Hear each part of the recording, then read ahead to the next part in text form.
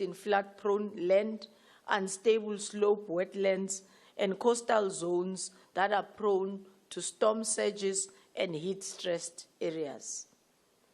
And this is the first and the fundamental line of defense against climate hazard. It forces us to do our spatial planning correctly with the poor and the vulnerable in mind. Pillar 2 addresses the vulnerable settlements already that are in unsafe places. The reality is that we're not coming from a zero baseline.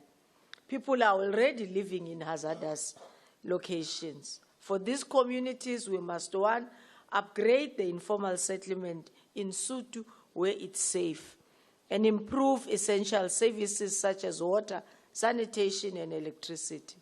We must also invest in the nature-based solutions on wetlands, urban greening, and vegetated buffers to protect the people who are already residing in these areas. As South Africa, we affirm that no community should remain invisible to policy simply because they are poor. And the last pillar, which is to establish a climate-resilient infrastructure, norms, standards, and settlement typologies. Our infrastructure must withstand climate realities, and these shifts will reduce future losses, enhance livability, and create safer communities. We must all invest in innovative building technologies as human settlement infrastructure for the future. It must be reliable and resilient. This is a community-driven process. It must not exclude others. We must build a region where communities do not only receive climate information, but are allowed to shape it, where they do not only participate in planning, but they lead. And they do not only face climate risk, but also define and find solutions together. So disasters move across borders, so information must do that so. A regional integration approach allows real-time data sharing, predictive modeling across the entire climate zones. This saves lives and can reduce damage. We need to play a central role in building the climate-resilient SADC. In conclusion, Program Director, we need to ensure, as we respond to the question of how will we build a region that awaits for disaster to strike, or a region that acts before disaster becomes inevitable. The future we want, which I do believe is within our reach, is a future where cities and towns are resilient, safe, and inclusive, where ecosystems are protected and provide life-saving solutions, where women and youth lead resilient initiatives. Infrastructure is strong, smart, and climate-ready. How do we ensure we do that? Firstly, we can ensure that the land planning use legislation integrates climate risks. Secondly, we set the norms and standards for resilient infrastructure. Thirdly, we align human settlements and any other infrastructure laws with climate changes bill on our regional frameworks to allow us to exercise oversight. And the fourth point will be to ensure that expenditure on housing, infrastructure, and disaster risk management aligns with climate change. And lastly, we require early warning systems and municipal preparedness. At the outcome of this symposium, let us all embrace this moment not as a threat, but as an opportunity to reshape our communities. To reshape our communities which will allow them to live in dignity and not in danger. Parliament can be a champion for a just transition for all.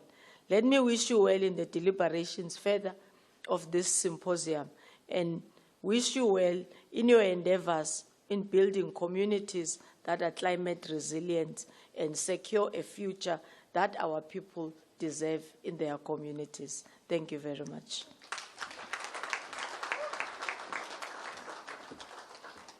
Thank you very much, Honourable Minister. Another round of applause. We also have panelists sitting on the table who would also complement that reflection by painting out the picture of what actually happens and what we can do better to build resilience of our climate challenges. So the topic on the use of drone data and geospatial systems in building a more resilient community will be delivered by Mr. Heyman. Mr. Heyman is the Acting Director General for the Department of Land Reform and Rural Development. He will be making a presentation, and after him, it will be Mr. Kekana from the Department of Forestry, also making a presentation. Please proceed. You will be making a presentation from the floor. Thank you, Mr. Heyman. Thank you very much, and thank you for giving me the floor, Honourable Programme Director. I'm looking at the long list of salutations, and Honourable Isaac's Acting President of the SADC Parliamentary Forum and Member of Parliament of the Republic of South Africa. All protocol observed. I hope that's fine. Closer to the mic. All right. To start with, I think we need to look at building climate resilience in the SADC region. Some of the climate change impacts in SADC that we've been observing over the past few years have increased significantly. And if you just look at this message on the screen, you'll see that this is actually the projection, an overlay of a map of the SADC region, where the red areas are areas that are prone to severe climate risks in the future. They're showing a different presentation. Oh. So I'm not sure. Yeah, that is the right one. That one is That's fine. what we are seeing is correct. What we are seeing, but what they are seeing is wrong.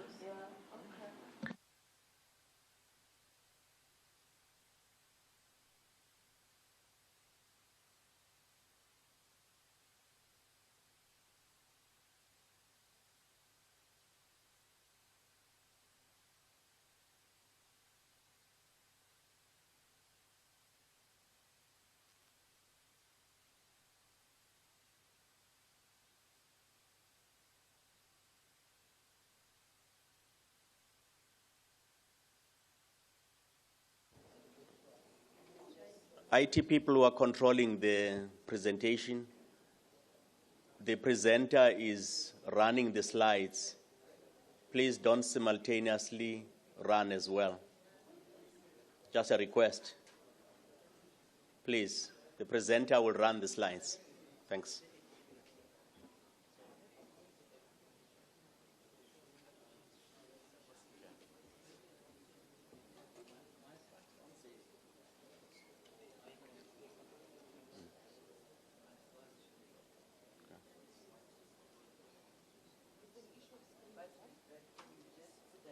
Can we make sure the screens are simultaneously changing? So just check alignment on the main screen and the small screens in front.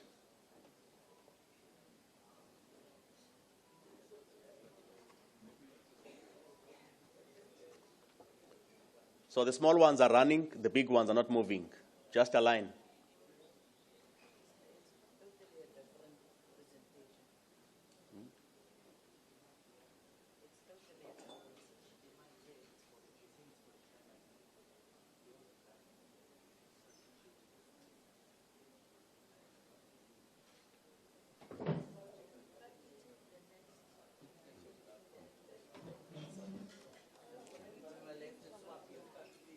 Okay.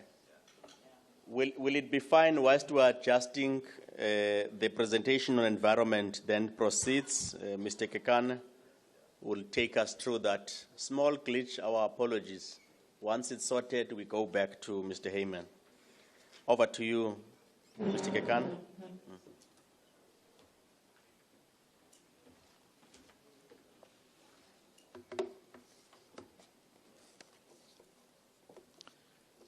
Thank you, Program Director. Let me stand on protocol. Do the salutations. Honorable Sylvia Isaacs, Acting President for SADC Parliamentary Forum. Honorable Angela Tokodidiza, MP and Speaker of National Assembly of the Republic of South Africa and host Speaker for the 58th Plenary Assembly.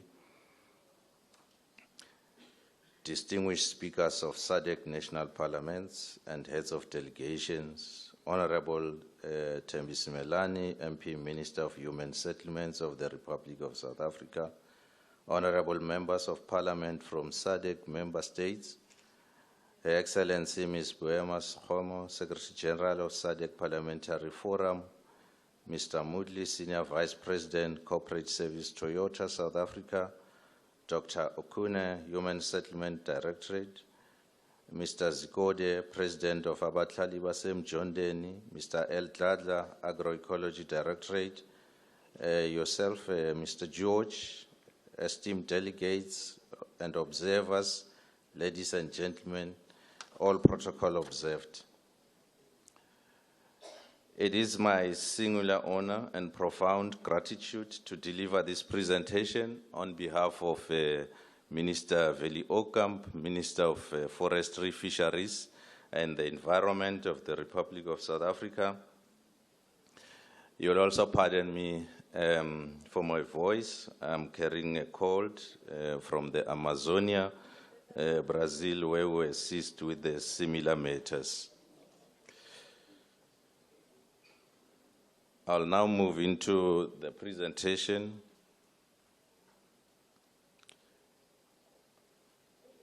The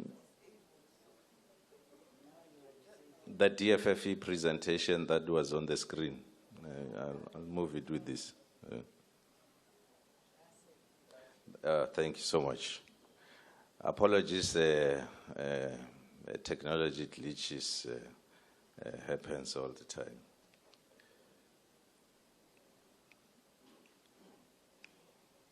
Okay, if you can move it for me.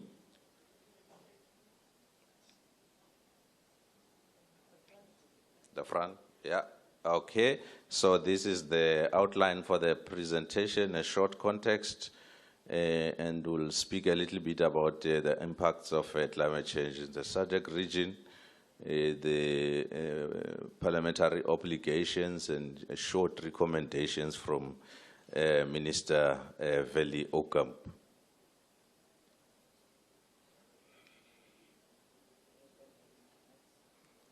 Right. So this is what Minister Simelane was talking about. If you look at the two lines on the graph there, you can clearly see that by the year 2023, we started to bridge the safer temperature goal of maintaining global average temperature increases to below 1.5 degrees. In actual fact, these global goals on temperature come from what we call the Intergovernmental Panel on Climate Change, is the scientific authority on climate change that compared the two temperature goals, the one with 2 degrees and the one with 1.5 degrees, with 1.5 being the safer a global average temperature goal.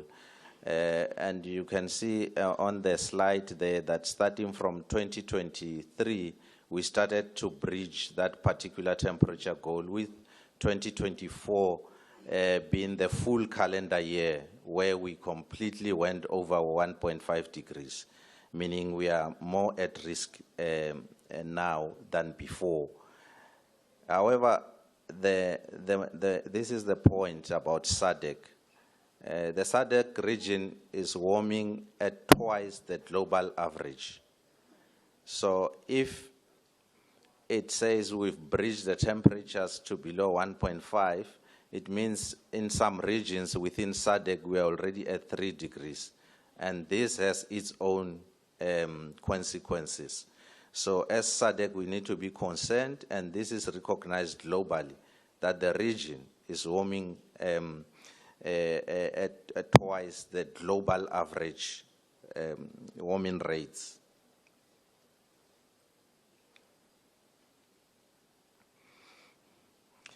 And just this slide just shows some of the impacts. In 2023-24, the World Food Programme actually indicated that 27 million people are in need of food aid within SADC, and appeal for donation of $5.5 billion to assist with life-saving programs within SADC. This emanate from a whole lot of droughts that ravaged the region, and we also saw in the same year that Lake Kariba dipped below 5%, and the Val Dam for the first time went below 40% in that particular year.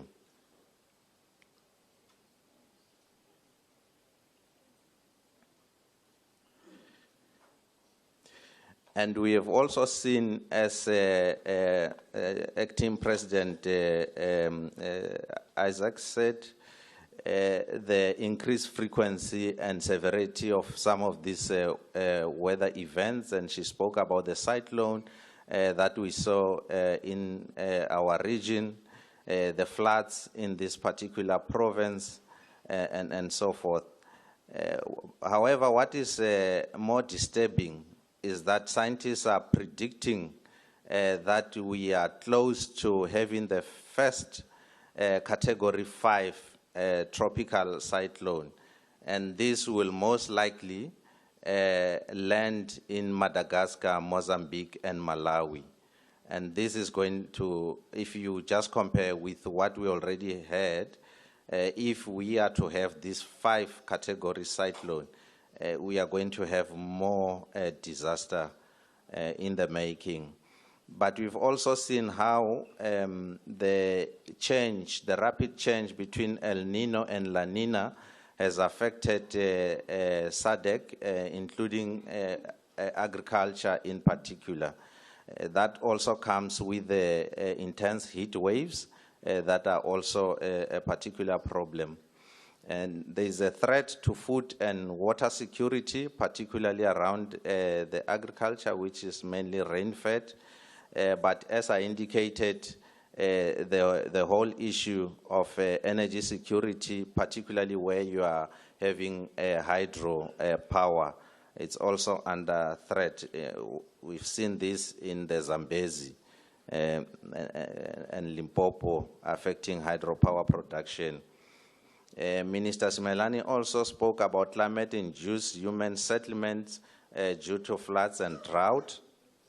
But SADC itself has projected economic losses of between 2 to 5% of annual GDP losses due to climate disaster.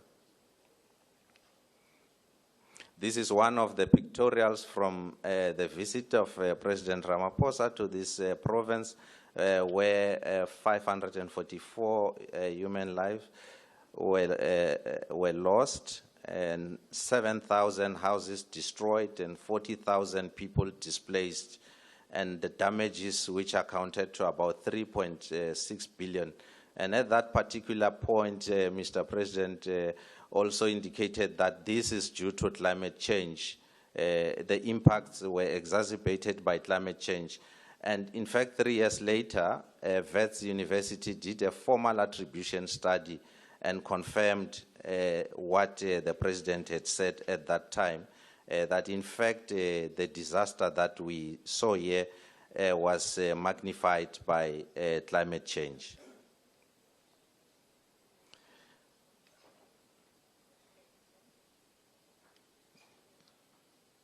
Now, just coming to some of the roles that the Parliament play. Of course, my slides indicated the scientific challenge or scientific part, but also climate change is a governance and policy issue, hence we are all gathered here. Climate change is a multi-dimensional development challenge, and as the slide showed, is starting to reverse even the little gains that we've made in our region, and it intersects with poverty reduction, economic transformation, governance, and regional integration. However, Parliament holds special powers which are central to climate action. These include legislation, budget oversight and approvals, and representation and constituency engagement, also parliamentary diplomacy and regional leadership. Now let's go into these 4 areas a little bit more. What Minister Ocamp was projecting is that Parliament should enact or update national climate change laws that align with international commitments, such as the Paris Agreement, the one that gave us these projections of 1.5 degrees, and other international climate change frameworks. And I think Minister Simelane spoke about the disaster risk management and the Sunday framework, and also look into these issues of mitigating climate change and adapting to it. But also promote climate-related laws supporting things that would help us in the long run, such as renewable energies and climate-smart agriculture and other areas of climate action. Parliament must use its oversight role to ensure that legislation and strategies are being timelessly implemented and enforced. Just to give an example of how Parliament is acting on this in South Africa, if we look at the issue of mitigating against climate change, so as a department, we have what we call the mitigation system with various components, and on the left, you see this is the goal that we present before Parliament, which is greenhouse gas emission trajectory range in a particular plan. And we also have a monitoring and evaluation system below that. But to implement this mitigation goal, we have what we call sectoral targets that we allocate to various sectors of the economy, but also to the industry. We allocate certain allowances, what we call carbon budget. Now the industry has to respond, if you go to the right, through mitigation plans that demonstrate how company is involved or achieving its plan that it would have submitted. And the sectors, they formulate several policies and measures, such as the Renewable Independent Power Purchase Program, and many other energy programs, such as the Integrated Resource Plans and so forth. So this would be a mitigation system in South Africa, and Parliament, through its committee and committees, have an oversight on this in terms of implementation. That is in terms of reducing greenhouse gas emission, but as other speakers have said, we also need to adapt to the impacts because climate change is here now, so we really need to adapt to this. So we would have something called an adaptation planning system in South Africa with a national climate change adaptation strategy, which of course was adopted as way back as 2020. But all our provinces also have their own adaptation strategy, and all the 44 district municipalities have developed their strategies and so forth. So this is now, the oversight happens through what we call a cluster system, because it cut across the central government. So Parliament would oversee the implementation of these particular adaptation measures. But also, the second point that I spoke about is budget approval. The recommendation is that we should ensure that national budgets reflect climate priorities, especially on adaptation financing for vulnerable communities that are highly impacted by climate change. Also monitor the use of climate finances, including from international and domestic mechanisms and so forth. Parliamentarians can also demand transparency and accountability from climate-related ministries and agencies, and you need credible information for this. There should also be a link on international financing request to ambitious national climate targets through each and every country that is part and parcel of the Paris Accord, produce what you call nationally determined contribution, which comprise of the mitigation targets and adaptation targets. So the financing should be aligned to this for the implementation that is necessary. Now, the third area that we indicated on the next slide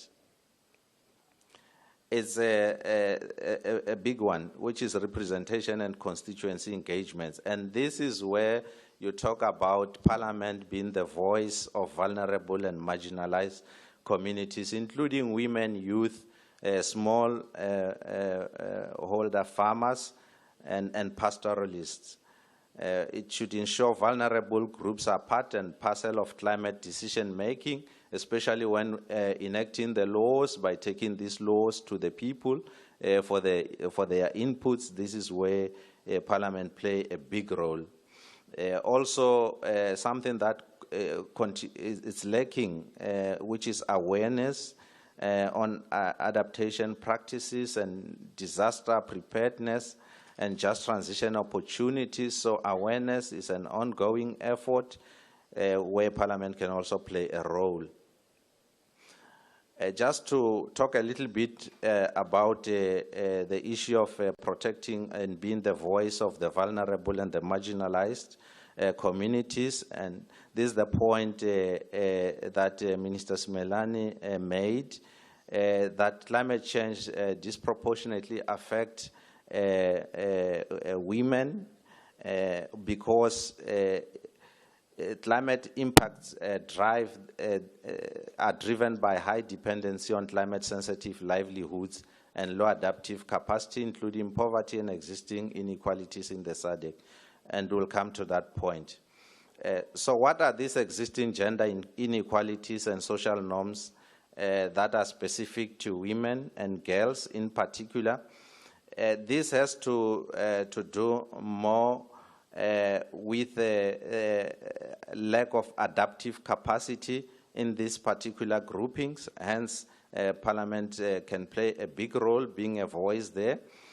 Another point is about food insecurity and agriculture, where we spoke about pastoralists and small farm holders.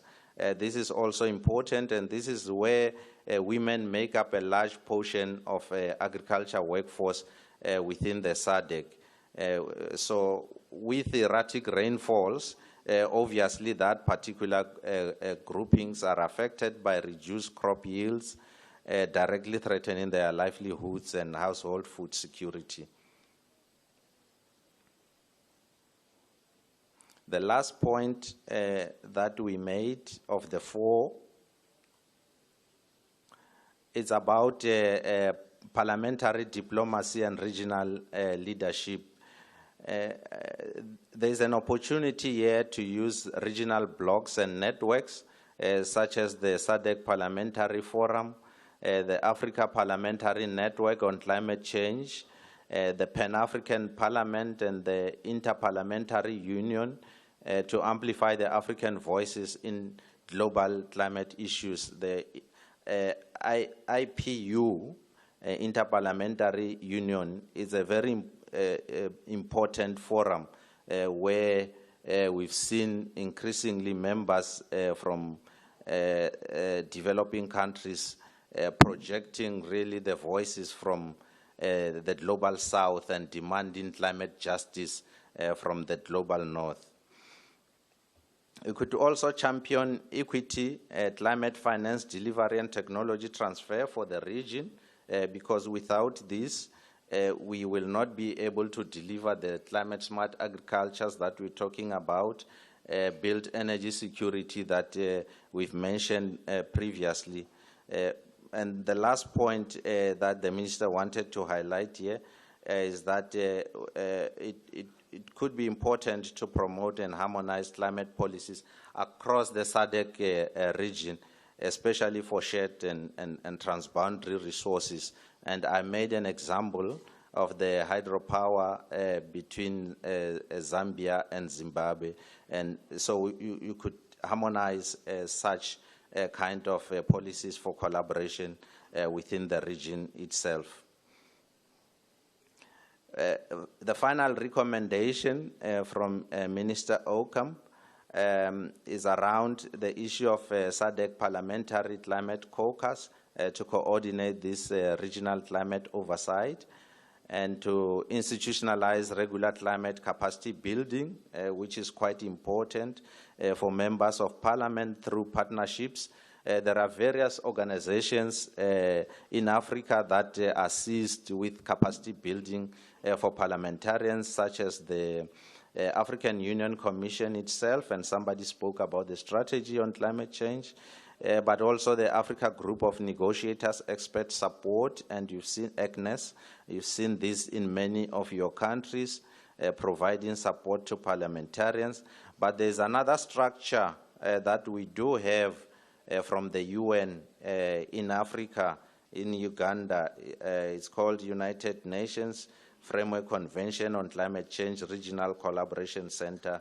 It also works with the above organizations that I pointed out to do capacity building for parliamentarians. But there's nothing that beats peer-to-peer learning. And this is something that is important that you can all collaborate on. I think that's all from Minister Vili Okamp, in short, Program Director, and I will stop here and not add or subtract anything. Thank you.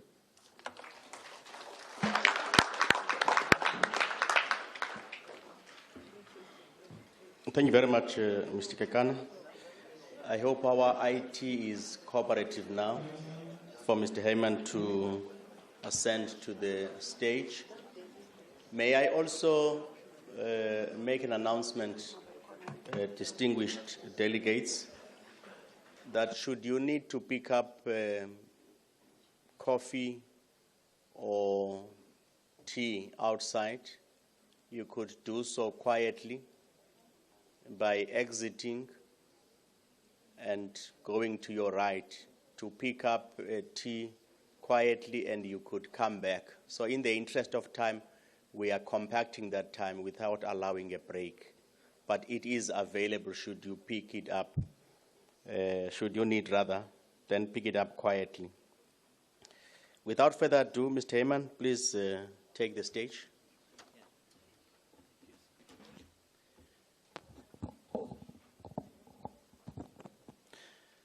Thank you, Program Director. I'll try again, honourable members.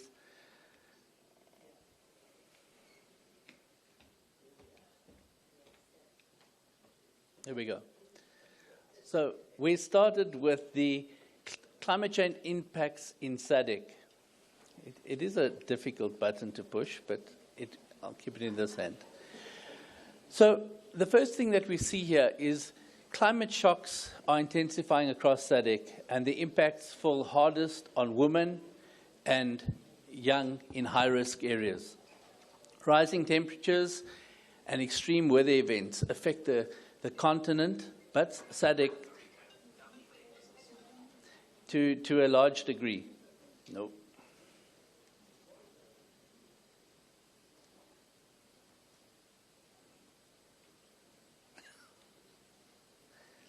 Okay, now the hands are up.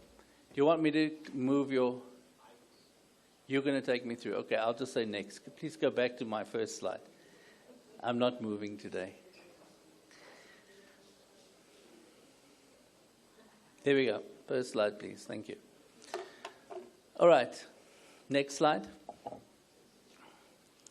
So we've got a whole lot of things that happen when this climate change happens. We get damage to our infrastructure, our services.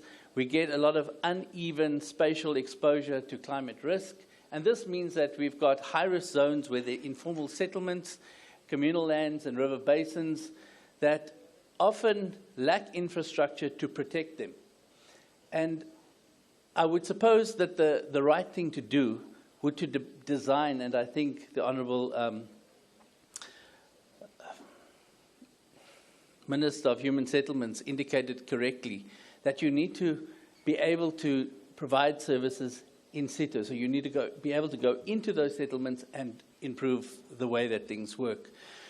There's also this disproportionate burden on women and youth, especially in these informal economies that face higher adaptation costs due to livelihood and the various care burdens that they carry, as well as insecure land rights. And I think insecure land rights is something that we really have to look at. If we can secure the land right, we can also start securing a whole lot of the other burdens that the women and youth have to carry. Next slide, please. So when we look at, there's various events that have happened. In Malawi, we had Cyclone Freddy in 2023. You can go to the next slide. In Mozambique, we had various cyclones, as well as in Zimbabwe. And here we had a lot of submerged agricultural belts in Mozambique that were affected. In Zimbabwe's case, there was a lot of degradation and youth migration because of the multi-seasonal drought that took place from 2022 to 2024. And it declined in terms of the NDVI declines by nearly 30 to 60%, which decimated the communal grazing zones and pushed youth towards seasonal migration, crop losses, food insecurity, especially affecting the women farmers. We can go to the next slide, please. In Zambia and Namibia, we had water heat changes. These climate stresses are increasing the time and labor burden on women while undermining the opportunities that they have. So you'll see there was flooding in Zambia. We had water scarcity and labor burden was also a major contributor. There was youth migration and displacement, and then extreme heat in the north of Namibia. Can we go to the next slide? In South Africa, the KZN floods are very prolific, but also we've had tornadoes in the same area over the past. And one of the things that we start seeing is that infrastructure failures worsen the impacts. There's a better need for a gender-responsive land use regulation in terms of the adaptation of planning, and it must include stronger zoning, disaster risk assessments, and protection for tenure insecure households. And then also the major effect is the cost of repairing these settlements. Next slide, please. So what are the questions that policymakers are asking of us as the officials on the ground? You've got questions that you have in your parliaments that need to be answered. And I thought I'd put a few up. Maybe go to the next slide, please. So typical questions that policymakers have is they say, where are the geographic hotspots where women and youth face the greatest climate-related exposure? Drought, flooding, heat, crop losses, and how do these patterns differ across the rural, the peri-urban, and the informal areas? These are questions that technocrats aren't necessarily asking, but you're asking those in your parliaments. You're saying, where are these people? And you can get this information from satellites. Yes, you can. The one thing that you need to do better is you need to know where the people actually are. You need to be able to geolocate these populations. Because in some areas in SADC, they also migrate because of climate change is one thing, but in some areas, even war shifts people. They follow natural resources like wood, timber. They follow these resources because they rely on the resources for their livelihoods. So that's a typical question. I'm going to go to question number 4. How is climate-induced migration reshaping population movement within and between SADC countries, and which corridors show the highest concentration of displaced women and young people? These are the kind of questions that you would ask as you build a better Africa looking at 2063. So how do we find this? It's about taking a large number of data sets and putting them together. We can't work in isolation. We've got to share the data we have at a national level and at a SADC level and at a continental level in order for us to make better analysis and predictions of the future. Next slide, please. So decision support systems help us build back better climate resilience. Next slide, please. In a geospatial value chain, everybody's going to say geospatial. So that's the other hat that I wear. I'm also the co-chair, or South Africa is the co-chair with the USA and Saudi Arabia for the United Nations Expert Group on Geospatial Information Management. And South Africa has just stepped down and handed over the chairpersonship of the Africa region to Morocco. Mozambique is the first vice chair to that grouping as well. So we're well represented on the continent from a SADC perspective. And geospatial becomes important where we start talking about how do we acquire data, how do we process data, how do we integrate the analytics of the data, and how do we support these questions that parliamentarians have. Next slide, please. Wait for NAB. System ready. Our main. So it's a bit loud. Wait for takeoff. So what we've done in South Africa is we've put a lot of time and effort into building a drone program. The drone program then looks at collecting close to real-time information, but at a very fine scale. So satellite imagery gives you 1.5 meter accuracy. You can, for instance, take your Google Maps on your phone now and look at this building, and you can zoom in. But there's a point where it becomes unclear. You can't see what's really happening. If you look on the drone imagery, if we do it right and we set up all the correct GPS stations, we can get up to 3 centimeters clarity. That means we can see the washing hanging on the line. We can see the bolts that have rusted on a bridge. That's the kind of imagery. So we built this national drone program for the country. It currently lies within the Department of Land Reform and Rural Development. You can go to the next slide. We have a national footprint, and we cover all the provinces. We've got 50 pilots at the moment, and the purple are the women in our team. We're still not there, but we're pushing to up the numbers of the female pilots. And then obviously the others just show the types of drones we have in every province. But what's important is we fly on request of our own work in land reform and rural development, but we also do work for the Department of Human Settlements, the Housing Development Agency. We also have flown for KZN. We do work for GCIS, et cetera, et cetera. So it's an all-of-government program that allows us to collect very high resolution imagery. Next slide, please. There's just the team of pilots at the bottom, and just some of the work that we do and the 2 types of drones we currently have. We've got a fixed-wing drone that we can clip in different cameras with, and then we have the smaller DJI Mavic 3 drones that we can put into an informal settlement, and I'll show some of the pictures as we move along. Next slide, please.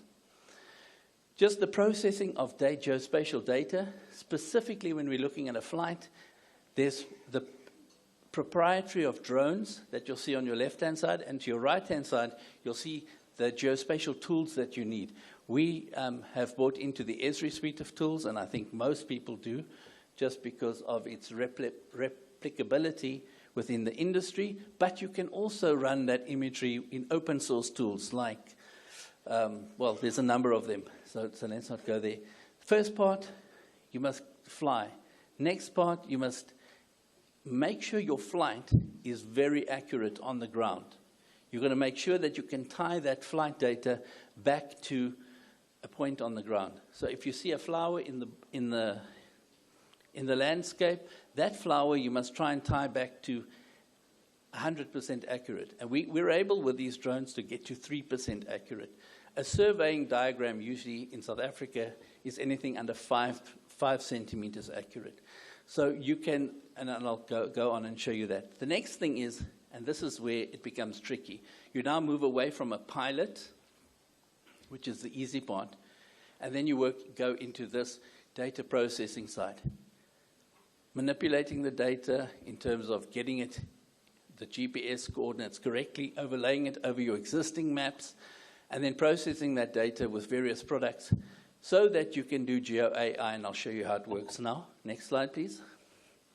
This is a dashboard we created. It was called PESI, the Presidential Employment Stimulus Initiative. What this shows is, or this dashboard, is this is how we can represent your information. So each one of those dots on the map, there's 108,000 of them, is a person and a household.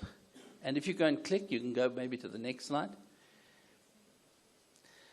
If you click on the slide, you are on a dot anywhere of those 108,000. You get all the information of the person who visited them on a specific day. You get the ID number, what they're farming with, woman-headed household, their social security numbers. All that information is available. And then we use that, and we put that information, we capture it with a product, a data collection product. It's called Survey 123 or Field Maps. And once you've captured it on the site and you've taken the photos that you want, it creates a PDF document with signatures and everything in. So you now have a record of that person. That previous map is 108,000 subsistence producers in the country that we gave vouchers to. And the interesting part at the time is we only focused on women and youth under 35. We excluded men, and I think I wasn't very popular for excluding men. But we survived, and we were able to give out, just after COVID, a significant number of vouchers to all of these people and visit them. So next slide, please. This is Ladysmith in KZN, recent flooding that took place there. And what we can do with this information now, I have a data set for a subsistence producer. Next slide, please. If you look at this map, the little dots that you see on it, the red with the yellow and the surrounding, those are all the PESI farmers. So I've now taken that data set that I collected 2 years ago, and I've put it over last month's KZN flood data. Now I'm able to flood this image. Go to the next slide, please. So there we go. You can let it play. I think you stopped it. It was moving. It was a video. Just play the video. No, go back. Just go back. Click again. Okay. It's not running. All right, so what happens is the simulation, at the bottom it should run. The simulation we do is, there we go. So we're able to simulate if the dam wall broke, what would happen to the town, which it didn't break, but we're able to simulate. And then you'll see, we can actually see where the affected communities are. So you'll see there's in the center of the image, there's a red dot with a yellow circle. That was a PESI farmer. So now we know, we can go and click on that dot and we can find out who was that farmer. So this is what's nice now when we build back resilience. We're able to plan and predict what happens if the dam wall breaks. What happens if we were to get 200 millimeters of rain on this area, who will be affected? So we can then go to the next slide, please. So there we've got all the subsistence farmers. The ones with the red dot and the yellow circle on the outside are those that are affected. Then slightly affected are the other ones, the ones with the green dot inside, and the ones that are green are unaffected by that simulated flood. I don't want to create any that this actually happened. Next slide, please.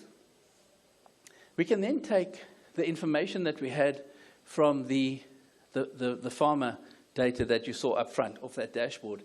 And we can actually go and see who exactly those farmers were, what they were farming with, at what scale. And that's a way that we can start building back resilience and helping them specifically, because we have a record of those subsistence producers. Next slide, please. Here's the ones then that were just directly impacted by the flood, and you can see the spread of ages. The next one. Then the commodities that were impacted, so we can see that that flood impacted the following commodities. And we can go to the next slide. These are just illustrative. The indirectly impacted, the next slide, and the low impacted people. So we can see by age, we can see by commodity what happened because of that flood that we simulated and who was affected. So you can start building in mechanisms to help those people when such events occur. Next slide, please. This is an interesting one. You can just, I think it should run. So, no, go back.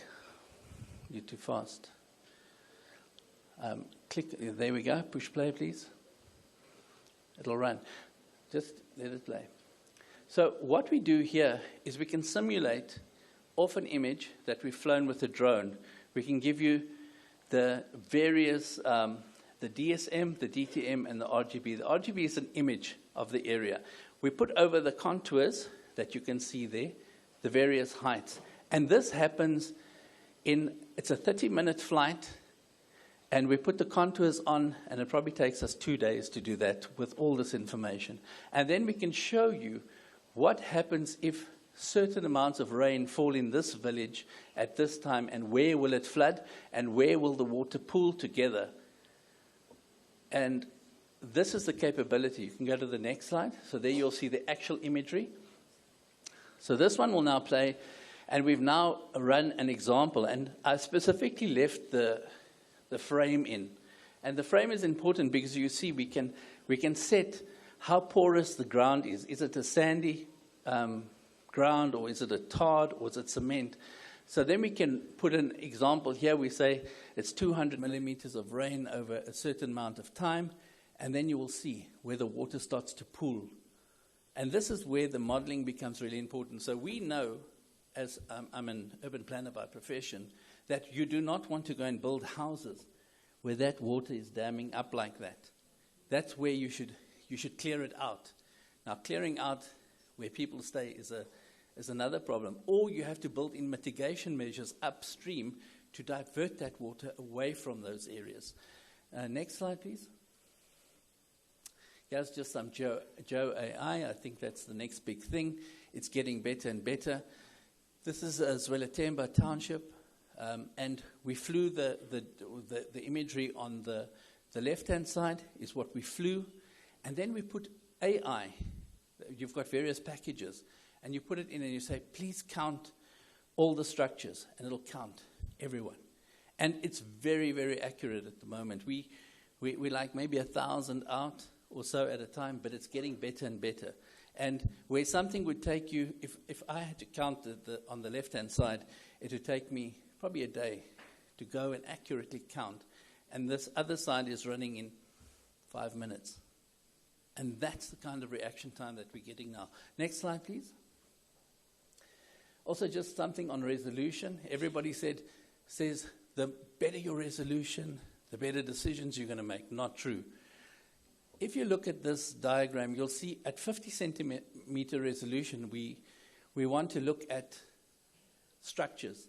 You'll see we only pick up 1 or 2 structures on the 50 centimeter. There's a little red line around that. This thing's not working, so I can't actually show you anything. Not working. Okay. On the left, top left, then you go to 25 centimeters, and you see a whole lot of, all the structures are nicely identified. Now go back. If you go to 15 centimeters, it's probably your ideal image quality, because the AI starts picking up the right number of structures. However, if you go to the 15 centimeter resolution, bottom there, thank you, there we go, it's even starting to pick up the graves.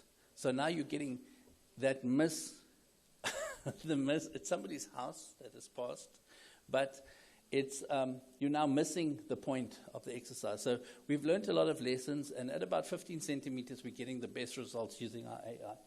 The other thing that we found is shadows. A long shadow, if you don't fly at the right time of the day, you see the toilet over there in the bottom picture, and the shadow of the house are counted as a structure. Just because it's not at the right time of the day. So you want to fly mainly when the sun's up high so that you get no shadows. So shadows are counted sometimes. So you have to make, but it's getting better. Next slide, please. And you'll notice this imagery. You can see the tires on the roof, and that's what we're talking about with the drone imagery, which we add to the other imagery sets that we, satellite, etc. That's fine. You can go to the next slide. This is just to show you how clear the imagery is in Gerbo, what we've been doing there, and the work that we've been doing. What's nice is we can work in various areas of the country simultaneously because we have pilots covering the entire country. Yeah. I want to move along, please. Thank you. Next one.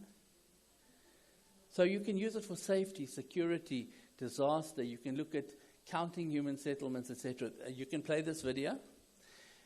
This is the HDA. I think it's one of the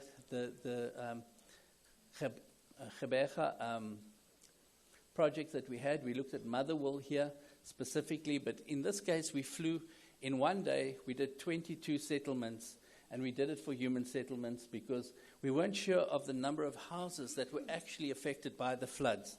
So we zoomed in, and there you'll see there's Motherwell, that little area next to the graveyard. And then we did certain analysis on Motherwell. You can go to the next slide. Next slide. Yeah, there we go. So that's the informal settlement of Nonkanjani. And we then able to say, if the slope looks like this, and we flew over, and so we were able to get visual imagery.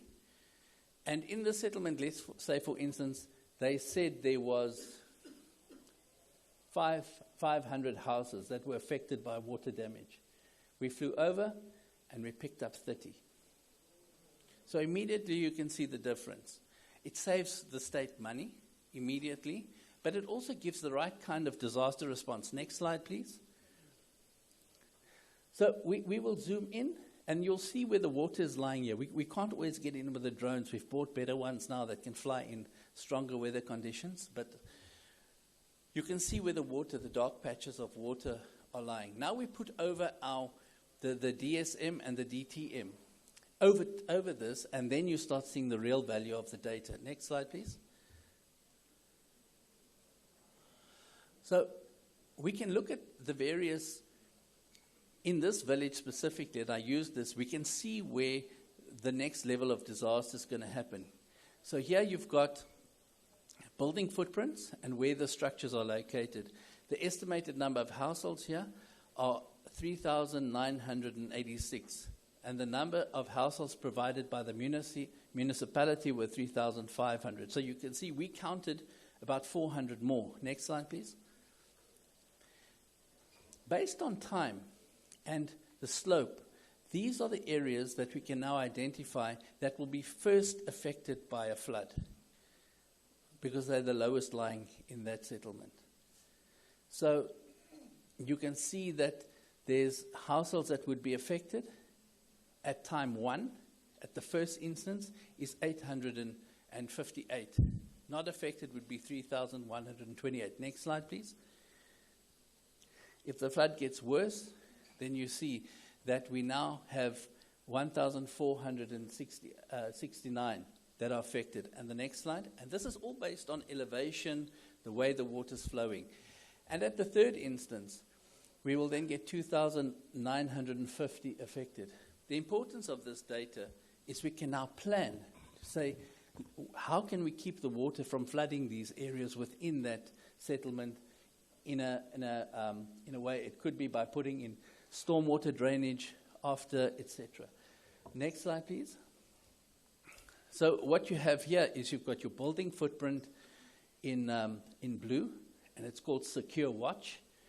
And Secure Watch is something that you purchase a package and it watches this informal settlement. The next slide. And then this is what we can see from the drone imagery with Secure Watch over it. And you can see where all the houses are now gone after the flood. All those little pink blocks are where the houses have now been destroyed by the flood water. So it's very good at measuring the difference. The one is from satellite, and the other one is from drone imagery, but they work together in tandem to be able to give you a very good understanding of your area. The next slide, please. Next one. This is just Victoria West. You can play the video.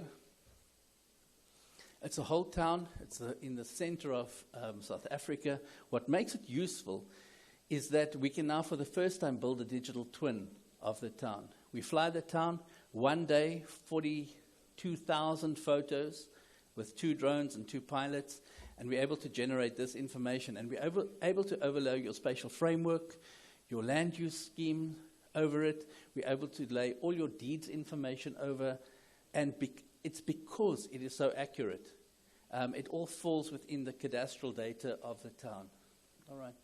This will run for a little while, so we may want to skip over. Next slide, please.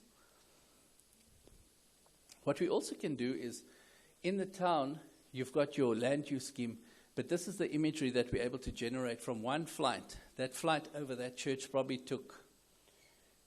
went over it for 20 seconds, the aeroplane. And this is the kind of imagery that we're able to rebuild back from the...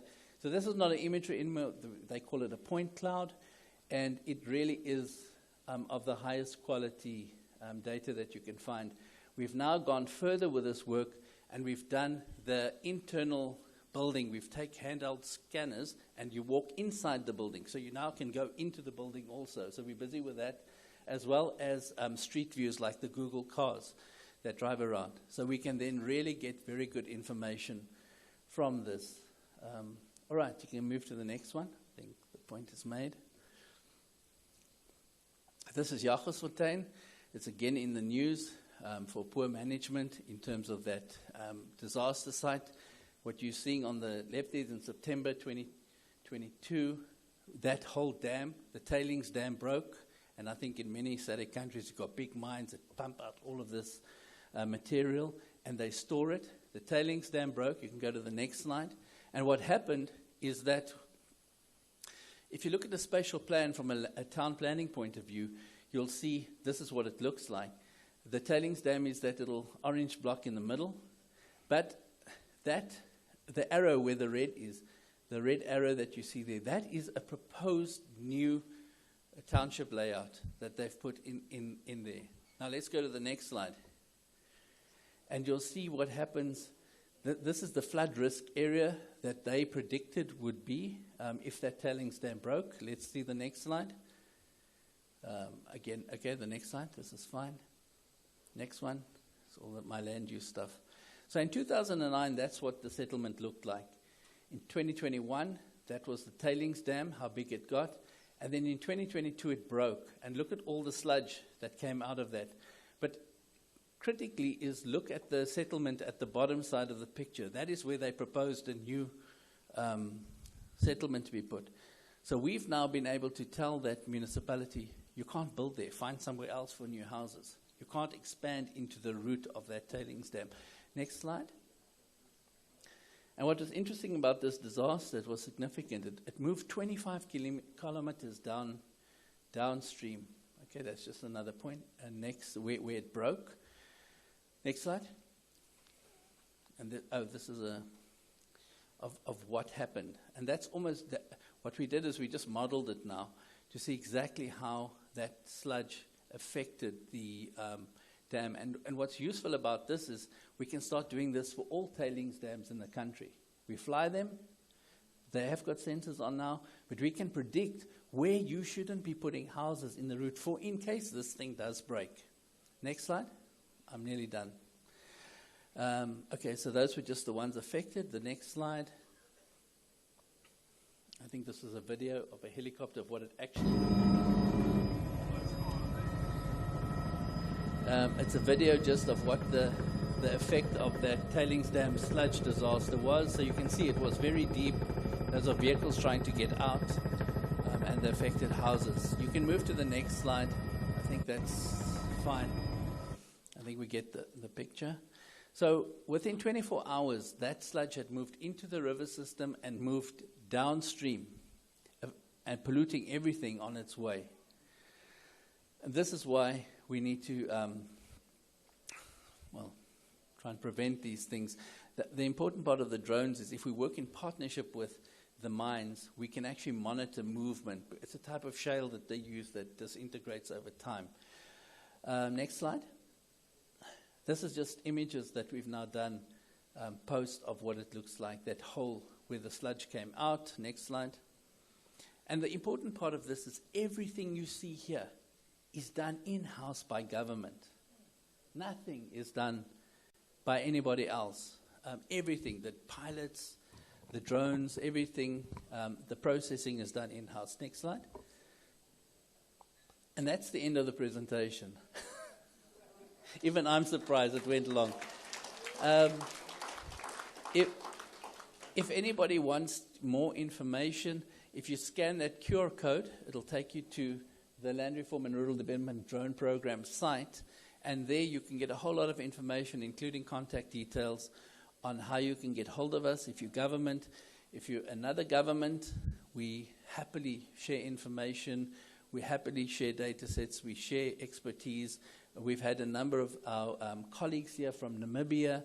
We've had groups from Swaziland visiting us, not specifically for drones, but for spatial planning purposes. And the ultimate intent, I suppose, would be that we build a facility for the state where we can do things quicker.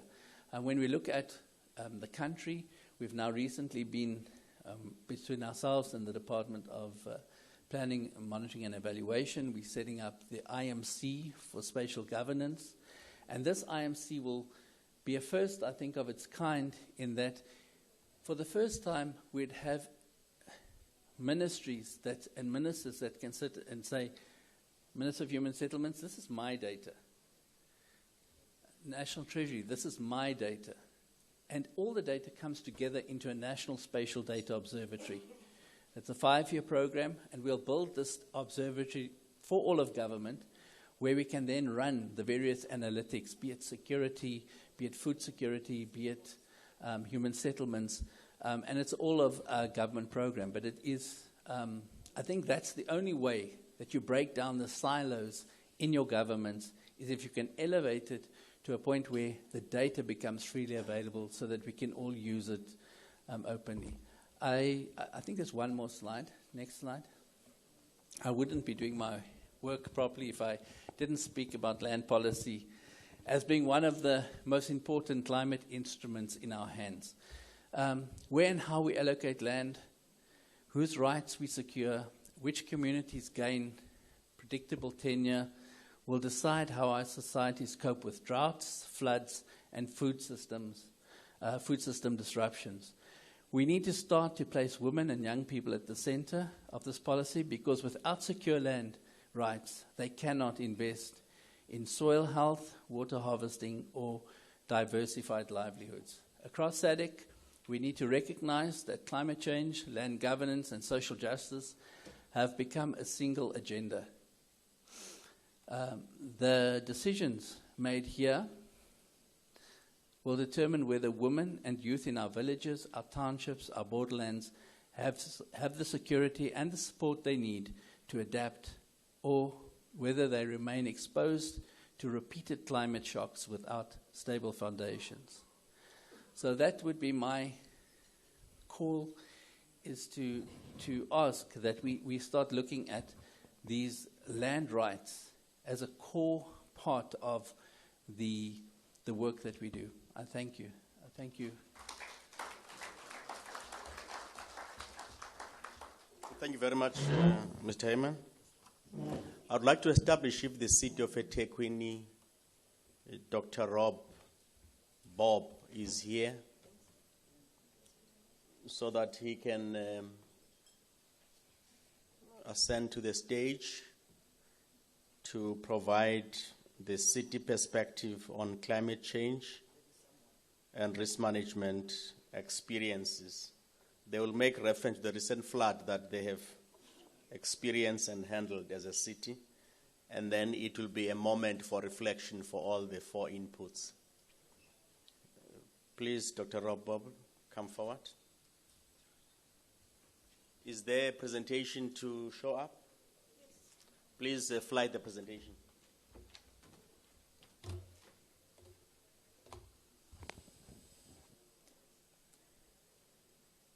My humble greetings to each and every one of you today, this morning, and I declare that all protocols are observed. My name is Roshni Bob, and I'm the project executive for the Community Services and Public Safety Departments within eThekwini Municipality, and the Disaster Management Directorate reports through to us. I think the first thing we need to present is the presentation and thereafter the video. Please. Apologies from Mr. Vincent Ngobane, who is the Director of Disaster Management. He is ill, he's taken ill, and we wish him a speedy recovery. From a disaster management perspective, the next slide, please.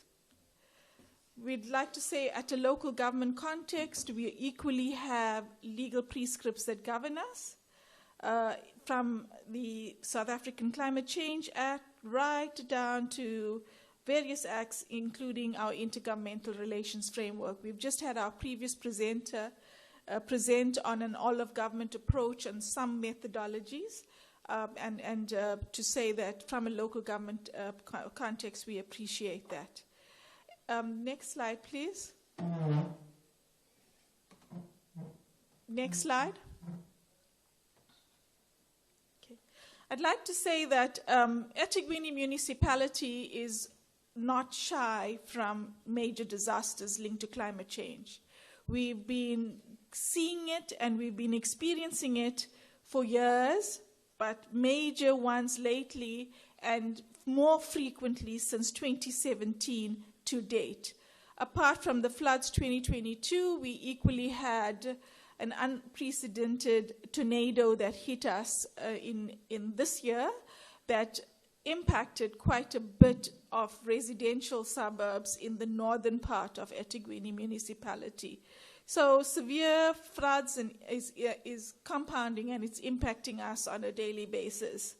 In that regard, we will try to prepare in the space and also grateful to our partners such as the Corporate Social Program from National Treasury, the World Bank, other UN agencies where we have lessons learned. For the 2017 and 2019 flood, we commenced with lessons learned. It was dropped a little due to COVID, and then we had the 2022 floods, and that actually took us further into the space. Next slide, please. I'm sorry, I'll put my hand up, and that would mean next slide. Thank you.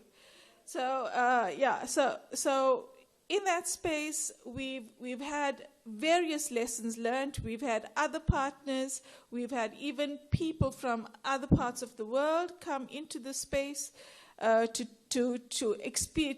talk about experiences and to actually test the elements of resilience within the eThekwini Municipality.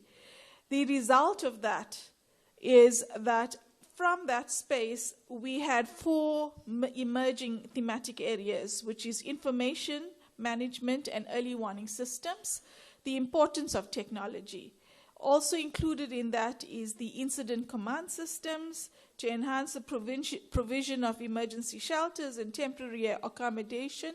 The more events you have, the more the requirement and need for temporary accommodation, and then also to ensure that you have sufficient funding and support, including types of relief programs in that space. Our disaster management level 2 plan culminated into the output from your lessons learned, And we're happy to say that it is adopted by Council, and now the implementation process starts. In the Level 2 plan, there are concentrated areas such as doing disaster risk assessments, concentrating on disaster reduction strategies to make sure that we have efficient and effective responses, and to also look at coordination and collaboration in an effective way, because it is an all-of-government approach, it's multidisciplinary, but it also introduces community and civil society in the space. It has to be done in an organized way, and then thereafter monitoring, evaluation of what we do and the respective implementations of that. So that's well, I've just given you part of that, but it's got 16 areas. The Level 2 plan got 16 areas of concentration. In that, also included in the city is the Municipal Forum for Climate Change. And in that space, we have in that space, we have an enabling environment. My hands is up. Somebody can please. Yes, thank you. We have 4 thematic areas in that space: the enabling environment for policy, legislative and planning change, governance, research, communications and capacity building, and most important, climate change finance. Then we also look at cross-cutting methodologies. We're not alone. Okay, disaster management does not operate in an island. We have to make sure we have a helicopter and holistic view of what's transpiring out there, to look at the economic development, to look at risk management and other forms. Then also to look at your energy, transport and waste crisis. When a disaster occurs, sometimes roads are blocked. People cannot get to work. There's many things. And also what we have to be mindful of is the increase of social ills in spaces when disasters occur. And thereafter, we check for adaptation. We have to look at the biodiversity, food security, the health.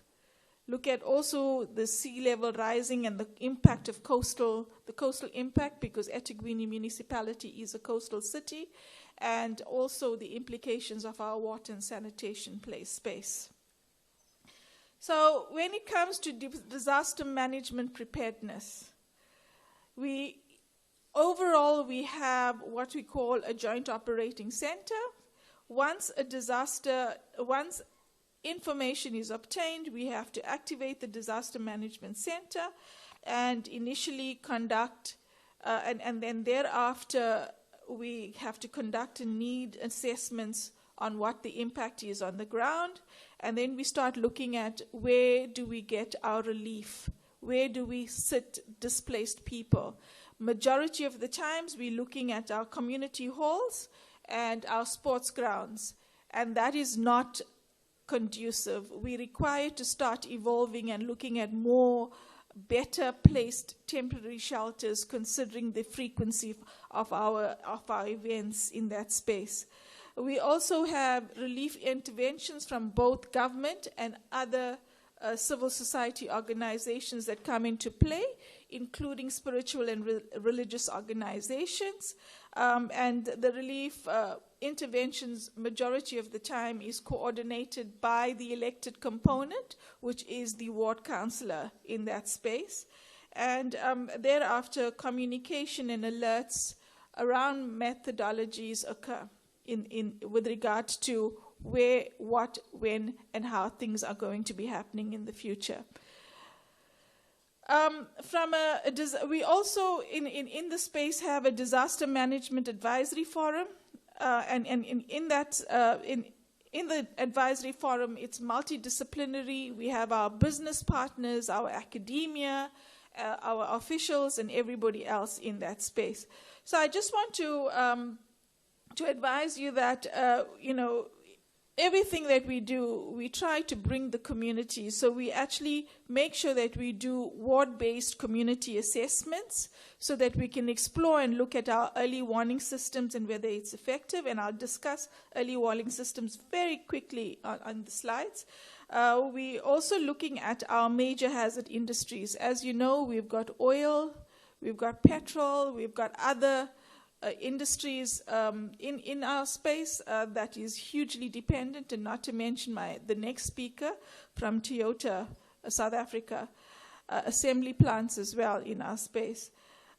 We've also linked to that, we embrace the types of social relief that comes both from government as well as civil society.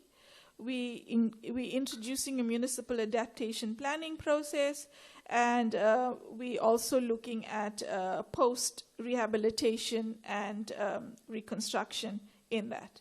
So very quickly, the South African Weather Services will give you a warning, and we will decide how we will look at it based on what category, whether it's an orange, level 6, or however the intensity of the warning is, as that would determine how we will start planning ourselves from the Joint Operations Center to rope in all the departments that requires to be roped in managing disaster relief. We thereafter start activating and actioning our early warning systems through various methodologies. We utilize technology such as our WhatsApp groups, our city Facebook page. We also use radio communication, loud hailing, SMS to all the councillors, and then also encourage people to utilize, if they're experiencing any adversity, to actually utilize our emergency services number, which is 031-361-0000. We are now in the process of trying to actually get a 3-digit emergency services number. We're getting people to engage in that space to look at how we actually get a more crisp 911 equivalent in our space, but again, looking at how we embrace it in an all-of-government approach. Linked to that, we also, can I ask for the slide after this, please?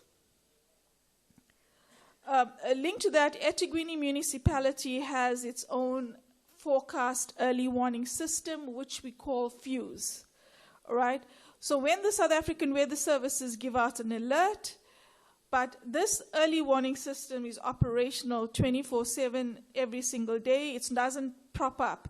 What it does is it matches and overlays what the South African Weather Services is saying. And thereafter, it makes it easier for us to target our communication in the space where we actually look at constantly through the global forecast system, through the South African Weather Services system, and also through our respective real-time radar systems, we can identify where cells are moving and actually utilize that data to get more crisp information in the space. And then thereafter, it can make your warning systems, your early warning systems to neighborhoods more focused. eThekwini municipality is quite vast, so we can actually get loud hailing and to the impacted and most vulnerable very, very quickly. To that extent, the data also creates historical information, so we can actually, we also flood model. We're doing our flood modeling system so that it actually makes us in advance and proactively go and do training and disaster risk management in communities around certain places. The other matter is about the community early warning systems. I just wanted to share a quick story with you around the 2022 floods. This is the Palmet River and Quarry Road settlement. In that space, we have over 1,000 households, and it was impacted. It was washed away, but the amazing thing is through the early warning systems and the training provided by the university and the FUSE colleagues in eThekwini municipality, we had 0 loss of life in the April floods 2022 in that space. For us, our priority projects is really to implement the disaster management risk and response level 2 plan. That helps us become more effective and more resilient. It's also to include technology and assist in incident management and assessment in times of major incidents. It is also to continue to encourage and embrace stakeholders, our partners, through the Disaster Management Advisory Forum, so that we leave no one behind, but also understand that everybody embraces the concept of this is my city, my safety, and my responsibility in the space. Obtaining funding for approval of some of our critical posts is negotiated from time to time, and it's a continuous process.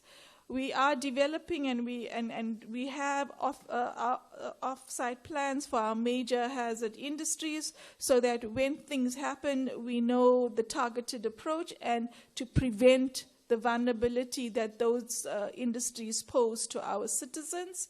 Our early warning systems have been, we have identified our high-risk areas, and we continue training and educating people within the area and linked to how to embrace the early warning systems, to continue having public awareness, and to improve the relief programs in our space, particularly from a city perspective, to find a space for relief storage. Our achievements is we are one of the cities that is part of the Making Cities Resilient by 2030 initial scorecard. We've had our first assessment, and we're happy to say we scored 92 out of 141. It may seem insignificant, but really this is the only city in Africa that has scored. It's the highest scored city in the continent linked to this process. Equally so as our partners in the C40 reporting, we also want to say that we've improved our score from D through to B, and from an adaptation section, we've scored an A. So that is actually quite good for a city, a coastal city, and considering the amount of climate change impact that we've had from 2017 through to date. I'd like to ask if we can play the video now. Thank you.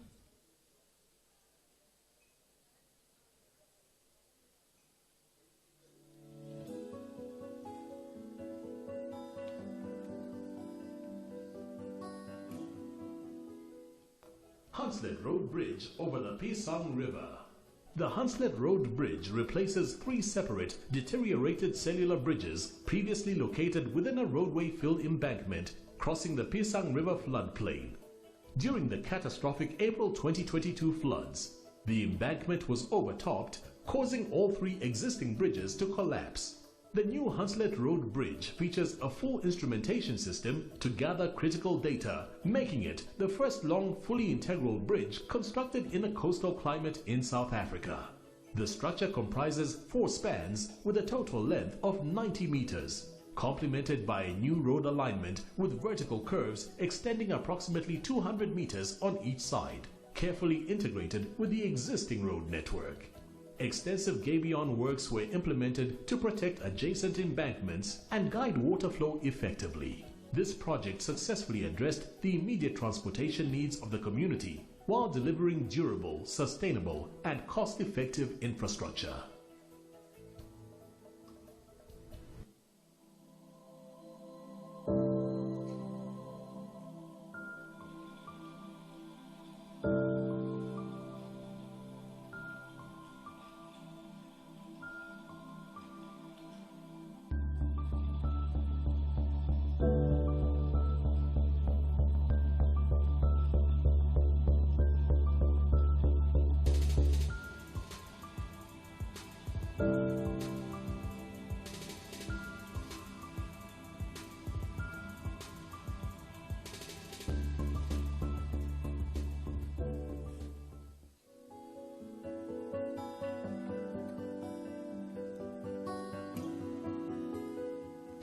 I think for the purposes Shawcross, of time, Blundell we Road should and stop Bridge the video. Okay, colleagues, I just want to say that eThekwini municipality has embraced the concept of building back better. And if you, amongst the videos and your site visits, you will clearly see today, when you go through to the site visits, the fact that we are committed to building back better, be it our community residential areas or even our social infrastructure or the important road networks where the bridges and everything are. You clearly see the improvements that has come through and the elements of technology and knowledge that has been shared by partners from all over the world for us to improve. I want to thank you for the opportunity to allow me to share my story. Thanks very much.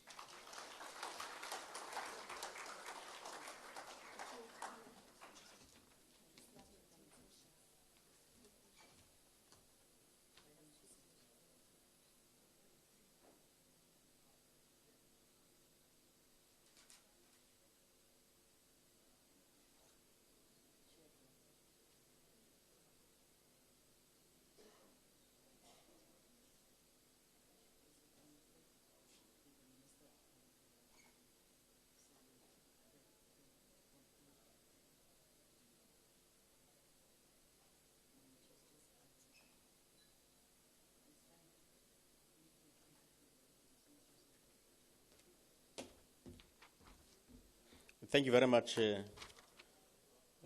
Dr. Rob,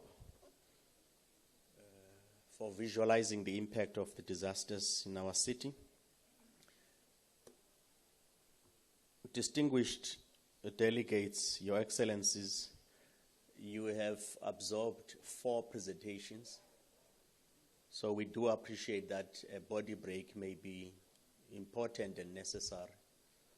So we will respectfully request that for about 5 minutes that we take that body break and immediately return to the plenary for the interactions on those 4 presentations, the questions and answers. There is a request from the minister as one of the panelists that she may have to leave for other commitments. So we would like to compact even that part, but we do observe that you have been sitting for very long for 4 presentations. So the time now is 11:47, and we wanted to check if you would like us to take the Q&A when we break properly, or we take the 5 minutes break. What will be the suggestion? So we engage. Okay. Thank you very much. I would like to hand over to the acting president of SADC, Honorable Isaacs, to preside over the Q&A for the 4 presenters. And I would like to request the last presenter, Dr. Rob, to come forward so that you could form the full panel for the engagement. Clarities, question, or any comments? We have put a segment of about 20 to 25 minutes for that engagement that our panelists will respond.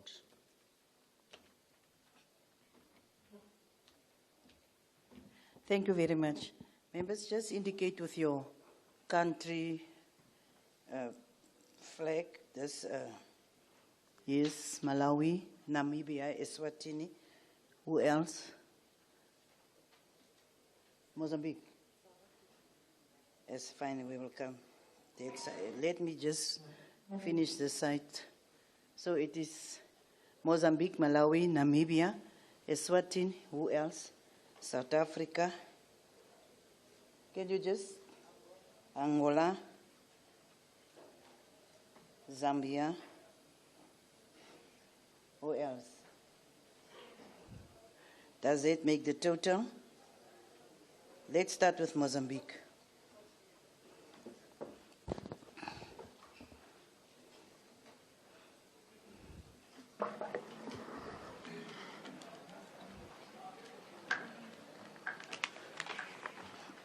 Obrigada, Excelências.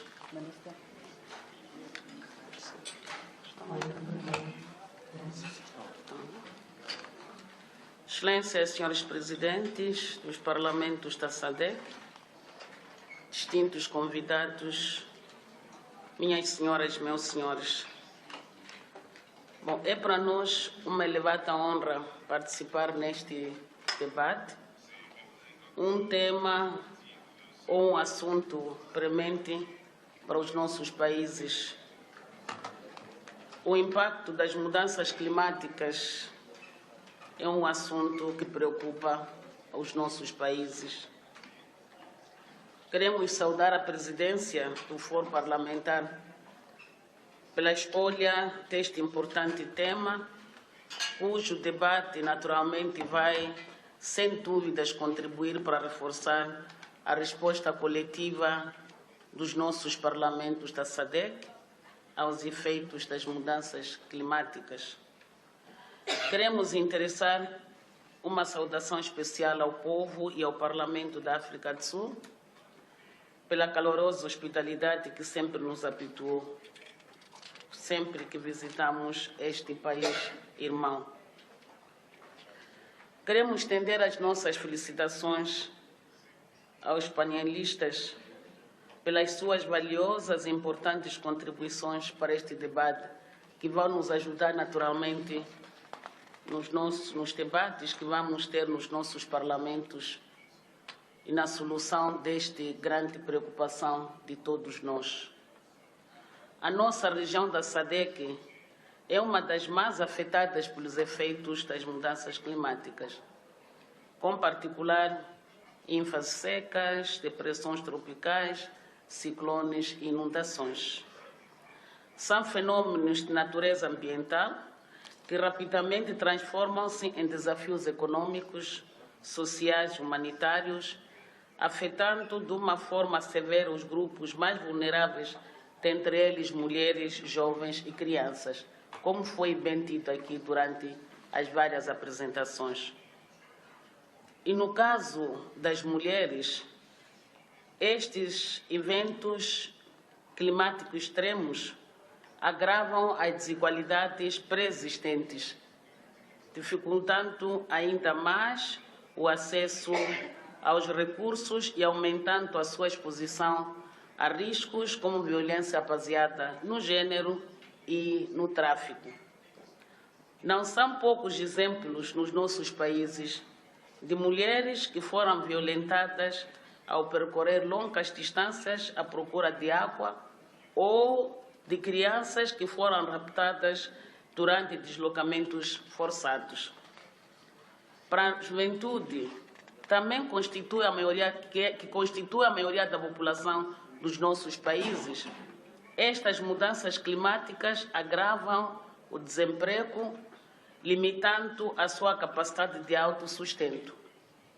É também preocupante o impacto dos elementos climáticos extremos na proliferação de conflitos nos nossos países. A competição pelo acesso e controle dos recursos cada vez mais escassos aumenta o risco de exclusão e prolongamento de conflitos que desestabilizam os nossos países e comprometem naturalmente o futuro da nossa juventude. Excelências, a nossa experiência de gestão dos efeitos de mudanças climáticas em Moçambique ensina-nos que os parlamentos desempenham um papel importante neste processo. É nosso dever legislar com justiça, fiscalizar com rigor e assegurar que os orçamentos nacionais reflitam prioridades climáticas com enfoque na igualdade do gênero e inclusão social. Nesta perspectiva, com vista ao reforço da atuação coletiva, propomos a harmonização de legislação climática no seio da SADC para a gestão transfronteiriça de riscos climáticos, a integração de abordagens de gênero e juventude nos planos de adoção e nas contribuições nacionalmente determinadas, a criação de mecanismos de facilitação de acesso a financiamento para ações de adaptação, mitigação e empreendedorismo, e o reforço da cooperação regional no seio da SADC, especialmente na partilha de informação e intervenção pós-desastres, tirando maior proveito no Centro Operativo Regional de Emergência da SADC. Excelências, as mudanças climáticas não são apenas um fenômeno ambiental, são uma questão de desenvolvimento, de justiça social e dignidade humana. Proteger as mulheres, jovens e crianças é, acima de tudo, proteger o futuro da nossa região. A Assembleia da República de Moçambique reafirma o seu compromisso em continuar a cooperar com todos os parlamentos da SADC na promoção de políticas climáticas mais justas e inclusivas para uma resposta regional cada vez mais coordenada e robusta. Termino felicitando mais uma vez os apresentadores dos temas que vão ao encontro daquilo que são as preocupações dos nossos parlamentos e povos. Obrigada.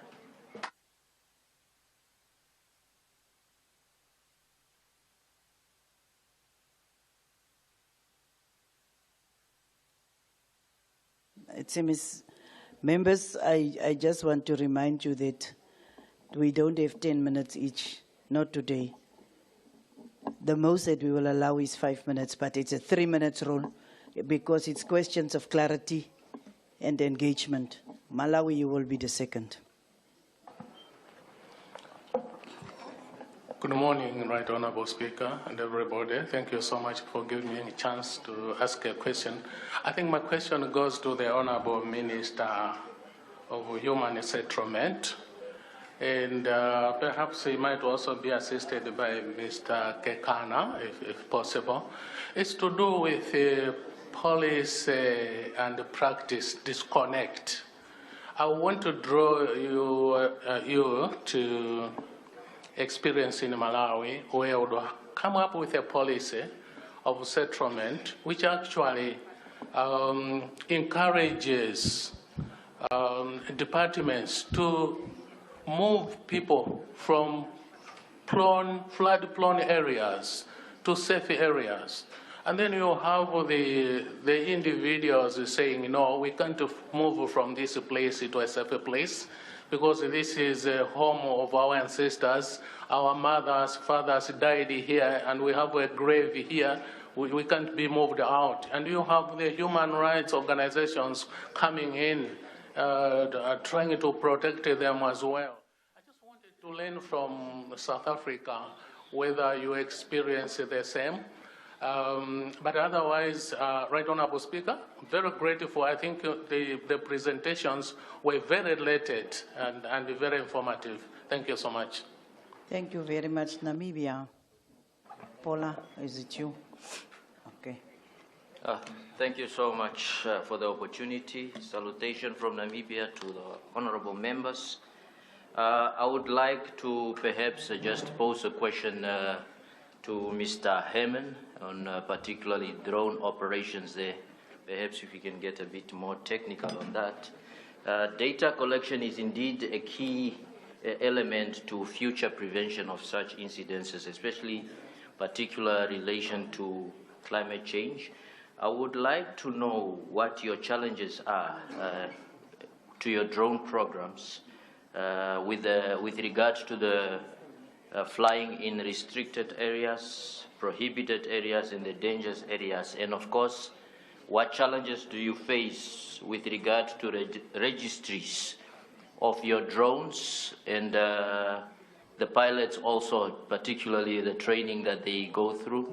It is an important thing that we need to learn from with regard to the privacy of the individuals as per regulation of your SACAA, and the safety also in the airspace with regard to these drones.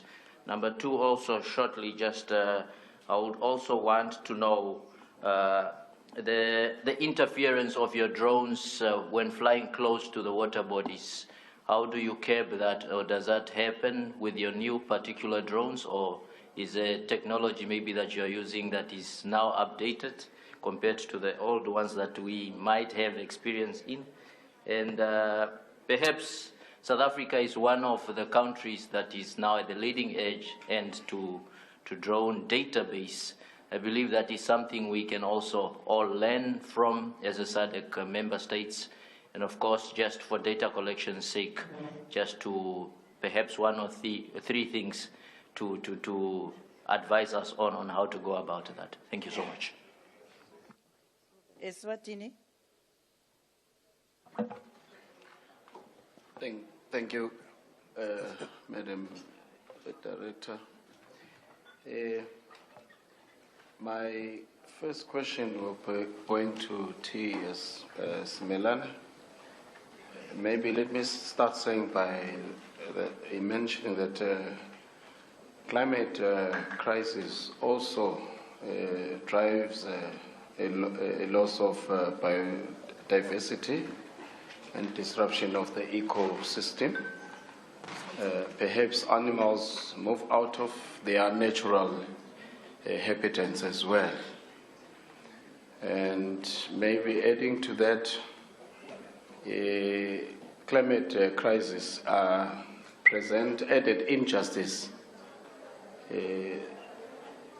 Those who contribute least to the crisis face the worst consequences with limited resources needed to be climate adaptive.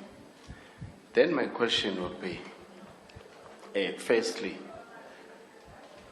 what mitigating measures are we taking to make sure that those that are liable for these causes are paying for that? As I've mentioned, Madam Minister, honestly, if I would be direct, I'll say, if you go and sleep and wake up in the morning and find yourself dead, how would you feel? You don't feel, Mazan? Yes. Maybe you won't feel anything. The reason I'm asking this question is because the climate or the effects of climate changes are so sudden. You go to sleep, tomorrow you find everything gone. So that's why I'm asking, what mitigating measures that we are taking to make sure those that are liable are paying for this? Thank you. Thank you, Eswatini, South Africa.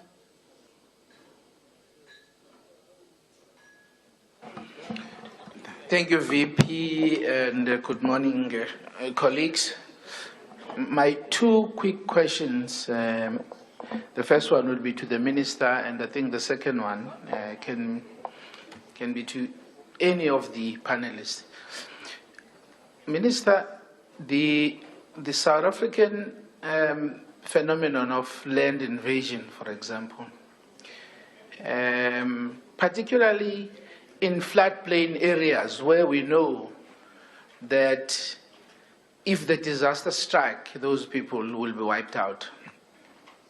Don't you perhaps think it's time really that we look at the Prevention of Illegal Eviction Act so that we can really start protecting people from themselves, if I can put it that way? Because the reality is that, legalizing invasion in a dangerous area has severe consequences for the very same people that have invaded the land. So that's a first question. And I mean, don't you think it's high time that really we look at the PI Act and make changes that will protect people from such devastation? And the last question, as I said, it can be, responded to by anyone. In South Africa, there's a pattern of disasters we have seen over the couple of years. I think we have a pretty good idea where the disaster, whether it's fire disaster whether it's disaster, it's a natural disaster due to lack of proper infrastructure and lack of maintenance of that infrastructure. Now, surely as one of the countries now who are on the list of high risk disaster areas, is there data that is telling us where these areas are, what is the situation in those areas, and really what do we need to prevent what is inevitable should the disaster strike? Because we know what is going to happen to those areas, as we have seen in eThekwini. So have we started really to collect data and say, how do we proactively deal with that situation so that we don't react to crisis all the time? Thank you. Thank you. Zambia. Thank you, Madam Vice President. My question is very simple for Mr. Kekana. And I wish to thank you, Mr. Kekana, for the detailed insights you have shared with us this morning. May I just ask how South Africa identifies and maps areas most at risk from climate change related disasters, and whether this information is shared regionally to improve planning across SADC. Thank you. Thanks, Zambia. Angola, you are sure you don't want to contribute now? Thank you. So with that said and done, we will now request the Minister first, and then, or should we request others first? Let the Minister first respond, and then we will follow, the others will follow. Thank you very much, Acting President. Well, the policy and practice disconnect from the question of my colleague from Malawi is the same. We experience the same. Not very far from where we are, one of the last toll plazas coming to eThekwini on the N3 is Maren Hill Toll Plaza, those who are familiar. If you look on your right-hand side, there are houses on a slope. I don't come from here, but how do I know? It's because they've been reported. It's because we have taken strides to engage people who are on the slope to say, one day we're going to wake up dead, like Eswatini says. And the critical question is, maybe I must go and ask them, how are you going to feel? But we get all these responses, and they make relocation and resettlement very, very difficult. Such that even if you intend to prevent particularly fatalities and a loss of life, your measures sometimes are found wanting. In some instances, you relocate people, knowing very well that this is a flood line. As you relocate these people, others are going to come and settle at the very same space tomorrow. But I also think from our policy perspective is how reactive and our municipalities can learn to manage those spaces and prevent people settling. But an element which also comes is because our people have no patience because of a shrinking fiscus, the slowness in the allocation and the formalization of settlements. So they know, because these ones are compelled by law and regulation on disaster. Let's go and put ourselves in an area where they know we may die and they will be swift in responding to us. And that is why when you relocate people, I'll use another example here, the floods that happened in Lamontville, going down Umhlanga River, and we took the families that were affected into Ward 5 of the city of eThekwini. And I was present myself. And the people of Ward 5 said, no, no, no, no, no. Please don't. We don't want them. These houses are for us first, before. So the land is good and is secured, put them in a shack first. Let them be where we are, because we have also been waiting for houses. So there's quite a lot of difficulties that you find when you are trying to relocate people, even beyond. And then you also have a segment of the rich who don't want the poor next to government land. You might have heard here there were gunfires between our land in the municipality and the residents of Palito, and we're relocating flood victims. Some who have waited since 2020. And the Palito people were saying, hey, go take your type of people not very close to me. It's a very good and well-apportioned land here. Find them somewhere else, Minister. We've tried to find a solution. I think we're starting to build and relocate them to that space. I'm just saying, my colleague, it is beyond even them accepting the challenges and the steps that we find. Of course, the other element which our policy can't align really. I have a 6-bedroom house which is washed away, and my policy provides a 40 square meter. 2 bedrooms, very small, 1 bathroom, and a kitchen, and a small sitting room. And the person you are supposed to relocate in Kutsong, where it used to be a mining area, and the land is dolomitic, and in Centurion, and the land is caving in, and government has done the assessment and says, hey, here you are. He says, you see my house, Minister, move me to a same thing, like the one that I have, or you leave me alone. And now the problem is I can't move out of the poor. It will actually not be affordable, even for the country to work on such. So we navigate, we win some, we lose some. The pace is slower in other areas, but the policy is adhered to. I don't want to talk about human rights organizations. They don't like me, and I know. I know why. So the less I say, the better even for myself. I'm going to pair the second question and the question from South Africa on illegal eviction. The PI, you may be aware that we are almost going towards public participation. We're aligned into cabinet into the prevention of illegal eviction, and it's taking twofold.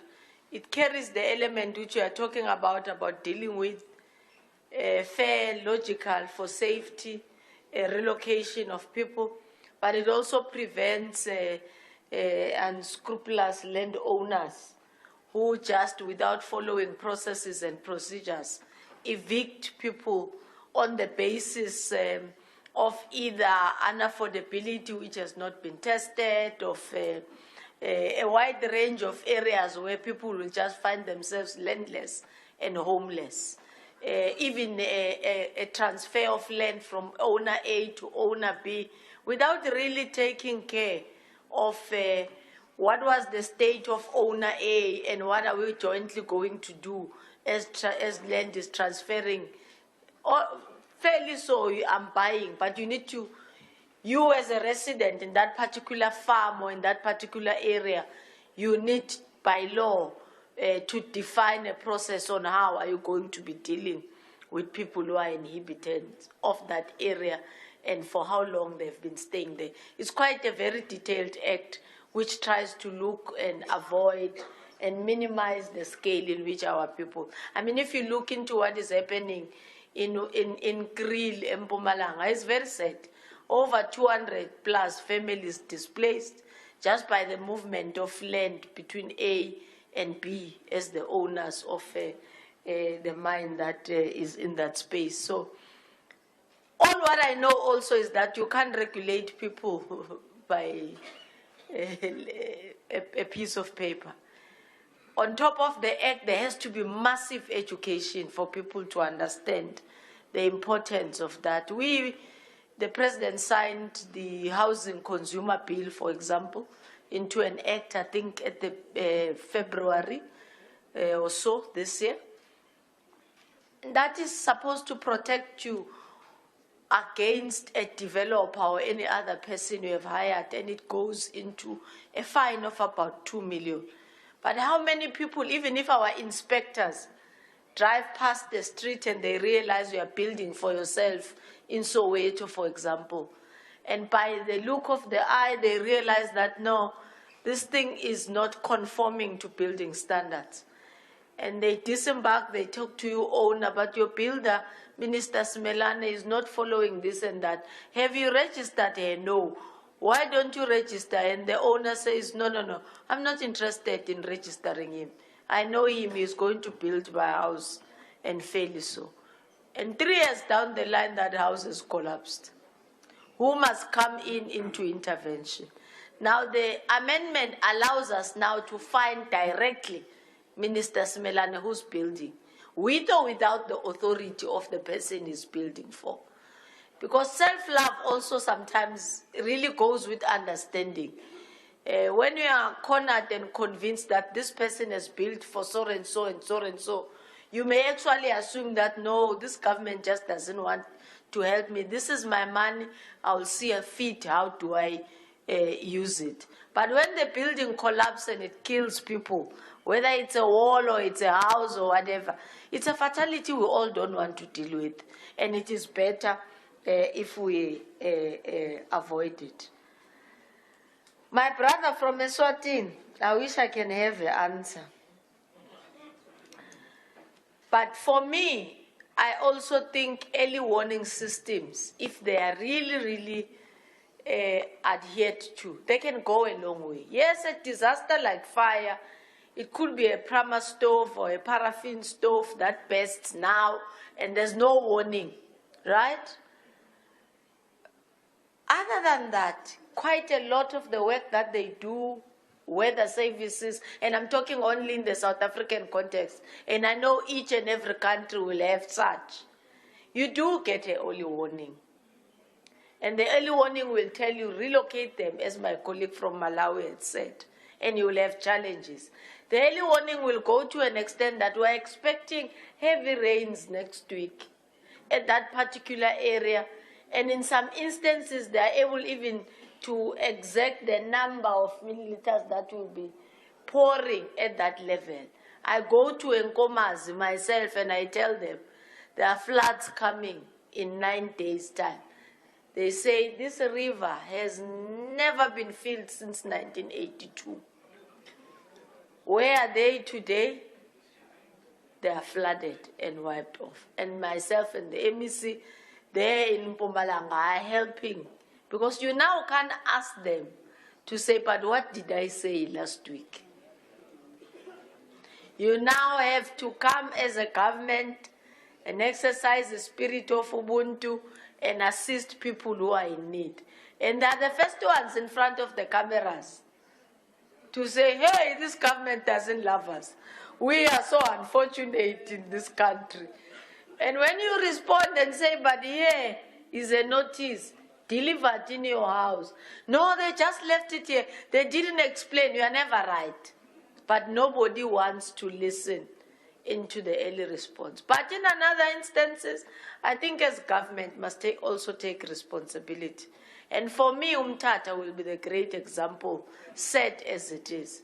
Early warning given, early warning right as it was predicted, but we lost 10 children amongst the 100 plus people who died. And I think that is as a neglect of us, government.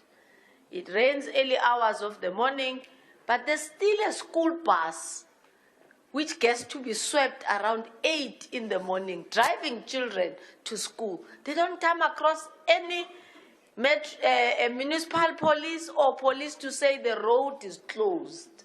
So what is the early warning for? It's not about sit at home. It's about them to sit at home for us to go out and make sure that the streets are cleared and there's no one who is moving there. And I think we failed those children, you know. So it depends on the circumstances. But if we are alert, I think we can really minimize disaster. Thank you very much.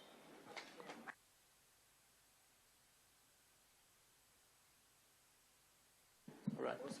I'll take the drone one. Thank you for the question. So I'm going to quickly talk to the drone matters. Firstly, you're correct. We follow the national legislation and regulations on flying. So every pilot is certified, every aircraft, every flight is certified by the Civil Aviation. We do log our flight plans, even in these prohibited and areas. You can get flexible use of airspace. You just need to get the right approvals and be timeous in those approvals. I think one of the key things in starting up a drone business, in South Africa at least, is that you have to take your time. It's not something you can decide today. I saw drones, I'm going to go buy 10 of them, and I'm going to have people fly them. Many of those drones end up in boardrooms or in safes or in cupboards. What you need to do is you need to plan that process very well. And the first set of drones that you buy, when you start your operating certificate with Civil Aviation, is also to go at the same time and get a service provider under which you can fly. And that person will teach you all about airspace and logging, flight plans, etc., while your pilots get trained, etc. So there's a two-pronged approach to this. If you do the one or the other, you're likely doomed in terms of that, the way things work. On privacy, each of our flights, we comply with Civil Aviation regulations. So in terms of that, we go to the landowners, we get landowner permission. We go to communities, we explain that the drones are flying over. After disasters, it's not that big a problem because people expect support and the movement in the air. I think that the one thing that one has to also remember is that a lot of when you saw the imagery that I showed you, the software automatically takes the people out and the cars, so you can't really see it. And that's one of the only ways you can see it's a digital twin, is that there's no people on the streets. The software removes all of that automatically. The interference near water bodies, the newer platforms, they don't have that problem. It's a magnetic problem that they had on the earlier drones, so the new ones are fine. In fact, our drones, we're looking at doing coastal high water level marks at the moment, and because they can do about 170 kilometers one way, it's about trying to move with the drone as the drone is moving along the road. So we call it DV loss. So while you drive, you have the drone in sight and the drone does its work. So these are the kind of things that the other thing that we did is everybody goes through training, and also security training. So we have some of our secretaries in the offices, they control the safes and the keys to those safes, so that we ensure that we just comply. For us, it took us 3 years to get an operating certificate from Civil Aviation, which we got on the 1st of September.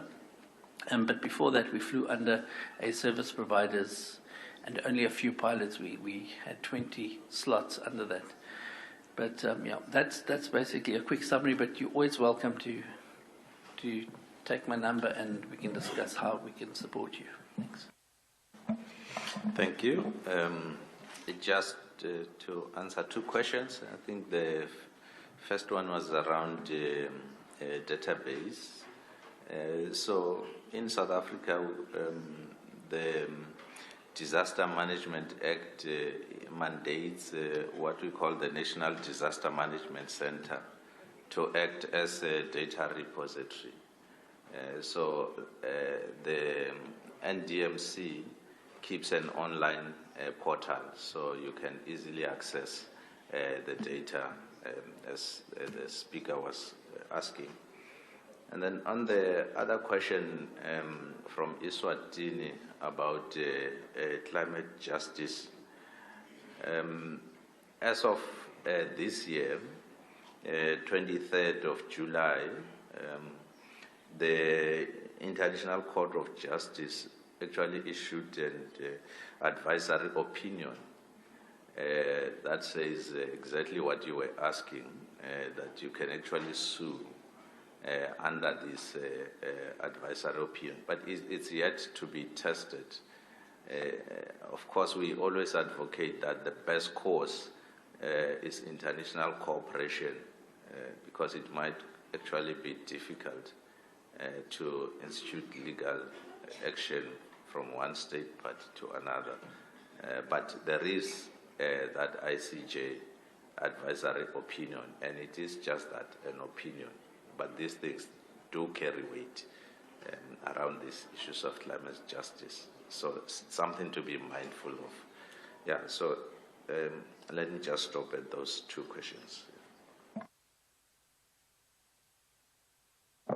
Okay, thank you. I will look at the biodiversity as well as the patterns of disaster from a local context, as a local government practitioner.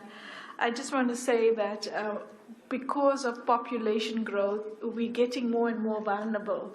We're building and utilizing our natural resources to build. In other words, eThekwini municipality was known to be the sugarcane city, and we've now decided to build in that spaces, but not appreciating as disasters occur.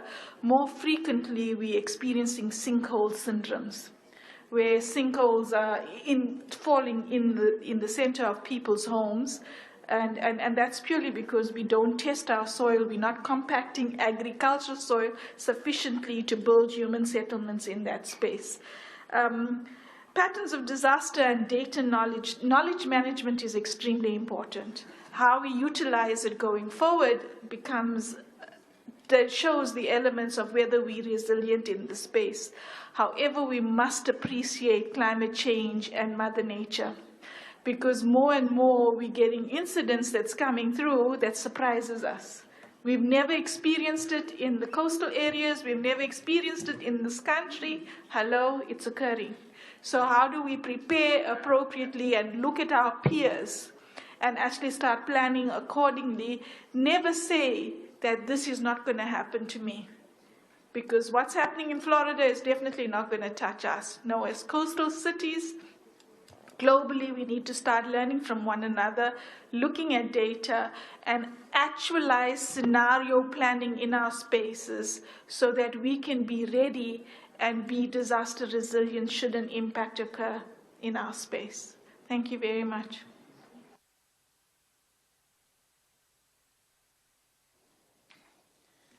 Chief Whip, you are late. Yes, Speaker. Thank you very much, Vice President and Acting President of SADC, and thank you to the panel for the presentation. Just one, maybe two questions, but brief. What importance does historical data have in our planning, particularly in the context of climate change? I'm raising this because if you look at here in eThekwini, Umlazi River used to go through a particular route and was diverted at some stage when work was done. And when the flood came, the river remembered where it used to go. Secondly, if you go back again to a eThekwini situation, historical information indicates that 100 years flood line used to go in this particular area, where later on there was building. So I'm raising this issue because what we've experienced with eThekwini and maybe other areas must say to us, before we make allocations and planning of new townships and areas, we need to factor in what might have been 30 years, 100 years data on this land so that we plan correctly. But also the issue Ms. Mudlia is raising with regards to the land use and what you are saying in Tongat land, where they started moving away from sugar to human settlement. Are there areas of communication across local spheres and sectoral departments to understand the change on the land use, so that when we sign the redesignation of land from agriculture to other spaces, we're conscious to look at what are the likely pitfalls if, for instance, you are going to build a particular infrastructure. And maybe for the Minister of Housing, in terms of building plans, is this new challenge enabling us to relook at our building plans, but also types of infrastructure, so that it takes into consideration the realities of climate change? I always say one thing that is funny unless it's flood, but when there are certain collapsed structures in the United States where they build with timber, there are very few fatalities, because part of the bulk, it's where they build underground, which is more your solid structure. And the bulk in terms of how much cement and brick you use to contend with the environment, you know, there's a particular regulation. But then up structure, then you build with materials that when disaster strike, you would have minimal, you know, fatalities. Is that something that we're looking at in our building regulations, so that indeed we start to ensure that in the manner in which we build going forward, we take into consideration, like in Japan, their buildings actually sway because they've got tectonic plates that move every day. So it's not like a once-off, you know, incident. So you would hear sometimes when you are building, it's like you are tilting, but that's how they've built it. And you are not going to fall, you will just bambelela a little bit, but the structures are not going to collapse. I'm just saying that as we think about the future where climate change is our reality, what is this saying in terms of our building regulations? Thank you very much. Thank you, Speaker. Chief Whip.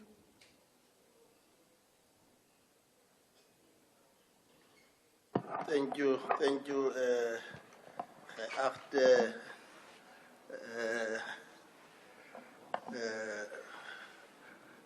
Vice President Isaac, just one question from my side, Director Tontate Mukwena. Kekana, not Mukwena. Kekana. Yeah. The issue, where we are as a country in terms of the SADC protocol on environmental management for sustainable development.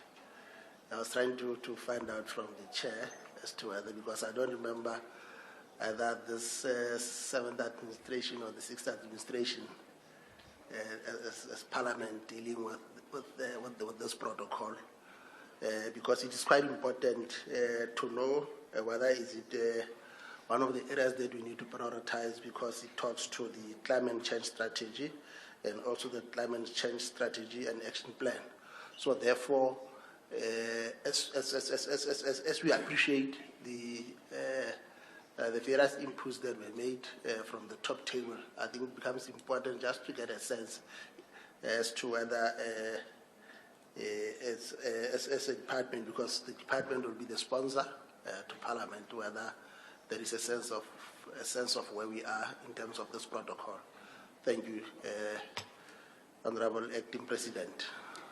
Thank you very much. I think we will give to the Minister again, and then those that think that they will be able to contribute can then follow.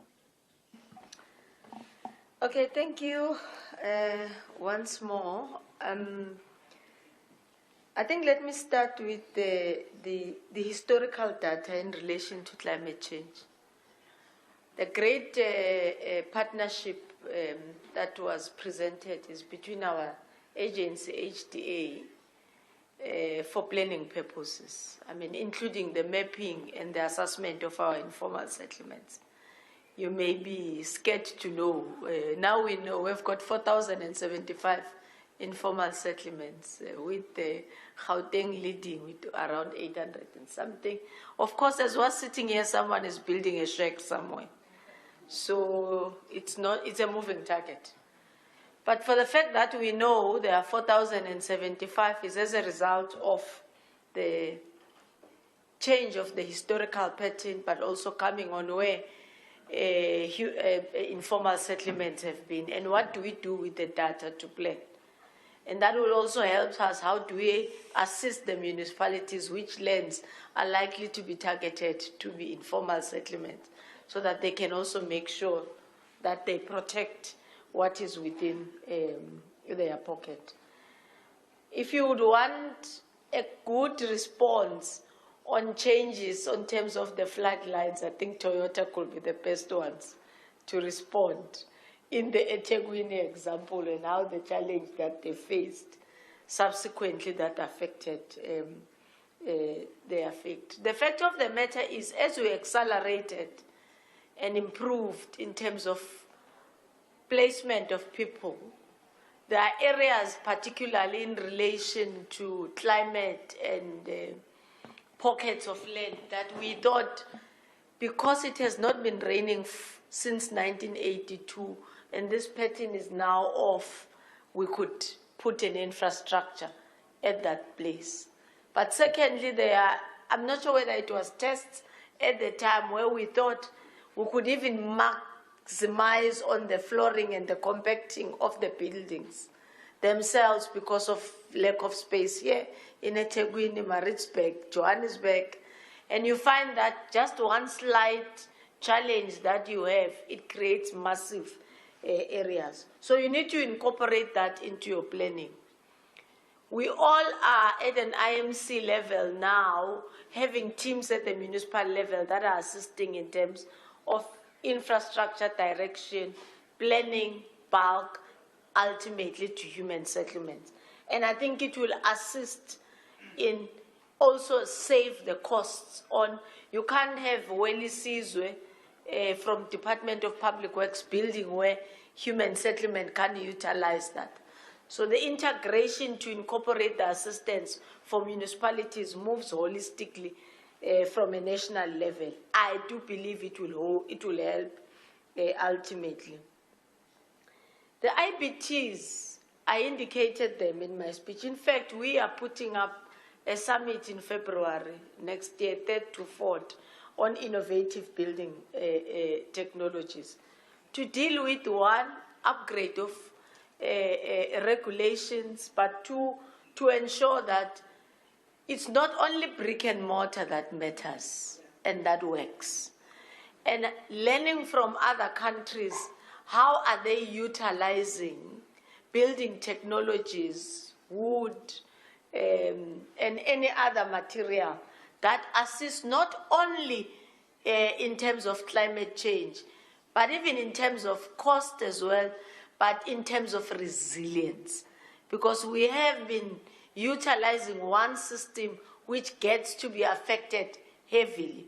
So we have got the Eric Mulobi Climate Change and Innovative Plan in Soshanguve, where we have put houses in two typologies. The same house, but one will allocate it to a family, and another will observe how it responds to different weather patterns, when it's cold, when it's hot, and etc. And we believe, led by the University of Johannesburg, next year we are ready to begin to implement. Actually, here there is a hospital that they are building on an IPT. It's not necessarily a hospital, you could call it a clinic. It's a 24-hour service in terms of the size. And we hope that it will improve our outlook as government, but also jointly as business.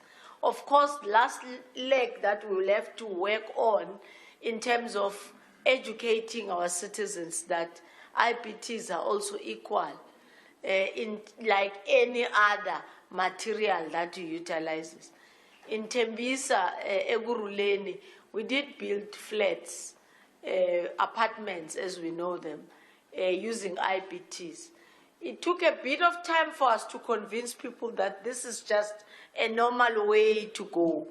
They just had no preference of something that they've never seen or heard of before. It was until we took them to a hotel in Siteny that used the same material and is in one of the expensive square meters in South Africa that they began to say, okay, it's normal to have this. But you can't blame them. It means when we shift the gear to another level, we need to carry our people, plan with them, but also incorporate them into making the very same panels that you will need for innovation, so that they will own and believe that this is the quality that we have produced. It comes from our hand. We do believe that it can house us. But I think it is coming. Other countries actually are using mostly, and here in SADC, of our IPT materials, more than we are doing ourselves, even for schools, not only for human settlements, but it's a joint initiative of the IMC in February, and we are hopeful that it will give us the result that we would want to have. Colleagues can add. Before we continue, we will allow the DRC, because I couldn't see them behind the pillar, so that when you respond, you will respond once. DRC?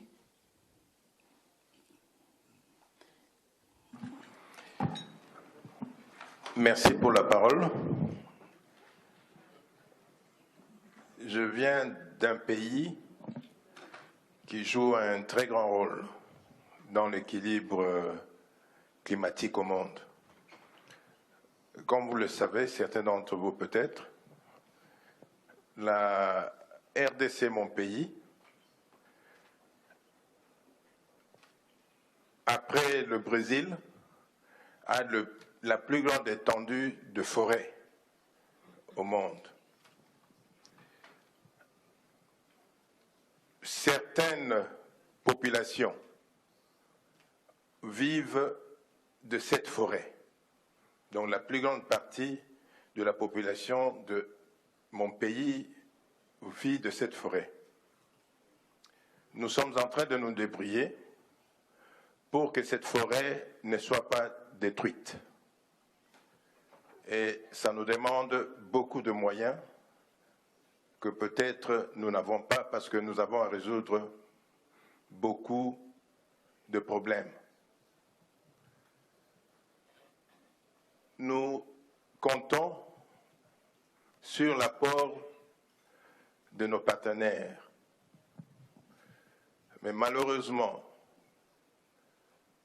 il y a certains membres du gouvernement de mon pays qui ont participé à une conférence en Europe précisément et qui ont fait le plaidoyer pour qu'ils aient beaucoup plus de moyens pour que ça nous aide à protéger notre forêt pour le bien du monde. J'ai fait cette observation parce que je me pose la question par rapport à la sincérité de la lutte que nous menons contre les changements climatiques. Quand nous avons fait le plaidoyer pour qu'on puisse trouver beaucoup plus de moyens pour garder notre forêt et suppléer, parce qu'il y a des gens qui font les champs, et leur donner d'autres moyens pour vivre, nous avons reçu des réponses qui étaient décourageantes. Nous avons proposé qu'on puisse nous aider à construire un barrage qui va produire de l'électricité chez nous, dans certains villages. Mais malheureusement,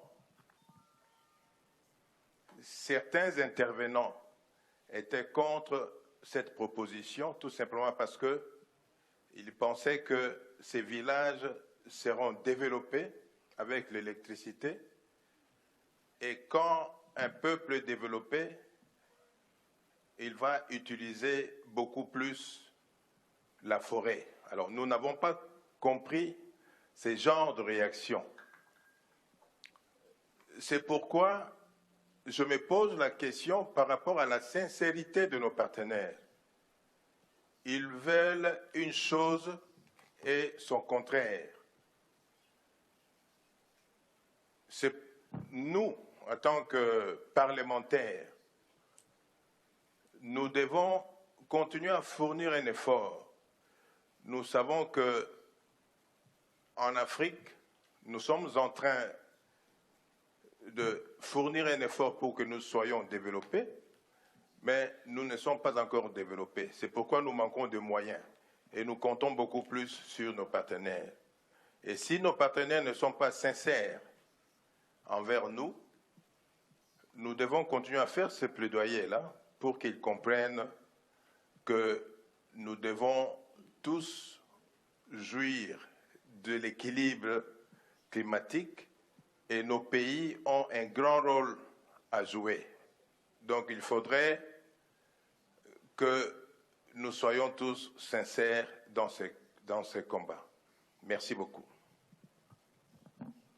Thank you, Thierry. You can continue. Thank you. Just talking to the item on historical data, I think what's important is that the historical data helps you identify long-term patterns that existed, past flood paths, erosion scars, where there was vegetation, and the historical imagery in South Africa is available. I know we can find imagery all the way back to the 1930s. So especially when you go and look at the traditional areas in South Africa, you can really go back to areas where there were maybe one or two communal settings to today where there's 15,000 people staying on the same amount of land. And what changes is the compaction of the soil, the erosion, the built-up areas. All of these things affect the amount of water that gathers and can seep into the ground. And the minute that we have it's almost like the perfect storm that happened these days, and I wanted to comment on 1 in 50 and 1 in 100-year floodlines. With the kind of weather events that we're getting all over the world, whether it be in Spain or in New York City, the amount of water that or precipitation that happens within a very short space of time these days is the deciding factor and the problem. So that's why, again, the modeling and countries should start looking at modeling all kinds of scenarios. What would happen if we had more rain in a very short period of time? Because 1 in 50 and 1 in 100-year floodlines are just not good enough anymore. I think the one thing that we see in informal settlements is that we now have the ability, and this is quite exciting, is that we can actually survey the settlements every 6 hours to manage the change of the number of building types in that area. And the same with cities. So we can very quickly, using satellite data, also monitor the condition on the land to see how much more runoff we get. Runoff is the problem. And also the change of that soil type. So if you move from grass to synthetic grass, you've got a problem. If you move from a gravel road to a tarred road, you've got a problem. So it's a combination, and you have to always be anticipating. And I think it's maybe a lost science in that people have forgotten that you have to do this analysis. The one area that always concerns myself is in Port St. John's. We have very poor, steep, sandy mounds and an influx of people moving into the area. and they actually take all the vegetation out, and sometimes it's to build something there, but on the other side, it's also to use for firewood. So the ultimate is a steep slope with sandy soils, with heavy structures that get built on top of them, and the ultimate is a landslip into a community below. So it's about, I suppose the response would be either prevent people from building on there or start putting in probes into the soil to see that when the land starts to slip, that you have put in some countermeasure to warn people that they should stay out of that area. Thank you. Thank you. Let me start with the question from DRC. I think DRC is quite right. The issues of forest have not really been attracting the necessary attention that they deserve. And of course, this is not due to lack of effort from ourselves. DRC, as we know, Gabon, and many others, they constitute what we call the lungs of the world because they absorb quite a lot of carbon emissions. So two things happened this year around these issues because of their importance. Under the South African G20 presidency, we profiled the issue of the SADC Great Green Wall. So that was number one. And there's quite a lot of partners that are coming on board on that one. And secondly, which is the latest, is that in Brazil, at the conference on climate change, they also launched a multi-billion-dollar funding mechanism, what they call Tropical Forest Forever facility. So two major things happened around the forest this year. It was the first time that the forest actually were in the forefront. And 2025 was a great year in that regard. But prior to that, DRC is quite right. There's not been real commitment to dealing with these issues. And on the issue or the question from the Chief Whip, although the protocol on environment management for sustainable development is quite old, and of course our cabinet ratified that, I think it was 2017, and Parliament itself eventually ratified in 2018. But majority of key principles and actionable issues from the protocol have since been mainstreamed into two important SADC documents. The first one is SADC Vision 2050, but even the most critical one being the RSDP 2020 to 2030, and that is the regional indicative strategic development plan, which is a broader plan, but it incorporated quite a lot of elements from the protocol itself for the purpose of implementation. So it is on track, and it is now up to SADC to really fast track the implementation through those two documents. Thank you. I think for me, we should be exploring a resource around knowledge management and the importance of history in another space, and that's in our academia space. And I say this two things because one is generational and the other is to actually embrace and encourage people for a paradigm shift. We need to start challenging our professors, all countries need to challenging our professors and students in universities about thinking alternatively and progressively in the space of disaster resilience and climate change.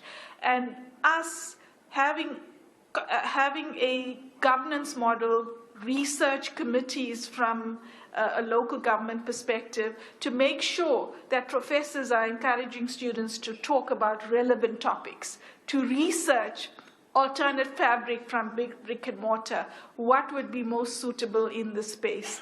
Look at the historical data from 1930 and what has transpired, and what, through simulations, what could possibly be the spaces, and come up with journal studies and everything. The next generation is what's going to be sitting here. Okay, and if we give them the encouragement to go on and study about the futuristic aspects of climate change, that will only change their mindsets and make governance and government better in the space. Thank you. Thank you very much to the panelists and also to the participants. We actually want to end this first session as follows. We will invite two of the South African parliamentarians, that is now Honorable Madikizela and Honorable Dinah Pule, to the front to come and show appreciation to our panelists. And we really want to express our sincere gratitude and appreciation to all of you. I think that was a very deep discussion. And I would recommend to Parliament that we will have to have a newsletter after this to make sure that we capture the discussion that was here, that can be distributed to all the SADC national parliaments and as well as our provincial legislatures. So those that are responsible for the tokens of appreciation, can you please come this side? And I will also request that possibly can we do it on this side so that we can express our appreciation. Once again, thank you very much.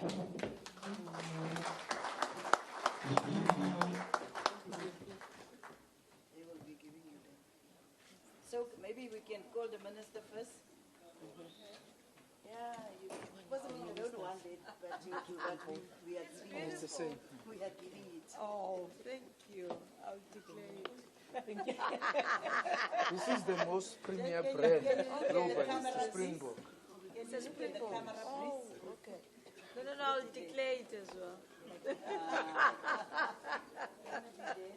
Thank you. Thank you. Thank you, my sister. Thank you. Thank you. Very different, right? Yeah, it is. Thanks, dear. Very different. Kekana, you can come.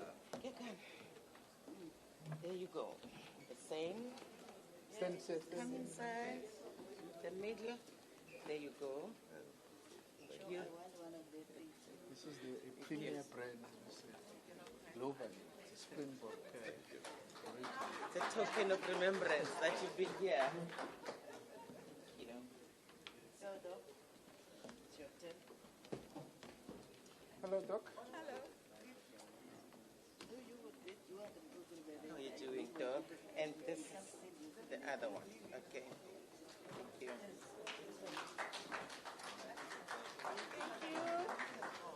Mr. Ayman. How are you? How you are? So good to see you. Twice in a week. Yeah. It's a privilege. How are you? How is the minister? He's very well. Okay. Yeah. Thank you. Thank you very much. So this is a premier brand, you must declare. I know. It's the first thing I've ever had to declare. I'm a small boy. Thank you. Thank you. Thank you, sir. Thank you.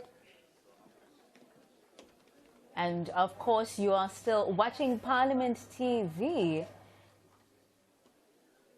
And of course, this is the SADC Parliamentary Forum, which is the 58th Plenary Assembly, where regional Thank you very much, leaders... Honourable Minister. We do appreciate your presence. We understand you are pressed for time. Why is my thing not Travel to... safely. Esteemed speakers and distinguished delegates, we are running behind time. It's now 2 minutes to 1. And as per the program, we were supposed to have completed even the second segment of the afternoon. So we sincerely apologize for the time overrun due to starting an hour late in the morning. We will, however, endeavor to conclude fairly quickly the second segment of our symposium. That is the reflection by partner institutions in our multi-pronged response to disasters. The private sector, who are investors in our countries. So we have a presentation by Toyota South Africa, who had to endure a lot of damage to their plants where they assemble Toyota vehicles for the distribution to the continental market and the global market. Likewise, the impact on the ground in terms of responsiveness by civil society. We will also receive a perspective on how civil society partners to mitigate and adapt to these disasters. They will also share with us the farmers who also had to endure a lot of losses of their produce will also share. I would like to check if they are present here in the hall, and if they are, just raise your hand so that we invite you to come forward and assume your seat. Toyota, abahlali basemjondolo, as well as Agroecology Directorate in terms of farm workers, Mr. Dladla, Mr. Zikode, and Mr. Moodley. Please come forward. Yes,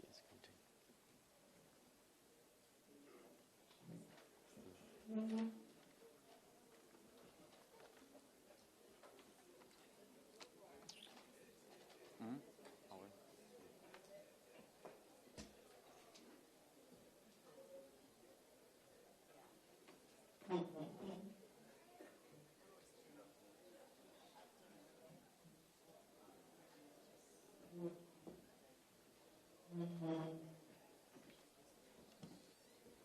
The South African National Defence Force is Brigadier present here, who will be representing the Army response on the matter.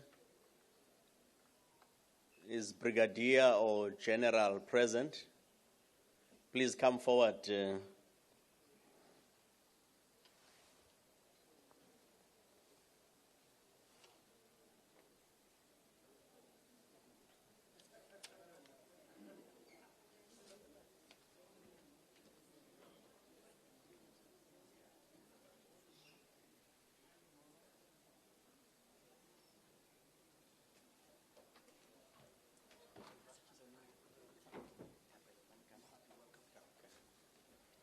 From the South African National Defence Force, we have Brigadier Thapelo Mohapi. And from Toyota, Mr. Moodley is present here. From the commercial farming community, Ms. Lungile Dladla is present. May I check Mr. Zikode from Abahlali if he's present?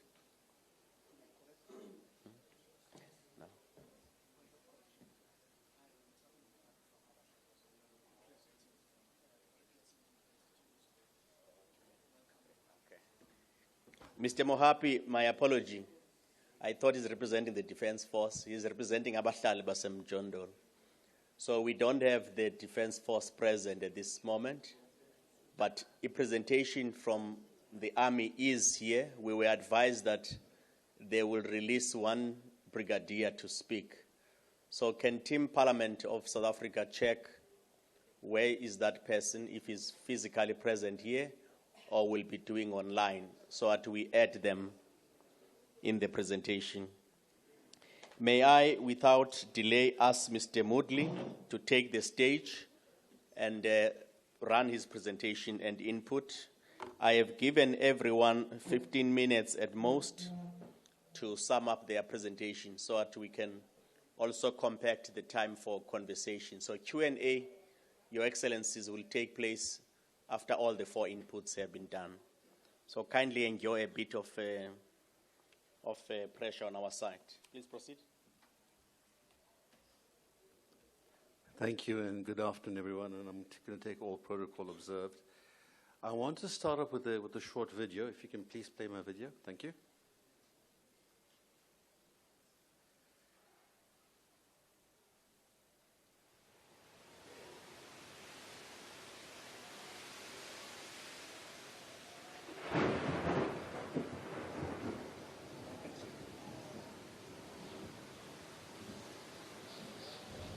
The water level started rising.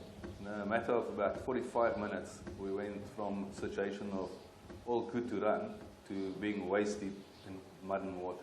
We tried to get through to the plant because we knew we had people on site. What can we do to assist them here? We couldn't get in. We had no telephone lines. We had no reception. What I saw from the air, I realized that we're in trouble. At that moment, nobody had a job. So when the call was made to close the plant, at that stage in the morning, we already had quite a lot of people on site. So obviously everybody got the message and we started evacuating the off site. But based on the rapid rise of the water, obviously there was a real fear of electrocution of our people. So the safety was key concern for us. So the first thing I had to do was to cut power to the total site. Then obviously we started going through the plant, wading waist deep in water and mud, to go and make sure that all the people managed to at least get to higher ground or to a safe area. We evacuated people to the comm center. Then from there, throughout the day, when the community started arriving with some assistance, we had boats running up and down the plant. We had rescue swimmers that came in. So we managed to then obviously start evacuating the people by boat. All areas across Durban have been affected quite significantly near the areas of Umlazi on the north. You've had areas like Mhloti on the south. You've got Amanzimtoti. At this stage, we completely isolated from Durban. We were unable to get through, obviously, with what's happening in the section. We've had a major section of the N2 freeway near Mkomazi. Got here very, very early on the 13th in the morning, and I'll be quite honest with you, I wanted to cry. We had no electricity, we had no water, although that sounds a little bit bizarre, and we had no communication. The N2 highway was closed, it had containers littered all over it, and at that stage, I still couldn't really determine the damage on our site, and I just thought, whew, we got a job ahead of us. All we saw was a mess. We couldn't imagine anything else. It was a pure mess. It was this thick sludge mud that we were basically skid skating on because it was so slippery. Our first reaction to the flood was to actually find out how our people were. True to the Toyota principles, first priority is people. So our first was to confirm the status of our members. So each and every one of us, supervision, management, we had to physically, of course with the support from HR, physically hold and understand each member's situation. On the morning of the 13th, we got to the driest space we could, which was the actual communication center. And we initially set up a command center. So between Dave Finch and his manufacturing team, my team, who is responsible for all the projects and project management and production control, we set up an infrastructure that would cope with how to manage this process. And in that facility upstairs, we just set up a process that we could set purchasing up, we could set HR up, and we could start understanding the impact of our people.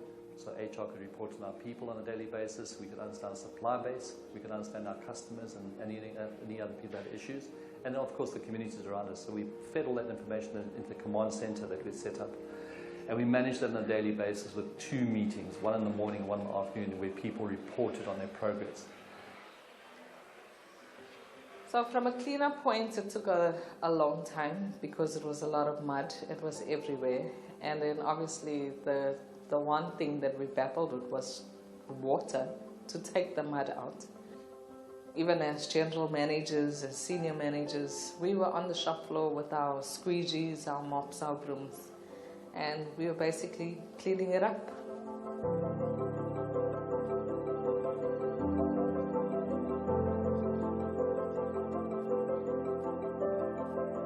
Toyota South Africa is very lucky to belong to a Toyota global family. So we got a lot of support from our head office in Japan. nobody ever asked me, why did it happen? Or could it have been prevented? All they said was, how can we help?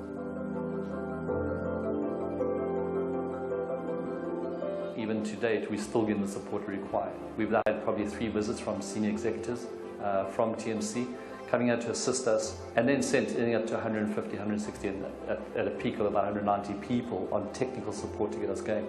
I think if we never had that, we wouldn't have got out of the starting blocks. I think it's just been that constant support of spare parts, a constant support of facility management and how to get us, and just that moral support has helped us tremendously to get out of it. We also got a lot of support from our partners in terms of some suppliers who actually say, look, we want to send people to support you rebuild.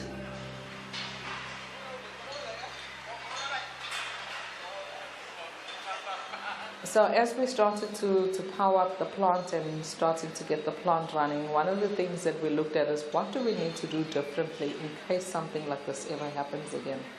And we know the one impact we had was all our AVI panels, our control panels. So from a maintenance point, we've now started looking at how to pick these equipments up off the floor.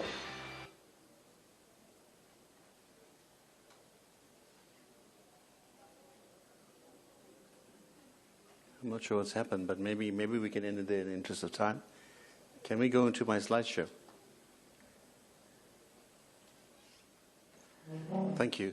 So I think what you saw from the video was not just an impact of the flood on an operation, but rather a real humanitarian disaster. And I think what was so startling is, if you looked at our plant at 5:40 in the morning, that's the main entrance. It was normal, it was just a wet road. 24 minutes later, we had the flooded waters coming in. And really what happened was the Shangweni Dam, some 43 kilometers west of our plant, reached a level where its safety fuse gates opened and released the contents of the dam. And the unfortunate reality is we had the entire dam empty out and come surging down the Umhlanga River. And as you can see on the picture on the right, subsequent draining out, the entire dam was now empty. As someone mentioned earlier, I think the speaker mentioned earlier, the Umhlanga River, when it broke the berm where you see the yellow arrows are, followed its natural path. So that canal was built for industrialization purposes, and with the surge of water down that canal, could not take the berm in the corner, broke its banks, and eventually flooded the entire South Basin. This is just an aerial pic of the damage again. The picture on the right you may recognize, that's the N2 highway heading south. The building that you see with the wide roof, that's the old airport parking terminal. So the brown is actually the N2 northbound, which was completely covered as well. I think as you heard in the video, we lost all services. No water, no power, no sanitation, no connectivity, nothing. So we had to make very quick, urgent plans to get ourselves up and running to start recovering the operation itself. The flood impact, just very quickly in numbers, we had to crush over 4,200 vehicles, new vehicles, either built or locally built or imported, over just under 11 million parts, ranging from small washers to fully assembled engines that had to be scrapped. We had over R500 million worth of equipment, spare parts, but the real impact is we lost 104 days of production. Some may say we lost 104 days. We say it's a miracle that we recovered in 104 days. Key to us was trying to put together a framework, some sort of management framework to be able to respond to this crisis. And our first priority in our organization is always our people. So our first priority was to check and safeguard and understand what is happening to our employees, where are they, what is their safety, their families and our contractors on site. On any given day, we have over 10,000 people on site. So you can imagine the timing of what happened. Had it happened later, we would have been in bigger trouble. Our second priority is the communities and our value chain, so the communities around our operation and our value chain being our suppliers and our dealers. And our third priority, lastly, was our own operations. But we also said, let's take this opportunity to not waste a crisis. Let's use this opportunity to do things differently. And I've heard this morning about let's think differently, let's behave differently, let's react differently. And that's what we did. we created a slogan called Rebuilding Better Together. We said, let's look to rebuild, let's look to create silver linings so we can come out stronger, we can come out better. Our first priority was our people. I'm not going to go through the detail of the slides in the interest of time, but what we did was we put a process in place where we used our employees to become volunteers to support the community, and we paid them for that. And that ensured that, on average, nobody got less than 84% of their normal pay for that period of time. In terms of community, we went up cleaning beaches. Most of the surrounding communities didn't have water, didn't have food. So we were providing 2 by 5 liters bottles of water twice a week and food to not only our people on site, but to the communities around us. And then we put a framework in place on how to deal with the recovery for our own operation. It was an 8-phased operation, took us 104 days. Believe it or not, the last piece of equipment was only replaced at the beginning of this year because of the long lead times required in order to procure and install some of that equipment. Key for us was communication. You would have heard in the video, we created none of the offices on the ground floor were workable. We had a communication center. We created a central command center that became our central communication hub. And every day we would have fed through into the plant to understand what was happening so we could, from a central command, direct, understand, and listen to what was going on as well. Communication was key. Regular communication to all our employees. We brought them in little small groups to come and help us do the cleanup. We sent some out on community projects. We did some training. Contact with our suppliers, our dealers, with our parent company, but also with local, provincial, and national government. So it required all-round coordination. And I heard earlier this morning, key to any disaster recovery is central coordination. Collaboration with our parent company. We would have never done this alone. So in an event of a disaster, setting up frameworks where stakeholders collaborate is vital. Had we not had the collaboration with our parent company, our local city, provincial, national government, we would not have survived this crisis, and we would have not recovered in 104 days. So important, I think this was the important part of this presentation is, if you look at what impacted us was basically infrastructure. The dam fuse gates opened, not that it failed, it did what it's supposed to do. When the dam reached a certain level of water, it opened and let all the water out.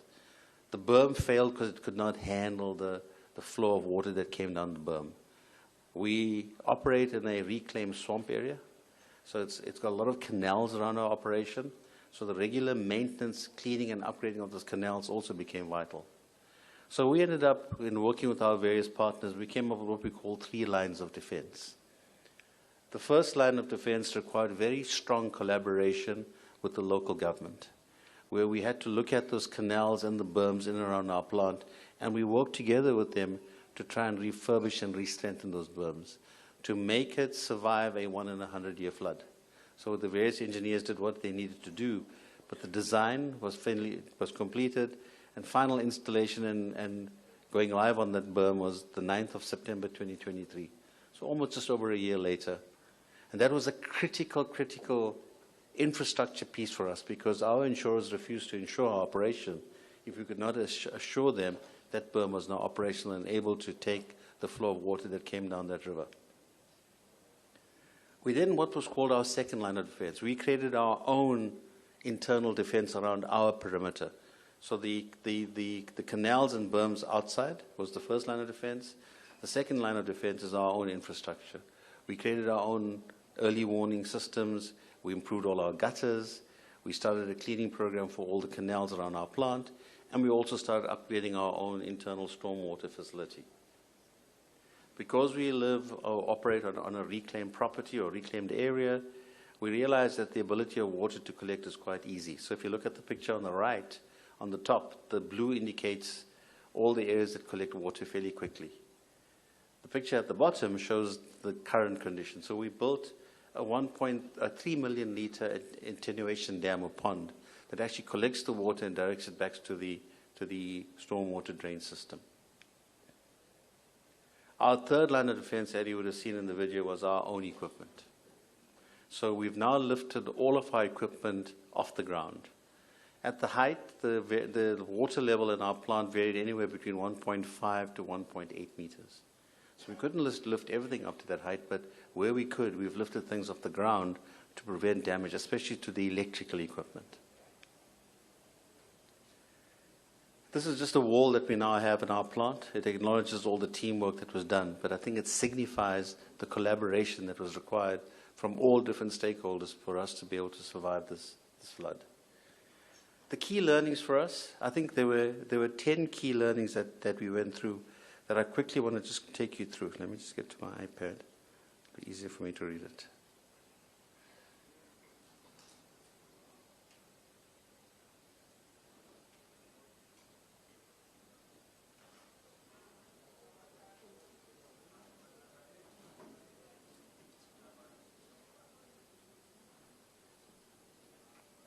I think the key thing is we found ourselves in an uncharted territory. It's the first time it happened. It's the first disaster of this nature in our 60-year history.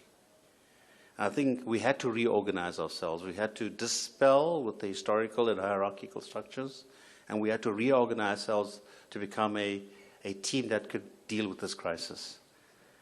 We had to make quick decisions. We didn't have to work with a hierarchy. If somebody had a good idea, we went with it. If it didn't work, we then changed the idea again. Hands-on. We had to get into the plant with our boots and get hands-on into understanding what was really going on so we could offer the right support. Teamwork. Key, key, key. Collaboration, relationships. We created relationships with individuals, communities, community members that we never would have interacted with before. Open, transparent, open dialogue really helped. Also recognizing what we couldn't do by ourselves. Accepting that we could not do anything by ourselves and asking for help. The importance of having a powerful multinational behind us, I think as you would have heard in the video, that was quite key. We had their full support.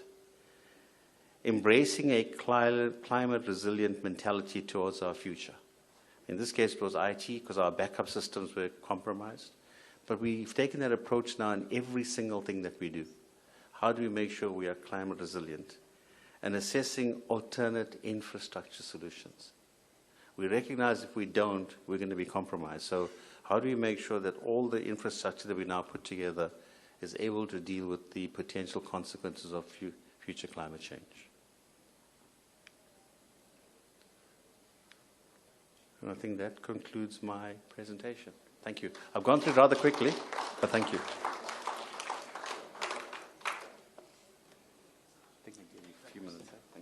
Thank you very much, Mr. Moodley. I would now invite Abahlali Basemjondolo to come and make a presentation on the response of civil society. Thank you very much, Mike.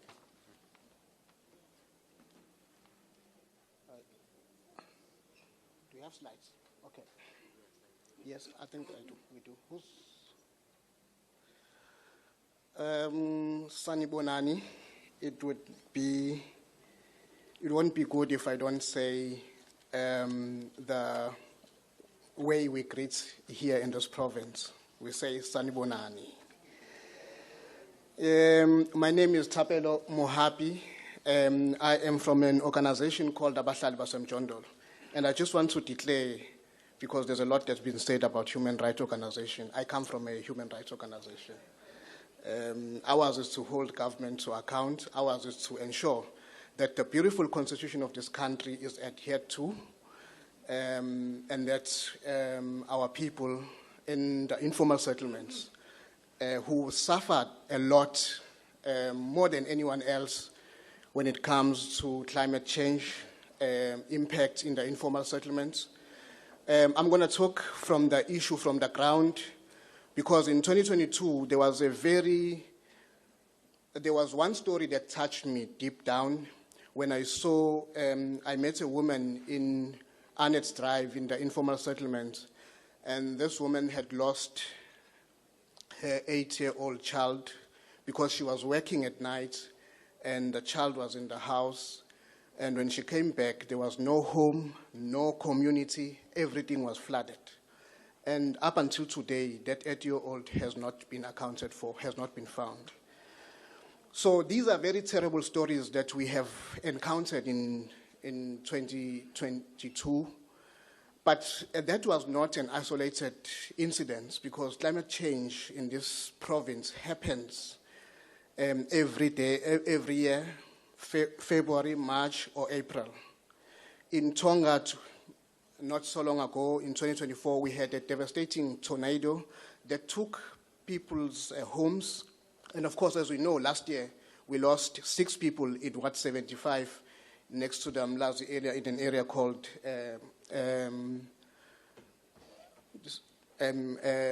Lamontville. A 60-year-old woman who also was taken away by floods has not been accounted for, has not been found. So these are the experiences. These are the experiences that we have on the ground that we are speaking about. And of course, people continue to live in flood areas, prone areas. And this is not because our people do not want to live in these areas, or our people don't want to listen when government speaks, but it is as a result of our history that this possession of land and the land that has not been a question that has not been addressed, particularly when people want to seek better opportunities to come to the cities. So I want to speak on that, because there's always an assumption that people who live in these areas along the riverbanks choose to live under these circumstances. And it's not the case. But let me just go through my slides. I know that people in government will be happy to see the logo of Abahlali baseMjondolo together with the eThekwini municipality. It's the first of its kind. So the presentation will focus on the partnership that we've had. We've had a very engageful partnership with the eThekwini municipality recently. Before, we've never had such a relationship because government has not wanted to engage people on the ground, because it is assumed that when you live in the shack and you are poor, your state of thinking is the same as the structure that you are living under. People don't recognize that you are in fact a human being, as also you must be treated as such. We're going to talk about the disasters over the past year in the eThekwini municipality. We are going to talk about the high-risk informal settlements. There are many other settlements. I mean, if you go to an informal settlement in Umhlanga, people are still living under in the flood areas. But the most important thing that we have been engaging now with the city of eThekwini is, how do we prepare when disaster happens? Now we know that next year, in February, March, April, we must expect a disaster in Durban. How do we prepare for that? But then again, what do we do when disaster has struck? That is during the disaster. But also the aftermath of disaster. How do we then allocate people into temporal relocation areas after the disaster has taken place?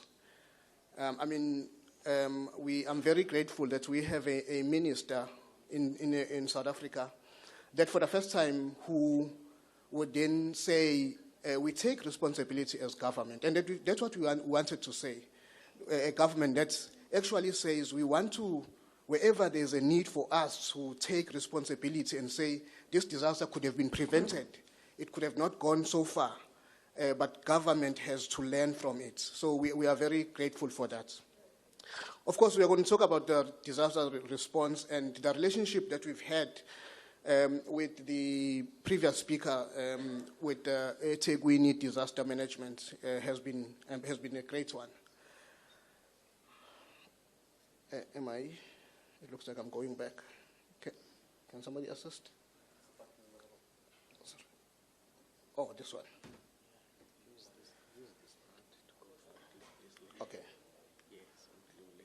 Okay. Okay. Thank you.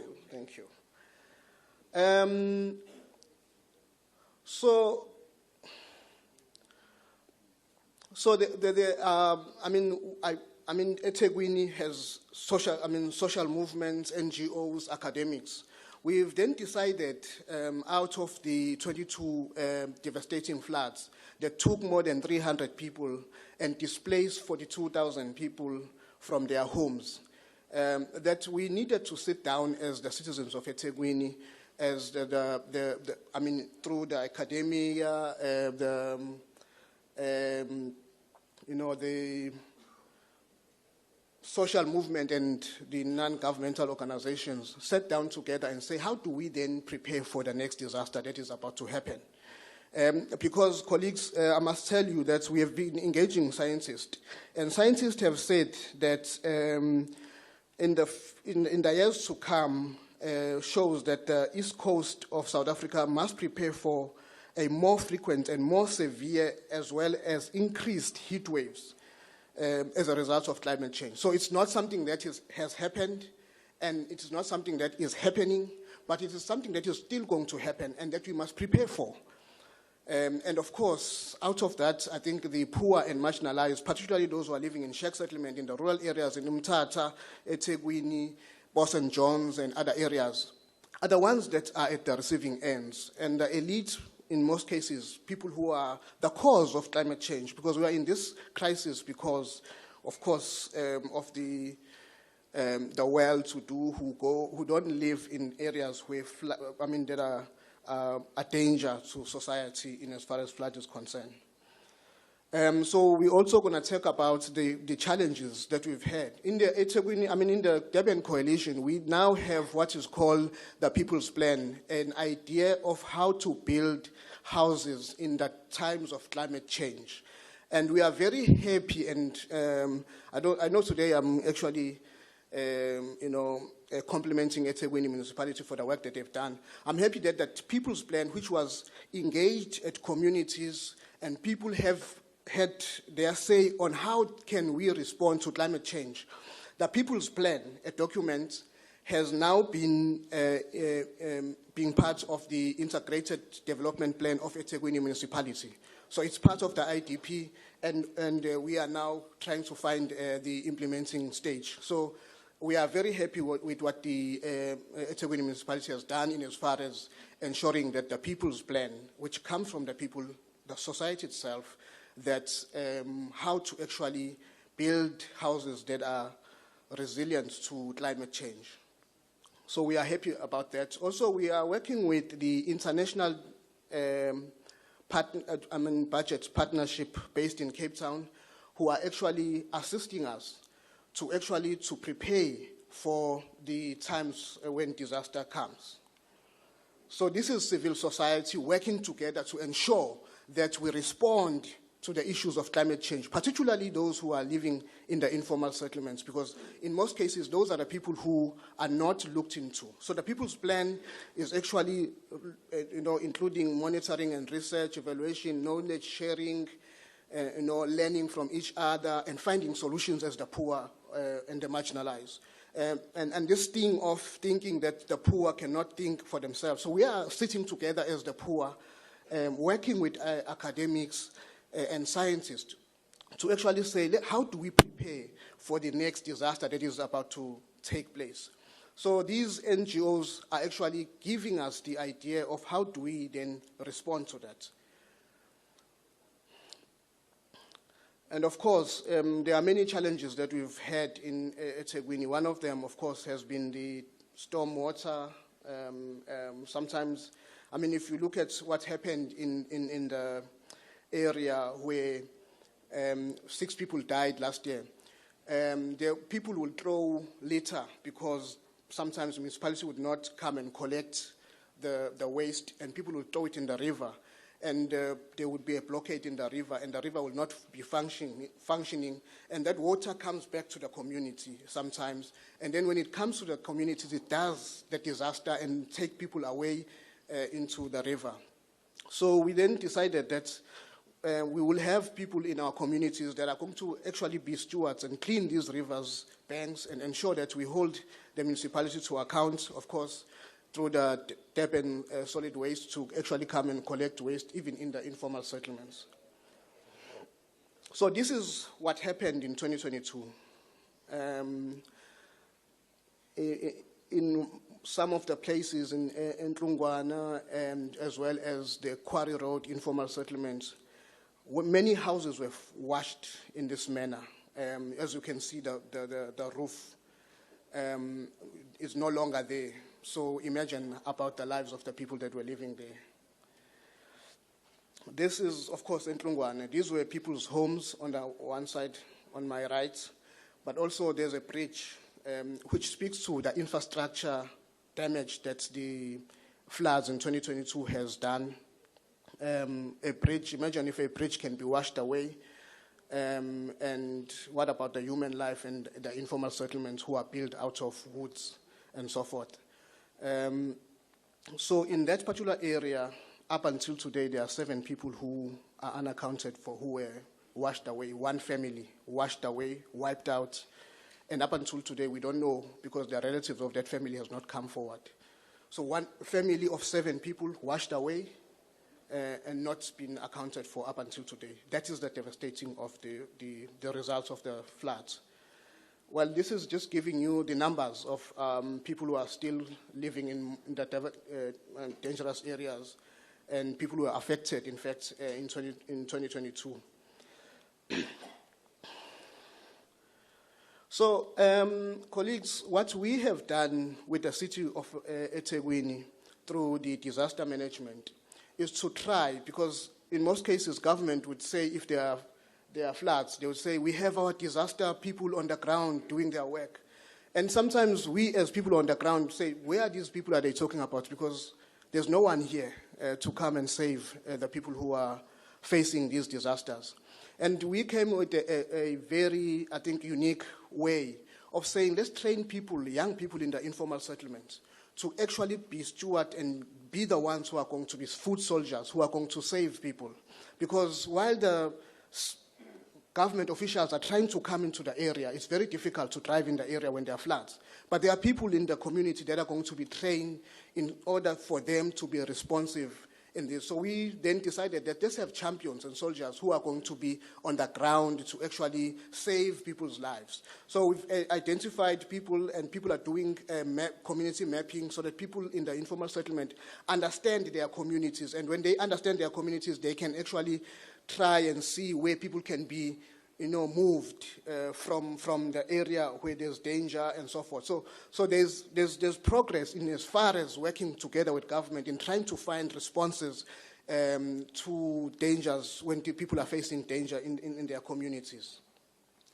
So as you can see here, this is a collaboration between the eThekwini Municipality Disaster Management, where the communities and the foot soldiers are being trained to actually respond to this disaster. In fact, Palmet's Road is next to Quarry Road, one of the settlements that was heavily affected in 2022.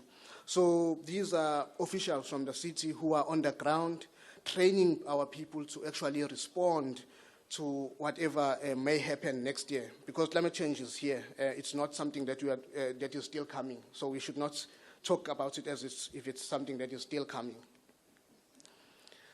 One of the things that we have, and which is a critique to government, and of course to other people like your weather services in South Africa, has been that the language that has been used in actually ensuring that people understand that there is heavy rains that are coming.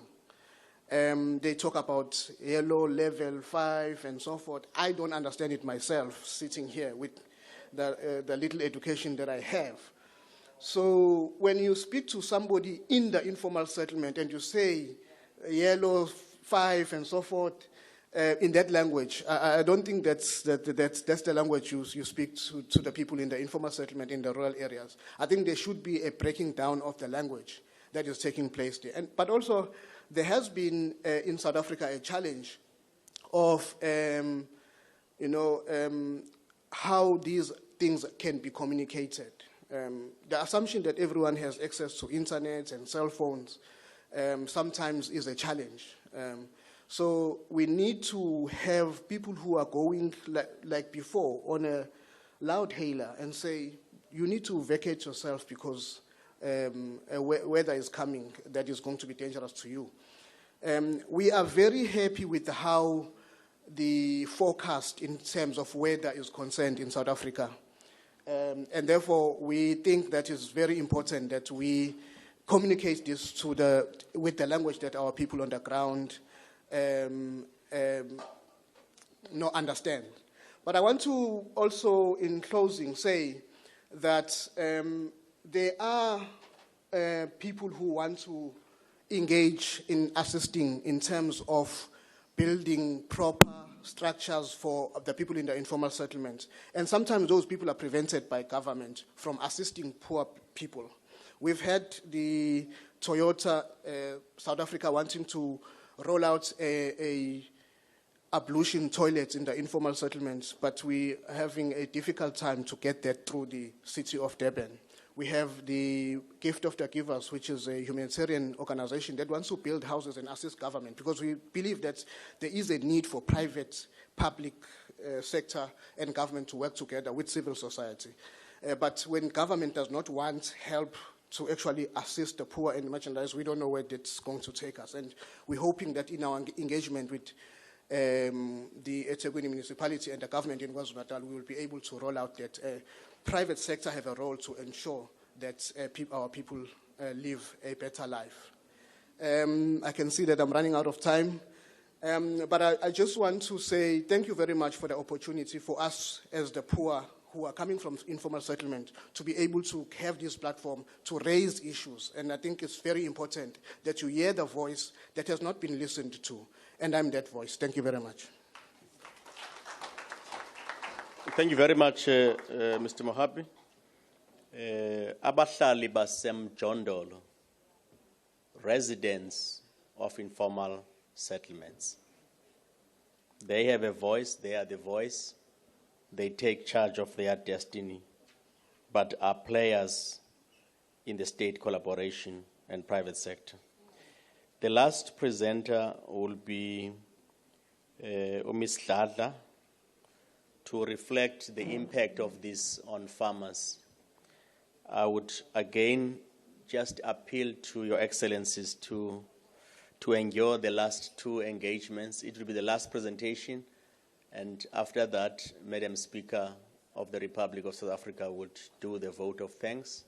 I will announce lunch proceedings and afternoon site visits. Over to you, Ms. Lal.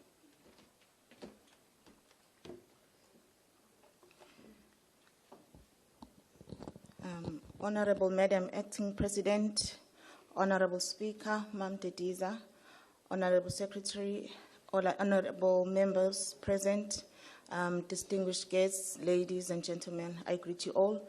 I am Lungile Dladla from the Agroecology Directorate, and my presentation would be on the small-scale farming that's affected by the climate change in 2022 floods, as well as the ongoing impacts. If I can just do a short introduction on who the Agroecology Directorate is. We are a directorate under eThekwini municipality that was formally established in 2018 to address food security, food sovereignty through sustainable agroecological farming methods. The vision is to promote agricultural projects that enhance the well-being of citizens. Also to foster economic development through job creation and manage the environment using resilient and sustainable farming techniques. We are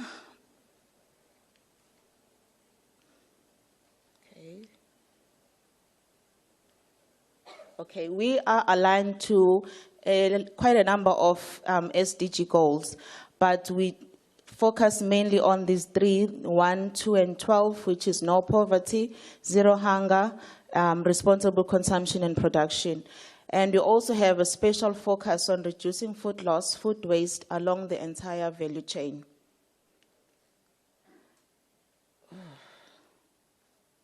The Agroecology Directorate currently supports over 500 community gardens, and we do not discriminate. We support all communities that are interested in farming. We support vulnerable groups, women, youth, and the elderly.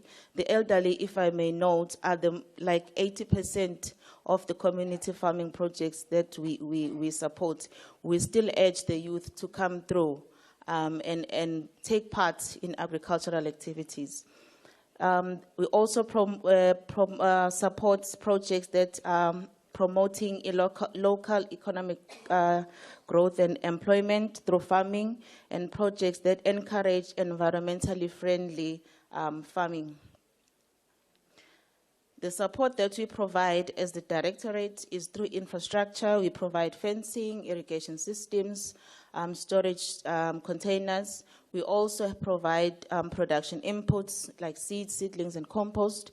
We provide some mechanization services, tractor for plowing, and irrigation water delivery systems.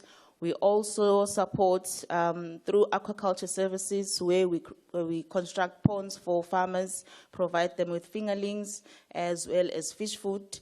That all goes with training as well on how to farm properly and how to take care of the fish. So that is the capacity building side of things, as well as we do monitoring and evaluation so that we can see in terms of fish production, are you able to sell, are you able to take care of the fish and the pond, your crops, are you able to now move from the sustenance level to the semi-commercial. Then we move you to the next department, which is agribusiness.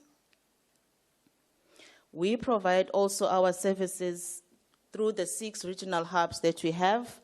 They are in Central, North region, Outer West, South region, Far North, and then we have in the West region our main office. The reason why we have these hubs where they are is for ease of access for farmers. We don't want farmers taking taxis to go to the other end of town to seek assistance, so it's easier for them. Some are even in walking distance from the farmers. Now, if we can go to the impact of climate change on small-scale farmers, we are all aware that climate change significantly harms small-scale farmers through unpredictable weather, which then reduces crop yields and then increase the food insecurity. The effects also include more frequent droughts, erratic rainfall, high temperatures, and increased pests and disease outbreaks. This then disrupts traditional farming practices and seasonal crop scheduling. So now our farmers can't plan accordingly as they used to before.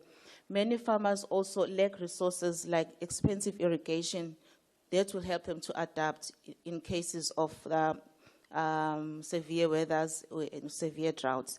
This then makes them more vulnerable to economic hardships and malnutrition. The main thing that we are trying to address as the city. If we can now go to the issue of floods. The floods that took place in eThekwini in 2022, it had a devastating and multifaceted impact on small-scale farmers, such that 68 of our community gardens were affected by floods. These 68 are just those that were affected majorly, but most of them were affected because their crops couldn't grow as well as they should. Now, these floods resulted in destruction of crops, destruction of infrastructure, in significant disruption to food security and livelihoods, loss of livestock, and financial loss. The food security side, or the disruption to food production, that led to the lack of income because now our farmers couldn't sell their produce. That means there's no money coming in and there's no food, because most of our farmers, they take food from the gardens and then they sell the surplus. Now they couldn't do both on those. And then the infrastructure damage as well. Access roads were damaged, bridges, fences, irrigation systems were severely damaged. So it made it difficult for people to access their farms, and it made it difficult for their customers to access their farms, and it made it difficult for them to now access their local markets where they sell their crops. The soil also was degraded. Heavy rains caused soil erosion and nutrient leaching. This reduced soil fertility and the amount of usable land, because in some areas, the garden got divided into two, and now the people can't access the whole part of their land. Their crops were distracted, they were washed away, or they were damaged by waterlogging. All of this led to the financial loss that I indicated earlier, because small-scale farmers faced financial losses from which they could not recover due to a lack of capital reserves. It is also good to note that small-scale farmers are particularly vulnerable to these impacts, as they often struggle with pre-existing challenges like limited access to land, water, funding, and support systems. Drought also is a severe problem within our city. It severely impacts small-scale farmers in eThekwini by reducing crop yields due to crop stress from water scarcity. The reduced crop growth is because of lack of water, which causes low plant growth, then fewer leaves and lower crop production. And also the increased stress on crops. The drought stress negatively affects plant growth, photosynthesis, and reproductive development. There's also financial hardship that farmers get impacted on, because farmers now face a decline in the amount of produce that they can sell, which leads to lower income, especially for subsistence farmers who rely on selling surplus to neighbors. The challenges now that we encounter as we work with the farmers is that there is no provision for direct financial compensation to farmers for flood losses. But at eThekwini, under the Agroecology Directorate, we initiated programs to repair infrastructure and build resilience. So we tried for those that had lost their fences and also the roads leading to the gardens, those were rebuilt. And also the national and provincial flood relief program assisted in making sure that we try and rebuild for the farmers. The critical need also for government-supported crop insurance is one of the challenges that we face. Agroecology also tries and has intensified education on heeding early warning signs from weather services and eThekwini municipality platforms. So when we go out and teach, we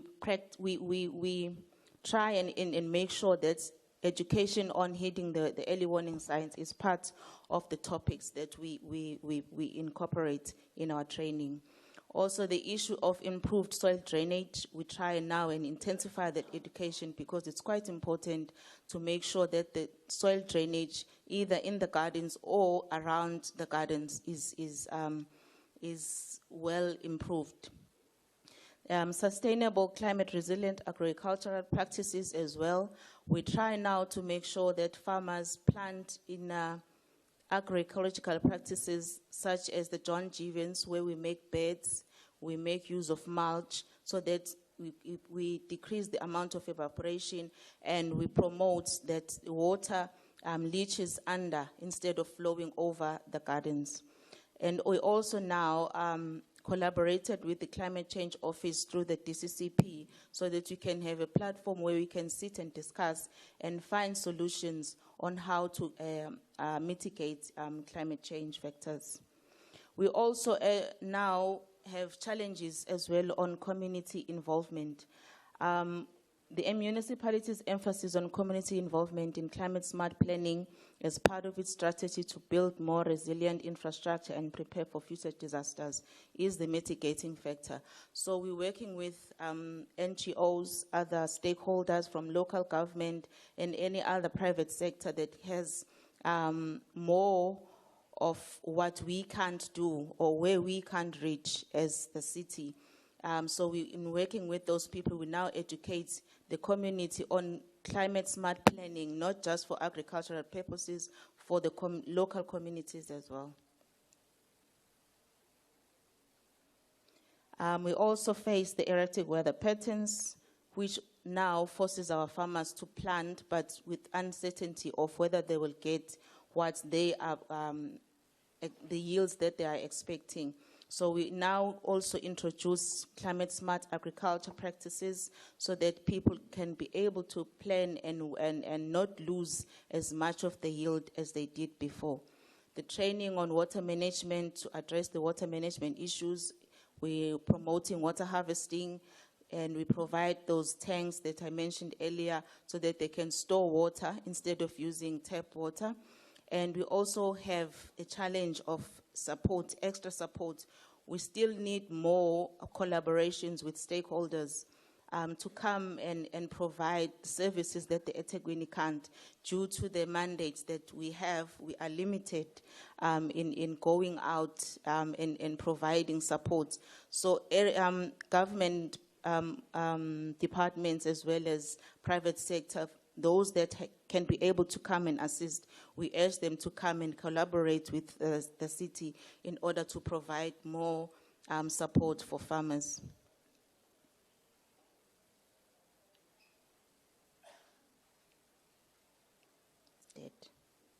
Okay, these are some of the pictures that showcase what we are now teaching the farmers on the ground.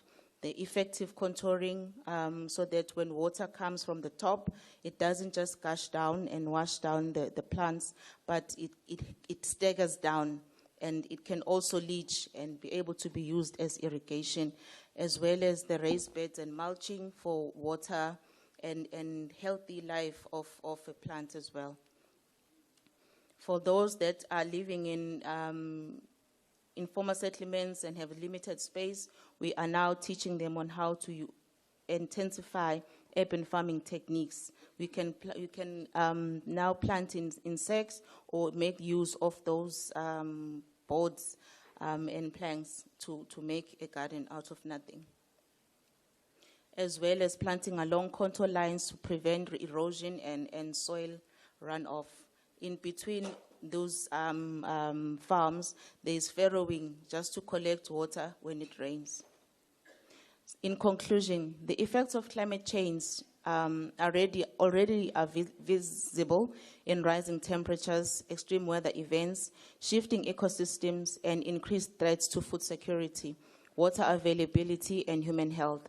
These impacts remind us that climate change is not a distant problem, but a present and growing challenge.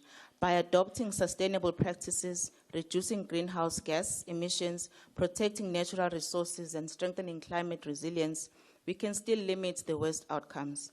Climate change demands urgent action from individuals, communities, industries, and governments. Thank you.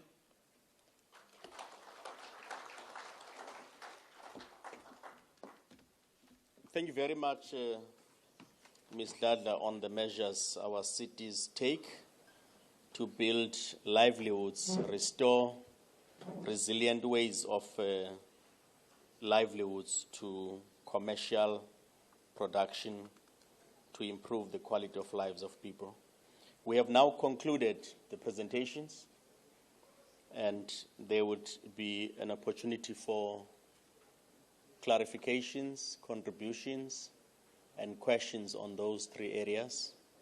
And the acting president will deal with this segment, and then we conclude thereafter.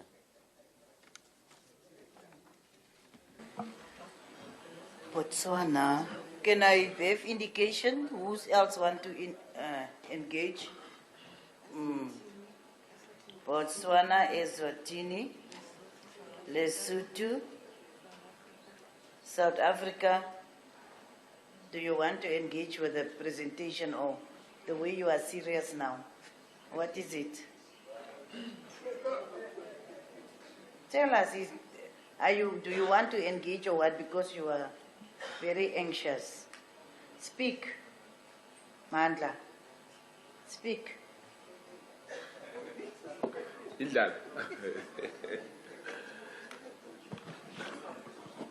Thank you, Chair.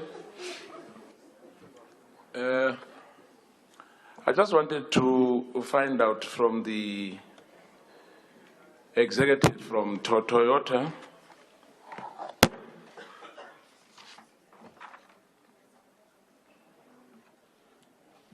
because the disaster which happened to you, to Toyota SA,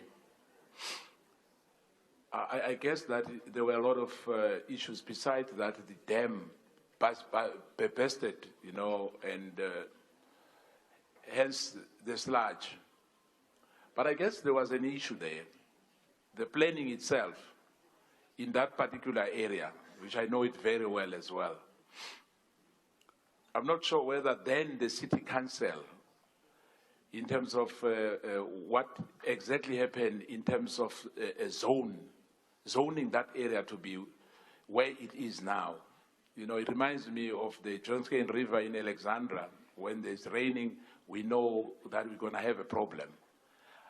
Now, what I want to find out from you, to prevent that again, never to happen again, what steps has the municipality have taken to make sure that that disaster does not happen again? Thank you. Botswana. Thank you very much, Madam President, and thank you very much to the presenters for their great presentations. I just wanted to get clarity on the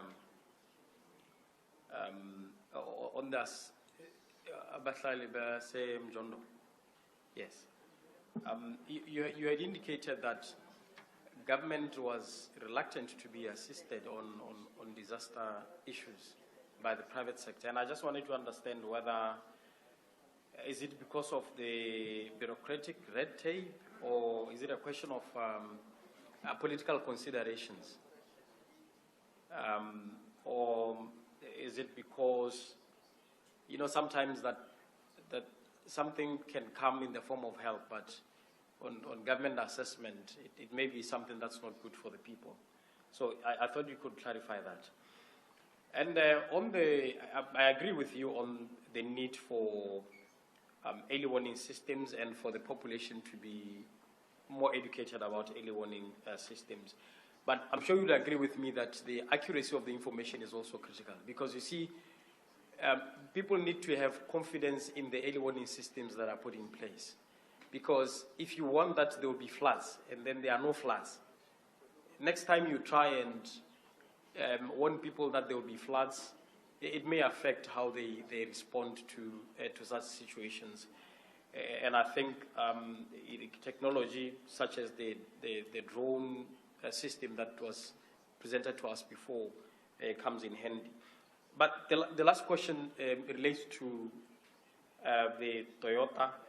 On what has been the observation in South Africa in terms of the response by the insurance industry, in terms of underwriting policies? I know there's been a movement to use the geospatial analytics to inform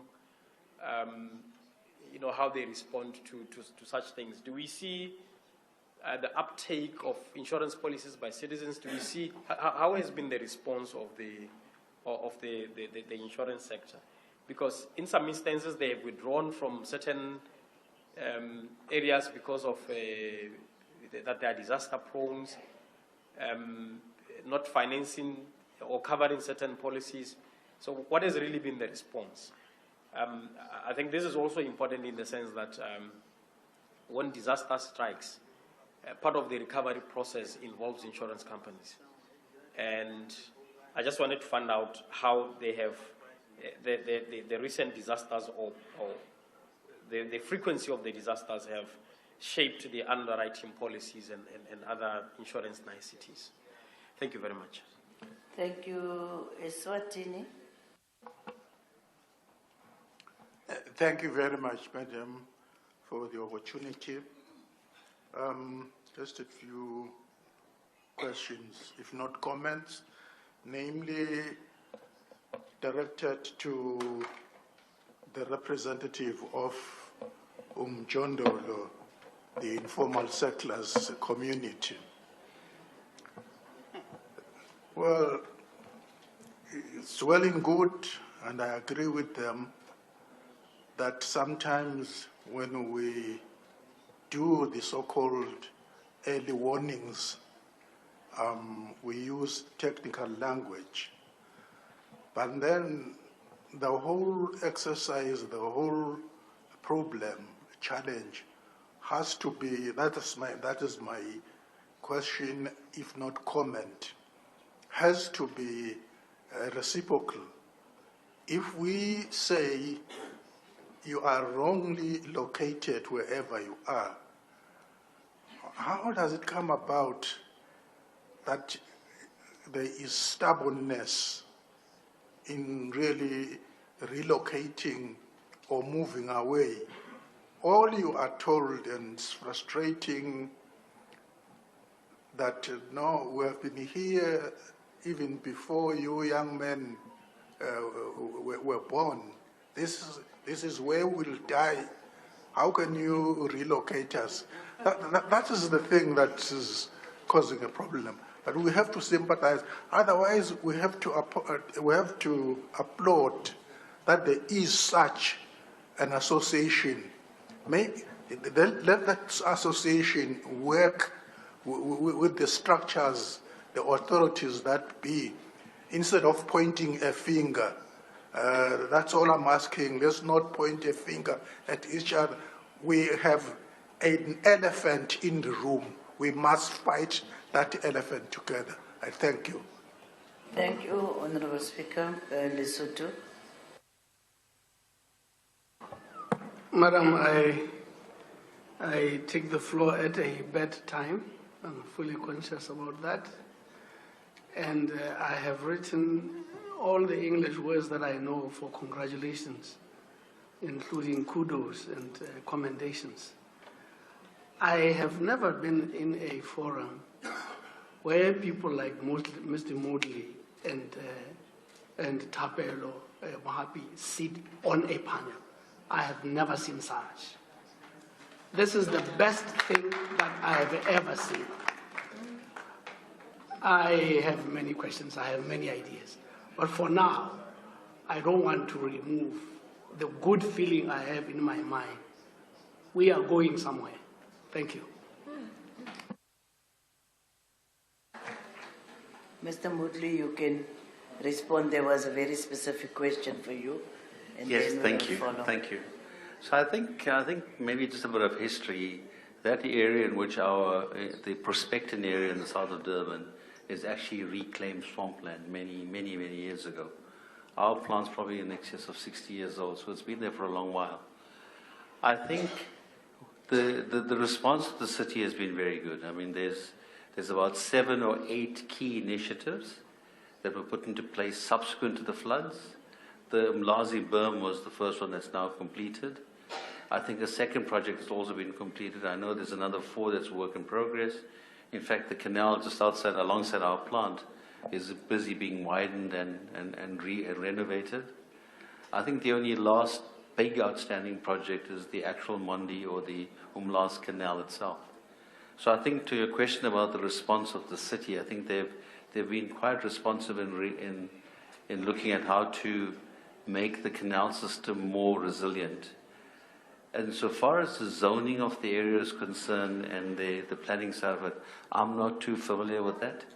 I guess, the canal structure was put in place to be able to deal with the actual water flow out of the area. There is some work that still needs to be done and is in progress at the moment, but I think we are happy with what we're seeing. I'll also address the question at the same time relating to insurance cover. I think we were fortunate that we were always well covered. We had our insurance companies that came and had a look. There were certain minimum requirements that they now put in place. Certainly the cost of cover has gone up, that's for sure. But that went up even before the floods in terms of all the other issues going on from a climate perspective. But I think their key thing was to be able to see that there are improvements being made in the infrastructure. And therefore we've been working so strongly together with the city to ensure that those mitigation plans are indeed realized. Thank you.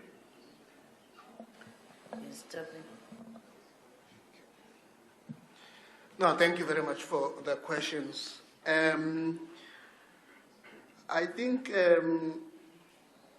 the issue, let me go just directly to the issue. We had Toyota South Africa approaching us as Abahlali baseMjondolo to actually do a pilot project.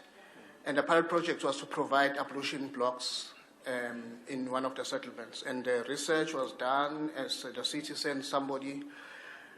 And we're told there's no budget. But Toyota said, no, there's no need for budget. We will be providing that. But I would not understand why.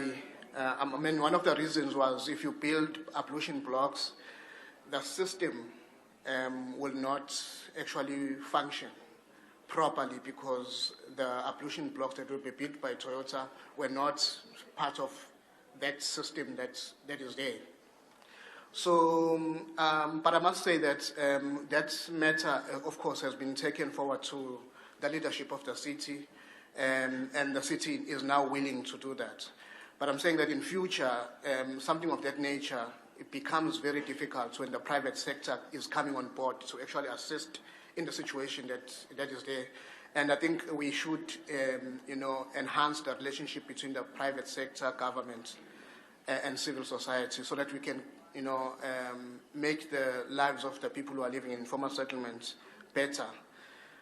So that's where it is now at this point in time.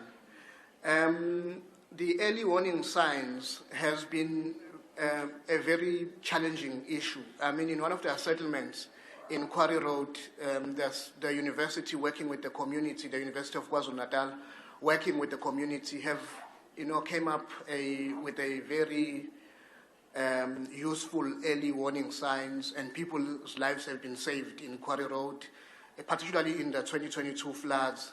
But the problem is when you get an early warning sign, where do you go to? That's where the problem is. We struggle with community halls. Some of the community halls belong to certain communities, and those communities will fight against those communities who are coming into their areas and so forth. So some of the issues are probably caused by communities who do not, want communities to live among them. Right now, we have an issue in the city where people who were affected by floods in 2022 were supposed to be allocated in an area next to a middle-class, community. And the middle-class community said, no, we don't want these people to come here. But this is a disaster. And in terms of a disaster where the country is affected, I think we must all work together, regardless poor or rich. And I think there's a notion in South Africa of the so-called not in my backyard, that they don't want the poor people to live amongst them. And one of the things that we have made it very clear is that it should not be a problem of government, that when they want to relocate people in the land that they own, but that land is situated in the middle-class communities in terms of ratepayers association and so forth, and that these people say, we don't want these. I mean, we still have a crisis in South Africa, by the way, I must say on record, because racism is still there. And there are those who have previously advantaged, who benefited out of apartheid, continue to have the power to say that we don't want black people to live amongst us. It's there in Palito, it's there in Shallcross, it's everywhere else. So this becomes a crisis when this beautiful land of ours, there are people who think that they are better than others, and that those others should not live amongst them. It's something that we should fight against, the so-called not in my neighborhood. Yes, we have challenges in terms of when people want to be relocated. People become stubborn. They hold sentimental value into the areas that they are living in, and then they will say, no, we don't want to be relocated in this. But I've always said, and people in the city who are here today will tell me, meaningful engagement is very important. Continue to engage with the people, make people understand why they need to be relocated. But sometimes officials will come and say, you need to be relocated, and so forth, and people don't understand. And I think this thing of disaster responsiveness, that we don't speak when the flood, when the climate change is about to strike, but let's speak now so that we prepare in February. So the people who are living in the so-called floodplain areas must be engaged now, so that next year we don't have the very same devastating issue that we had in the years that we, 2020, 2019 up until today, we've had floods that have taken people's lives. If I could just quickly support on one of the comments. I think the question asked about the reluctance of government to get involved. I think our experience during the flood is that we were trying to repair or modify assets that belong to government. It's not our asset. So there is some governance and legalities around it where you as private business are trying to effect quick change or modification to assets that don't belong to yourselves. And I think in any future policy to deal with crises of this nature, we need to find a way to make that a bit more flexible. Because business wants to move quickly, government's got process that it has to follow, and rightfully so. How do we find a happy median where it can both work together? So I think that's the challenge we found, that the city and the provincial government were bound by their governance, but which was not tailor-made to respond quickly. And I think those are some of the challenges we may have to get around. Thank you. Yeah, Mr. Clan. Thank you very much. I would like to hand over to the acting president for the next final segment of the afternoon. Thank you very much, STP.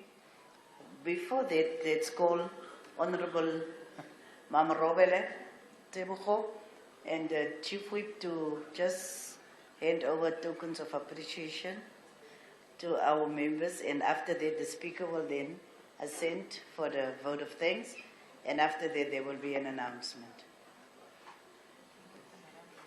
So the two of you only did what I say when I was the deputy chairperson. Now you don't listen to me.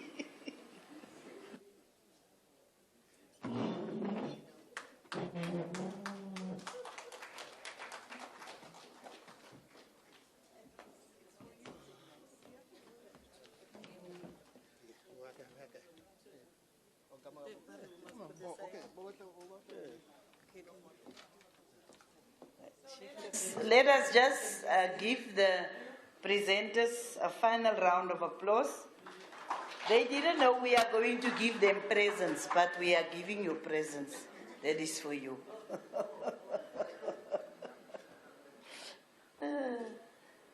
Stand for the camera.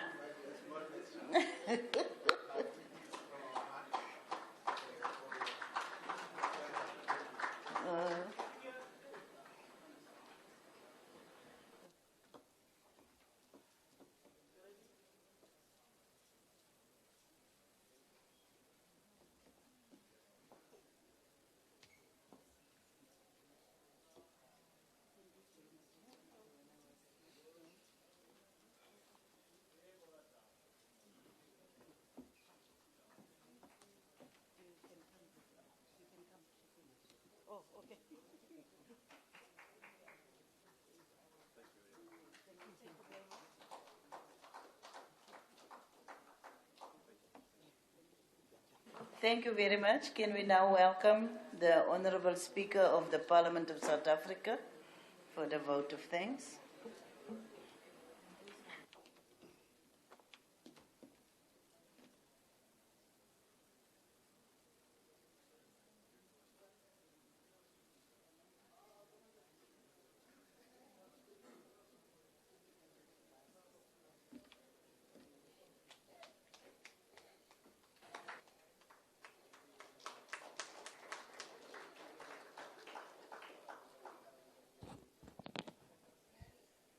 Thank you very much, Acting President of SADC and our Vice President, Speakers of the SADC Parliament and Heads of Delegations, Speakers and Deputy Speakers from the South African Legislative Sector, members of the SADC Parliamentary Forum, Minister of Gender and Youth of Botswana. We didn't recognize her yesterday.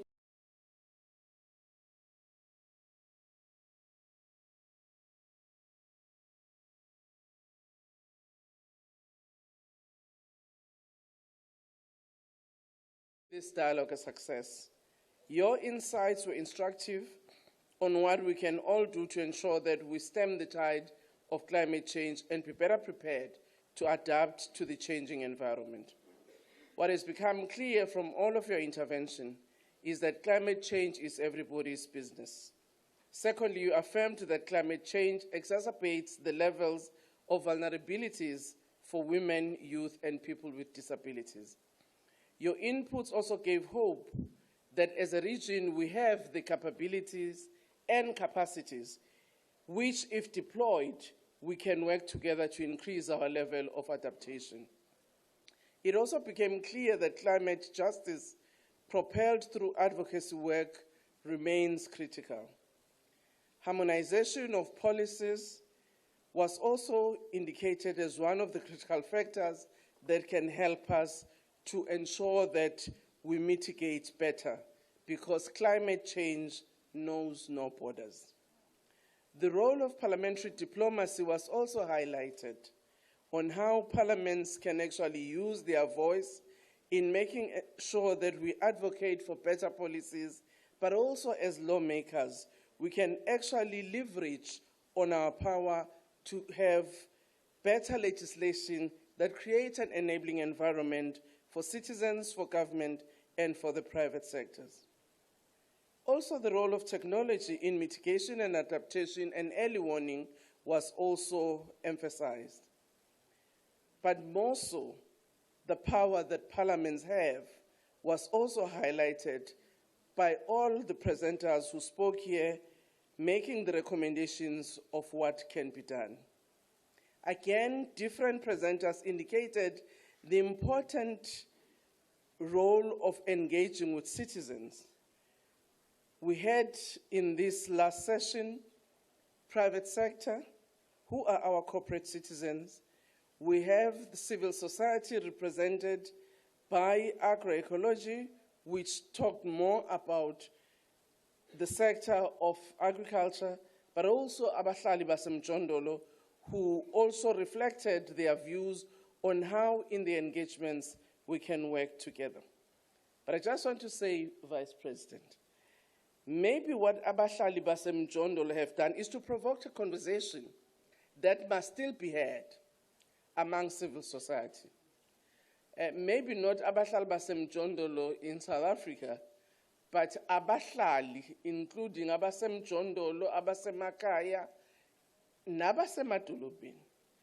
I do think we need a conversation which includes communities across the region who stay in informal settlement, who stay in rural areas, but also those who stay in urban settings. Because in this conversation, we need to find a way in which collectively we can say, how do we create better human settlements that can survive climate change? I think that's the goal.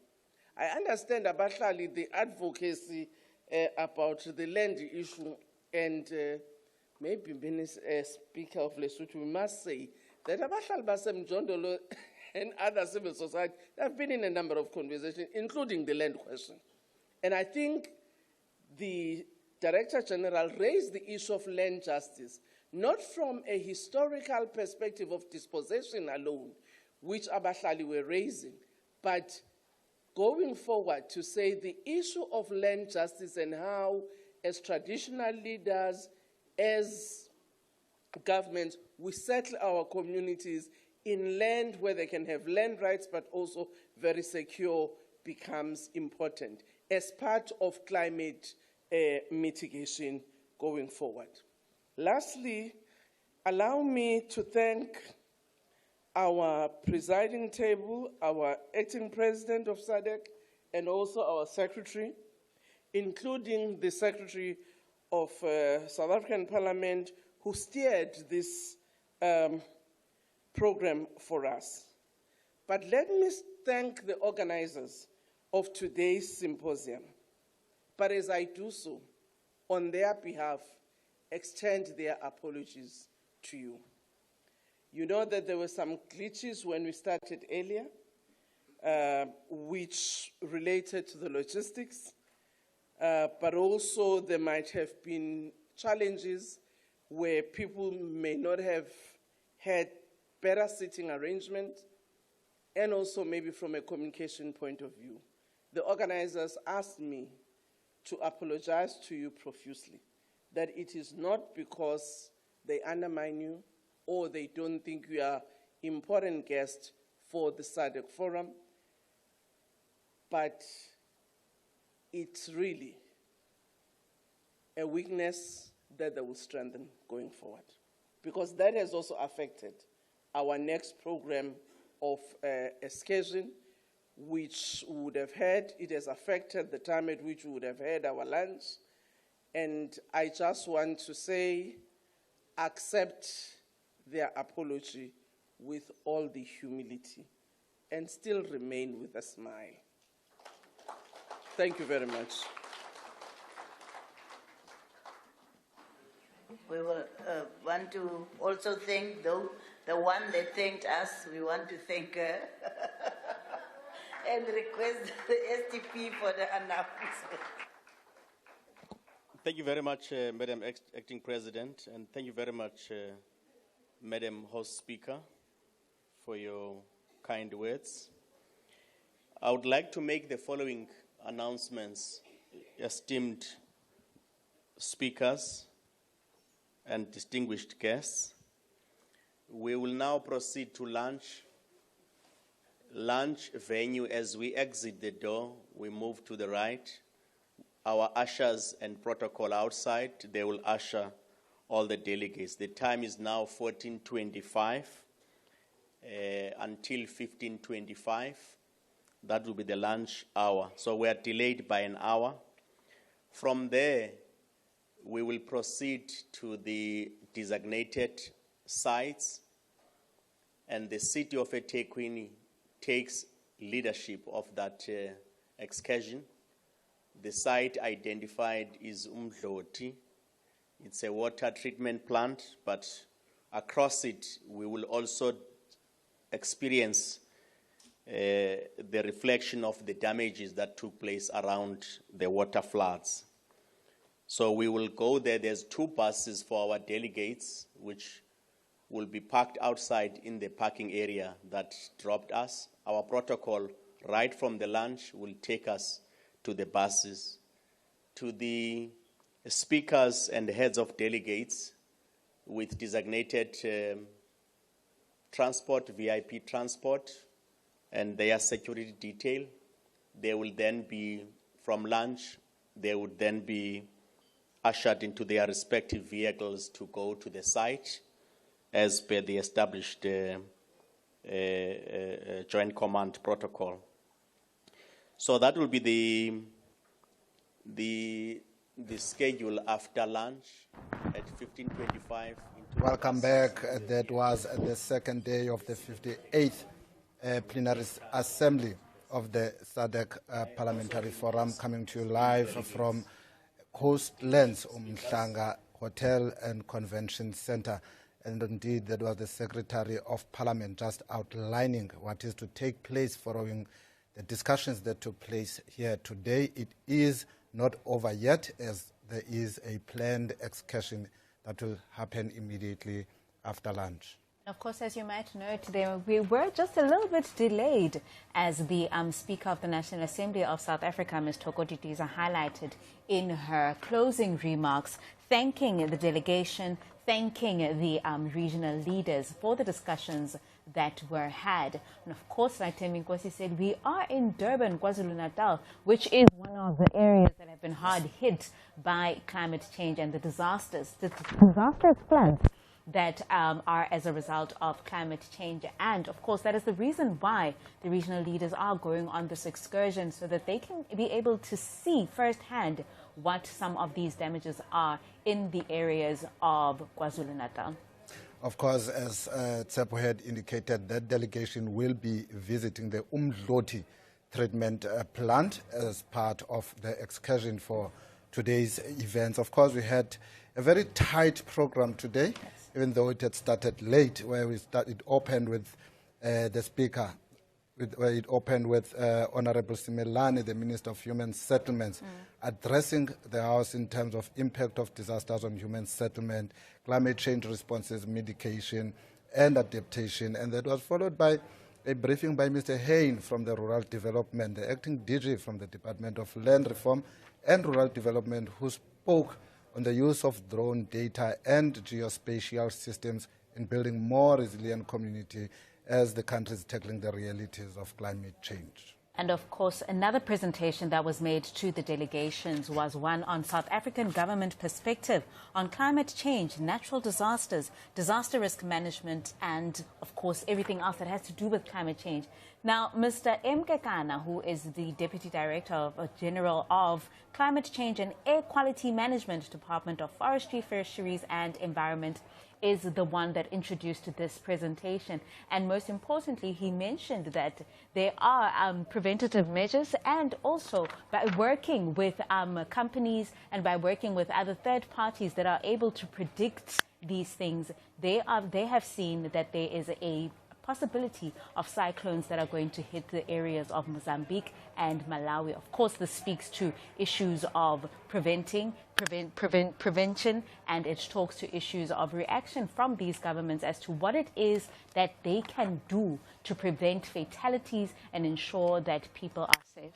And of course, just to remind you, the theme for this 58th Plenary Assembly is the impact of climate change on women and youth in the SADC region and the role of parliaments in climate change mitigation and adaptation. Of course, day 2 kicked off with the Symposium at Coastlands Hotel, where we're broadcasting from here in Umhlanga. And some of the three course sessions dove straight into the climate crisis agenda, and those include the impact of disasters on human settlements, the South Africa's national perspective on climate change, and a eThekwini municipality's experience. Of course, you've heard these conversations, and what I love about it is that it's not just talking about regional leaders. You're not just talking about leaders that are in government, whether it's provincial or national, but you have NGOs and civil societies that are also part of this conversation, and they're grappling with some of the challenges that come up when it comes to issues, for example, such as an area that is said to be, there will be a flood and there is warnings. And how is it that society and communities can be involved in these issues? And of course, we are still watching Parliament TV, and we have more for you with regards to the conversations that are happening at the 58th Plenary Assembly of the SADC PF here in Durban, KwaZulu-Natal. Stay tuned. From November to 5 December 2025, South Africa will host the 58th Plenary Assembly of the SADC Parliamentary Forum under the theme, The Impact of Climate Change on Women and Youth in the SADC Region and the Role of Parliaments in Climate Change Mitigation and Adaptation. For 5 days, speakers, members of Parliament and experts from across the SADC region will convene in Durban, South Africa, to move beyond debate to action, forging strategies, sharing best practices, and strengthening the various parliaments' collective power to pass laws, allocate resources, and hold governments accountable. The SADC PF is a regional interparliamentary body composed of 15 parliaments representing over 3,500 parliamentarians in the SADC region. The forum seeks to bring regional experiences to bear at the national level to promote best practices in the role of parliaments in regional cooperation and integration as outlined in the SADC Treaty and the Forum Constitution. Its main aim is to provide a platform for parliaments and parliamentarians to promote and improve regional integration in the SADC region through parliamentary involvement. Watch the 58th Plenary Assembly of the SADC PF on Parliament TV, on DSTV channel 408, or through your YouTube streams at Parliament of RSA. Also, join the conversation on social media platforms using the hashtag 58SADCPF. For more information, visit Parliament's website at www.parliament.gov.za. Your Parliament, your voice, your future. Welcome back. We're still coming to you live from Coastlands, Umhlanga and Convention Center in Durban. It is the 58th plenary session of the SADC Parliamentary Forum. And joining me now in studio is Professor Randrianasoloniaiko, who's a climate and health expert. Prof, good afternoon, and thank you very much for coming through to our studios today. Thanks for the invitation. If you can just briefly sum, what do you make of today's quite interesting conversation that took place inside the plenary? I think it's very exciting. For me, the fact that SADC has placed this on the agenda this critical topic for us on the agenda is very, very exciting. I think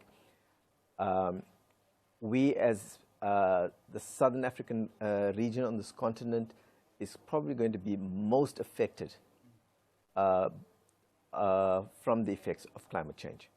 And the fact that our politicians are paying attention to this and giving it the priority it deserves is absolutely critical, and it's very, very interesting that they have done it.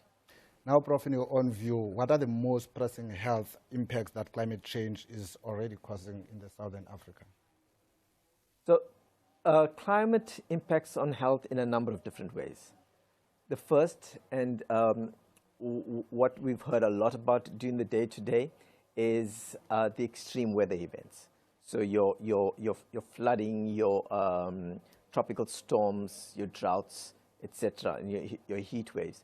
Now, generally those would impact on causing acute effects. People die because of flood. People lose their homes. People get sick.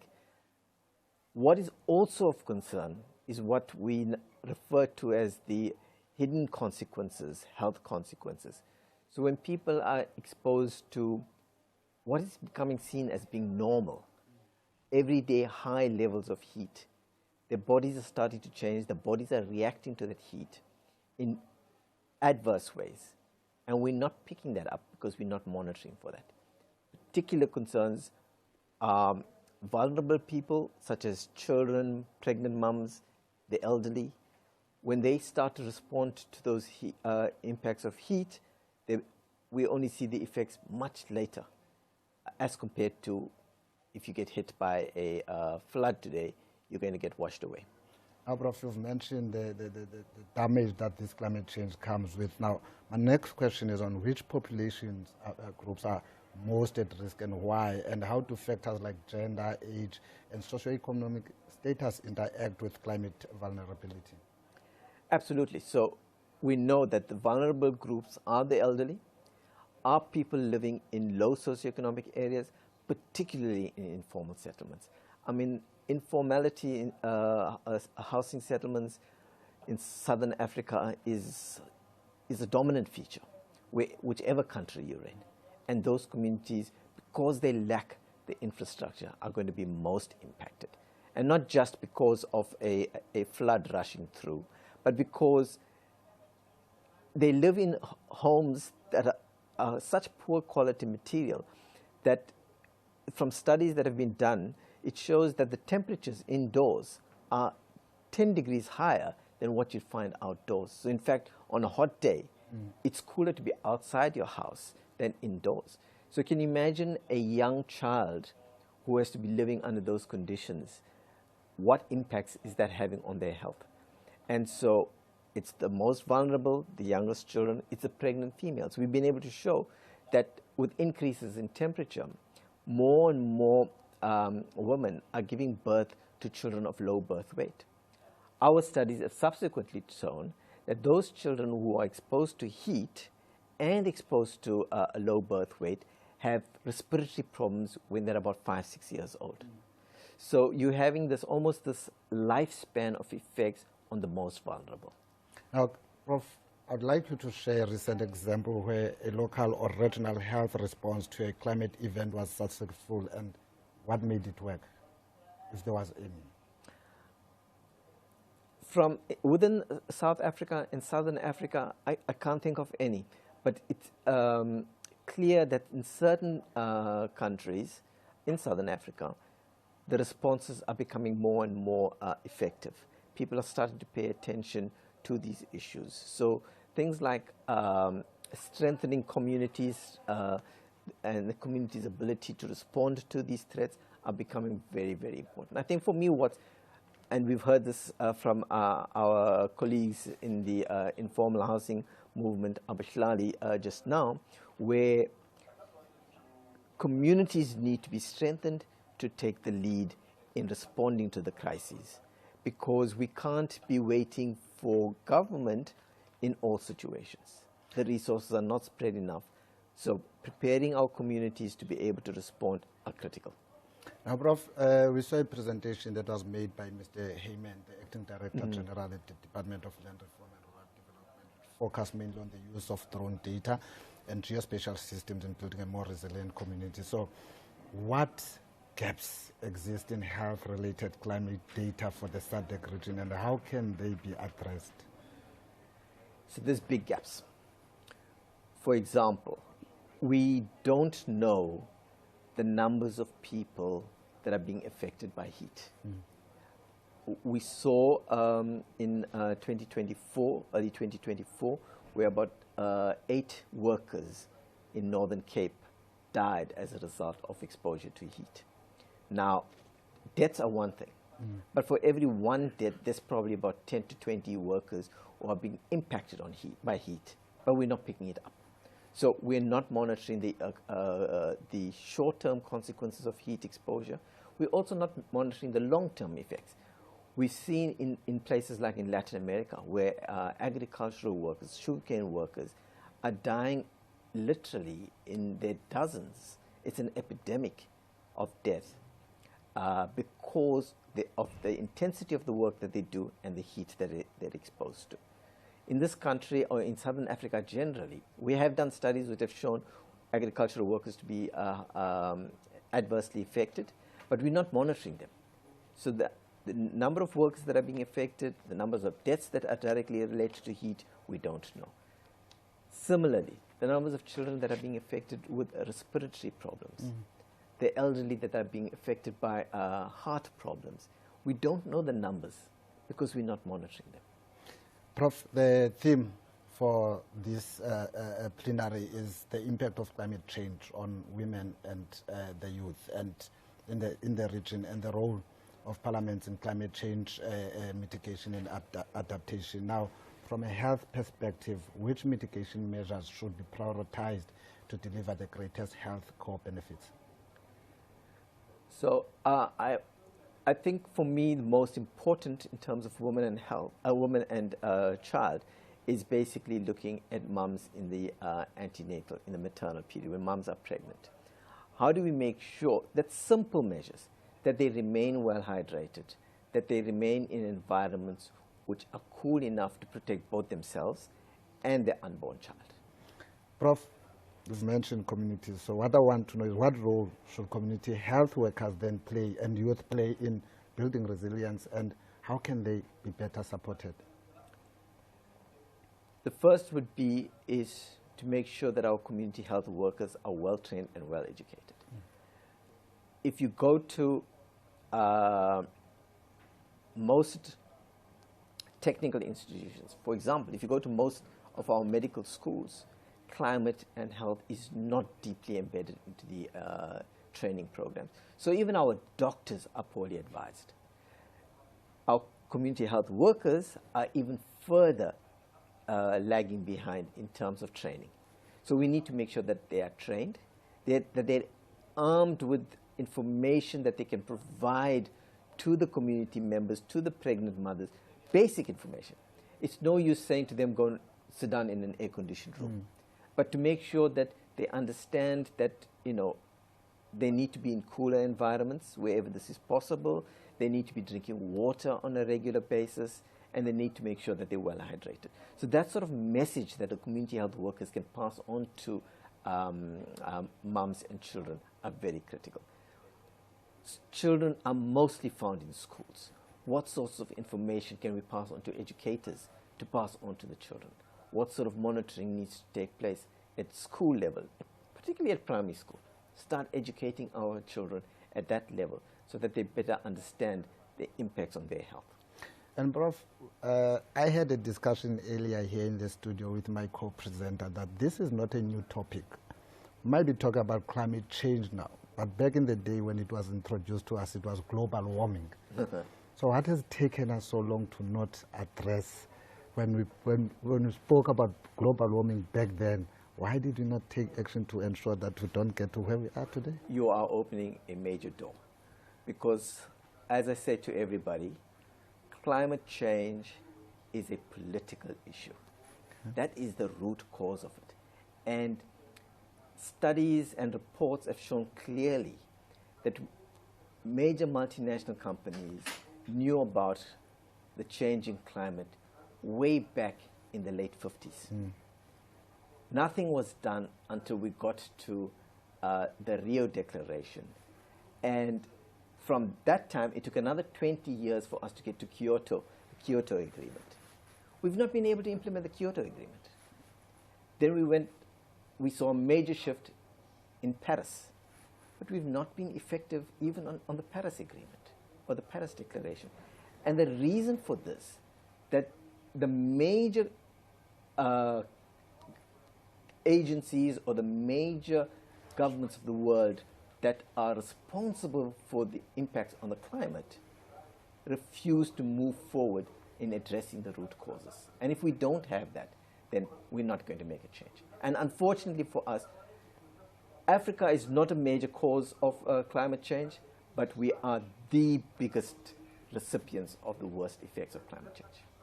Prof, before I let you go, what single piece of advice would you give to policymakers, practitioners, and the public to improve health outcomes in a warming world?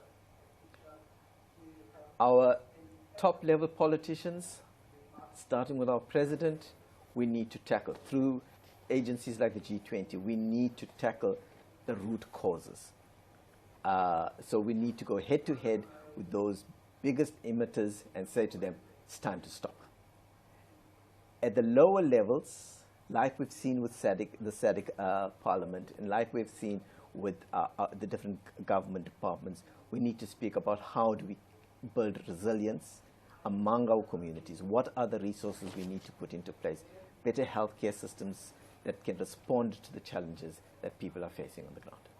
Prof, I'd like to thank you very much for taking time off your busy schedule to speak to us here on Parliament TV. Thank you very much. And we're also looking forward to having you more here in our studio.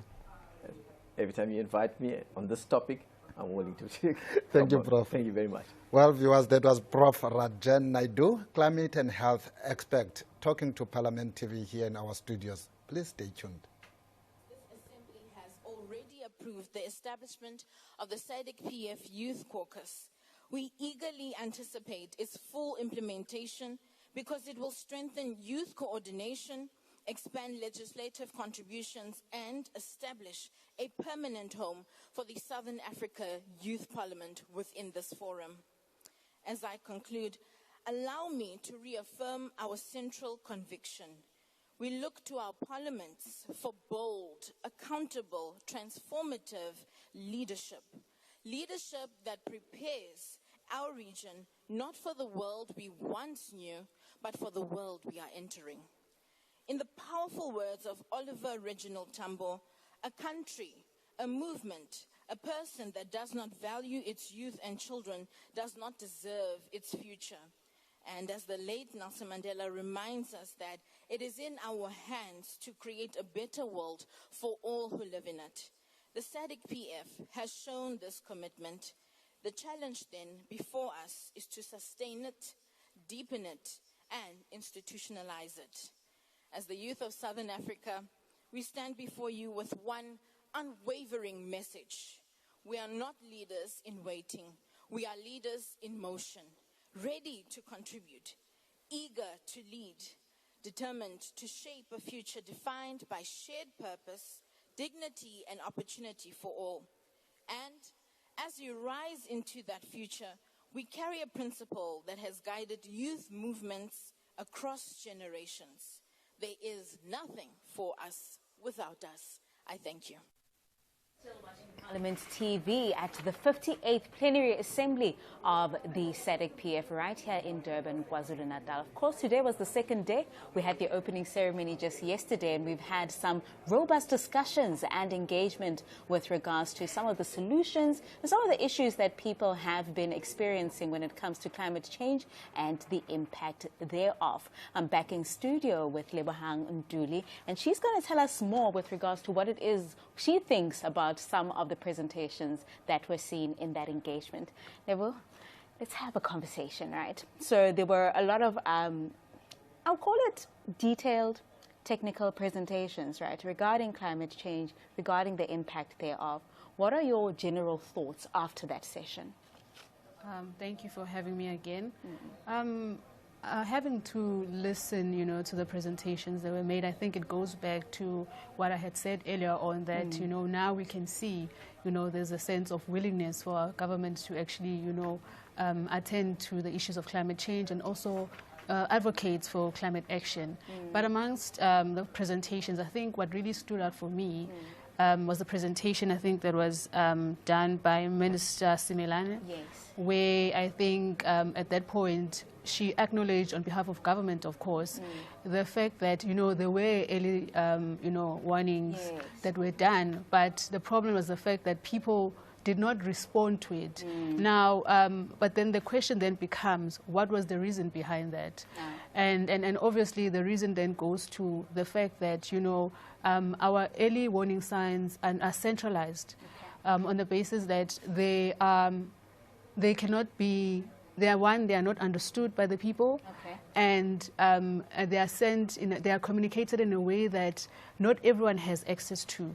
And that is why it's quite important that whatever it is that we do in terms of climate action, it's important that it's community-based. And I think and I think I did mention it even earlier in my response in the morning, that people are also creating their own early warning signs, where you find that, I know that in my community, I come from Tongat, so Tongat is climate change prone.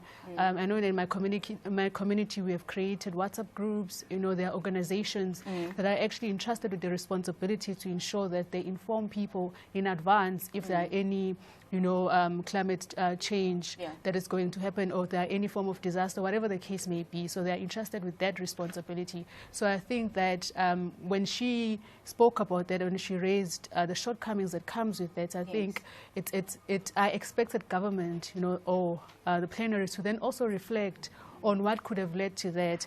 But also, I think another aspect that kind of disappointed me with the session was the fact that I think most of the solutions that are being tabled, they mostly focus on the formal economy. And I believe that majority of our women and our young people, and I think I did even mention it earlier on, is that because of the state of our economy and the fact that there's a high unemployment rate, you find that most of them are now involved in the informal economy, and they are prone to climate change, which means that whatever solutions that we bring to the table, we must also be able to, to address their issues. We must be able to ensure that they have access to safety nets. They, we ensure that they are prepared. They are able to adapt to climate shocks. Basically, those are the things that actually stood out for me. But I think in terms of how government handles these discussions, I think they did, reach my expectations. And of course, you're talking about the vulnerability, almost like a blind spot of these presentations that were made. In that regard, then, speaking about issues that government faces when they do take out those early warnings, as civil society, as advocacy groups, how do we ensure that then you play your role as well to get the public involved and to get active citizenship in ensuring that, like you said, in your area you have WhatsApp groups, but is that a message that is sent throughout, that is shared, that this is how things can be done? I think in terms of the civil society, I think there's so much that we are doing in the civil society space, beyond the WhatsApp groups that we have. I know that there are so many organizations that actually do capacity building and where they ensure that they educate their communities. I know that with my education, with my organization, there was a program that we did last year where we collaborated with one of the local radio stations where we used to go and educate, the community that listened to that particular radio station. So such initiatives they do assist, and I think that is why I said that when government wants to, implement climate action, they need to ensure that they introduce people-centered solutions. Therefore, it requires governments to then say, let me go back to the communities and find out what works for them. Because remember, not everyone proximity to information, and not everyone has access to digital information as well. They don't have access. I mean, there are people even in South Africa who don't even have data, who can't even afford data. Especially in the rural areas. Yes, exactly. So we also need to, and I know that with civil society organizations, we are still using the old ways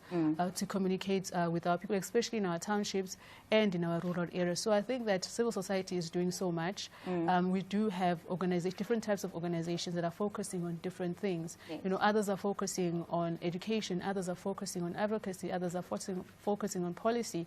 But there is something that's been done on a day-to-day basis to ensure that people, you know, are participating in these things. Now, of course, earlier, I'm sure you were watching, you had Minister Simelane, Minister of Human Settlements, and she mentioned that, yes, sometimes you are successful and you're able to get people out to vacate from an area.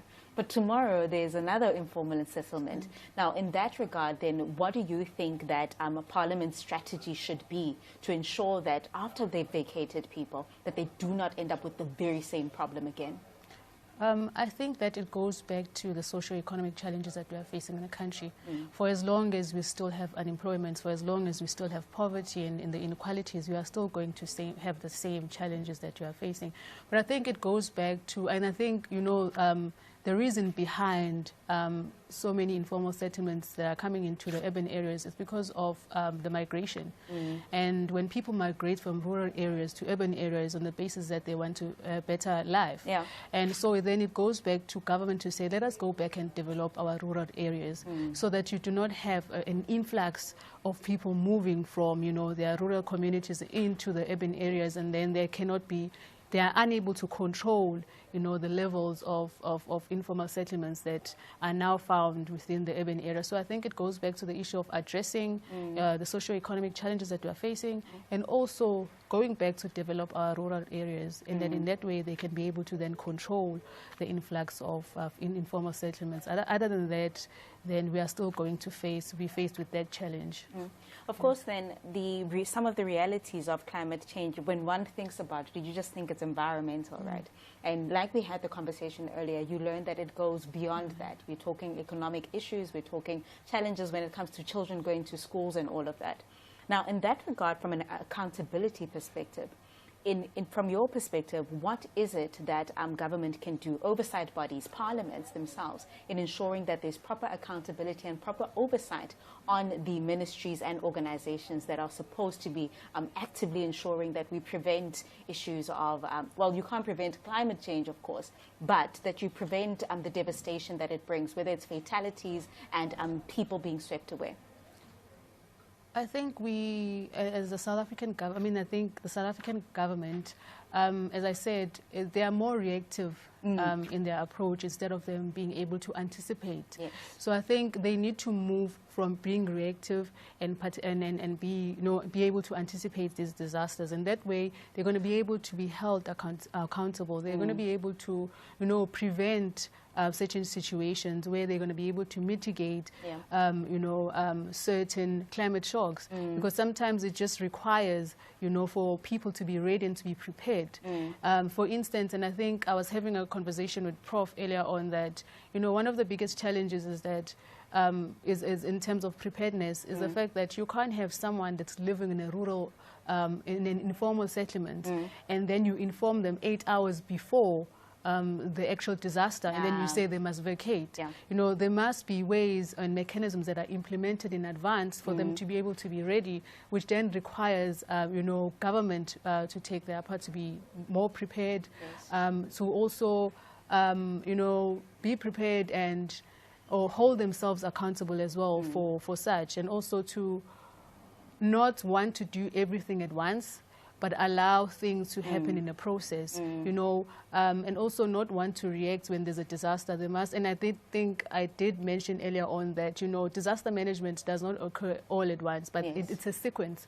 So you must be able to prevent a disaster before it even happens. There must be mechanisms that are always in place to ensure that you are ready for any form of disaster. And then during the disaster, there must be mechanisms that are in place, and also post the disaster on how you must be able to then implement whatever it is to ensure that you are able to recover from those disasters. So I think it's a matter of implementation. And also to just, be ready. Yeah. The state of readiness must be on point. And also always be able to translate your policies into practice. Yeah. Because you can have the greatest policies in the world, but if you are unable to translate them into practice, then what's the point of having policies? And do you think that is the overall problem throughout the SADC regions, that there is a disconnect between policy and implementation? Yes, I think so. Well, and that is said by Ms. Lebohang Ndudi, and she's our expert on climate change, giving us some insight on some of the blind spots that she felt were in the presentations during that 58th Assembly of the SADC PF. Now, we are going to be speaking to the Minister of Human Settlements, Ms. Thembi Simelane, who's going to be giving us some insights on the engagement and what it is that we can expect from the Human Settlements Ministry after this SADC PF. Stay tuned. Take care.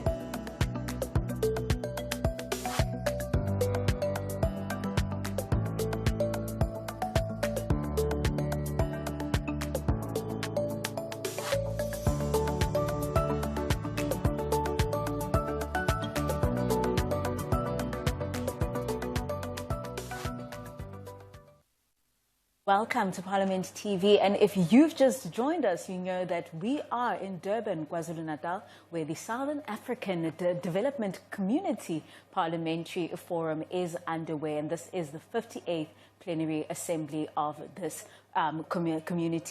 development community. And of course, we're talking high-level climate change issues, the impact thereof on women and youth, and of course, Parliament's role in ensuring that issues are prepared for and that we combat it. Now, of course, we cannot have this conversation without involving the Ministry of Human Settlements. And of course, we are joined by the Minister of Human Settlements, Ms. Thembi Simelane.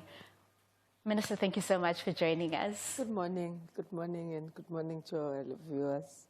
Minister, of course, this is an issue that touches on your ministry, at the heart of it, really. With that, with all the engagements that have been happening inside in the conference, the presentations that have been made, what are some of the challenges that Human Settlements has with regards to climate change and the disasters that come as a result? Well, thank you very much. One, I think the biggest challenge we have with human settlement is the weaknesses that our system as government, indicates in relation to spatial planning and good proper land use management. And we are using an intergovernmental relation system where we rely on municipalities to preserve land for us, where we could then, build houses and create human settlements for them. But because of the shrinking fiscus, it also creates a bit of people being impatient, right? Being impatient, they don't wait for the reclassification of land properly, and they go to areas and zones which are problematic, wetlands, riverbanks, slopes, etc., and they build. Yes. And mostly they build temporary structures, which are your shacks, any form of disaster in terms of fire or water, there's devastating outcomes. But the challenge should also be, what then are we doing about it in terms of our policy? And this session today, the 58th session of the Symposium, has highlighted the strength that South Africa has in particular in terms of early warning systems. We've escalated into the drone levels and very highly. In partnership with the Department of Environment, Science and Technologies, our human development, our Housing Development Agency, HDA, is assessing all our informal settlements, and not only informal settlements. Because remember, there are people, because of intensity of climate change, where it was okay in 1978 to build that house in a position where it is at. But with the growth and the increasing number of changes in our climate, then you may also be now be in a red zone. A red zone calling for us to relocate. And it creates another layer of problems. Of course. Because we become attached, correctly so and understandably, attached to where you grew up, your neighbors, your neighborhood, the love and care that raised you and your children, your mother, grandmother, and everybody. But also where your loved ones lie, where you have buried them, such that leaving them behind, it feels like abandonment. And our people feel very strongly when you even come in a preemptive manner to say, our studies indicate that you are now in a flood zone. And they will give you responses like, no, we've been here since 1970. In fact, my mom was born in this house before I was born. Of course. And therefore, I'm not going to be able to move. And lo and behold, floods come, and you now have disaster which goes with fatalities. Now, our emphasis this morning is more on risk mitigation. How do we mitigate that? But also, how do we enhance the process to be community-driven? That is why we have got NGOs like Abahlali Basemjondolo in attendance, community-led residential groups, which are on disaster, but also on the overall community care, because government can't do it alone. To say we need everybody else to be able to engage our people, even in terms of just knowing what is a disaster alert, why is it important, and what should be your response. Now, Minister, of course, you mentioned that the issue sometimes is that people are rooted where they live. And so it is difficult then, even when you do warn them, even when you do involve them, to get them out of places and explain that this is what's going to happen. In that regard, let's talk to the importance then of including climate change and the impacts thereof in schools and ensuring that children know what climate change is, what the possible impacts are. Is there a relationship between the different ministries and basic education in ensuring that these are things that are taught in school? More or less not at the basic level of education, but from higher education upwards. We are having our South African weather services as well, going to our schools at an introductory level of drone. If you can see what the Department of Environment is doing and demonstrating at this symposium in terms of our drone study, they are actually now able to retrofit how a flood occurred at the rate of how many, the level of water in terms of milliliters that would have poured down. And they are able futuristically to take any other river. We're currently doing all the mine tailings dam as it is. Where did we get that lesson? Jagersfontein in Copenhagen, where tails dam dislodged an entire community. Now, what we are doing, we then said, oh, okay, how many tails dams do we have in the country? Mines and whatever. And what is the study telling us in case there could be a burst, in what angle of the dam, who will be? And this informs us, for example, we have been planning a settlement in Kopanong, where Jagersfontein is. And the study of weather and environment said, no, you can't go that route of settlement. You'll rather go that route. Because we have mapped now the diameter and everything else of the tails dam. We have looked, even if it broke in various areas, who will be affected most. So building a new, in that way you are saving. Because if you do not, it means you are spending twice or thrice on one beneficiary, whose house is going to be handed over today, will be destroyed tomorrow, and then you're supposed to give other intervention. But we're introducing droning level at the high school level, where our learners now are going to be enticed. You know, it starts with the eye and fascinating the mind to say, you can be able to do that. But pairing also with our aviation system.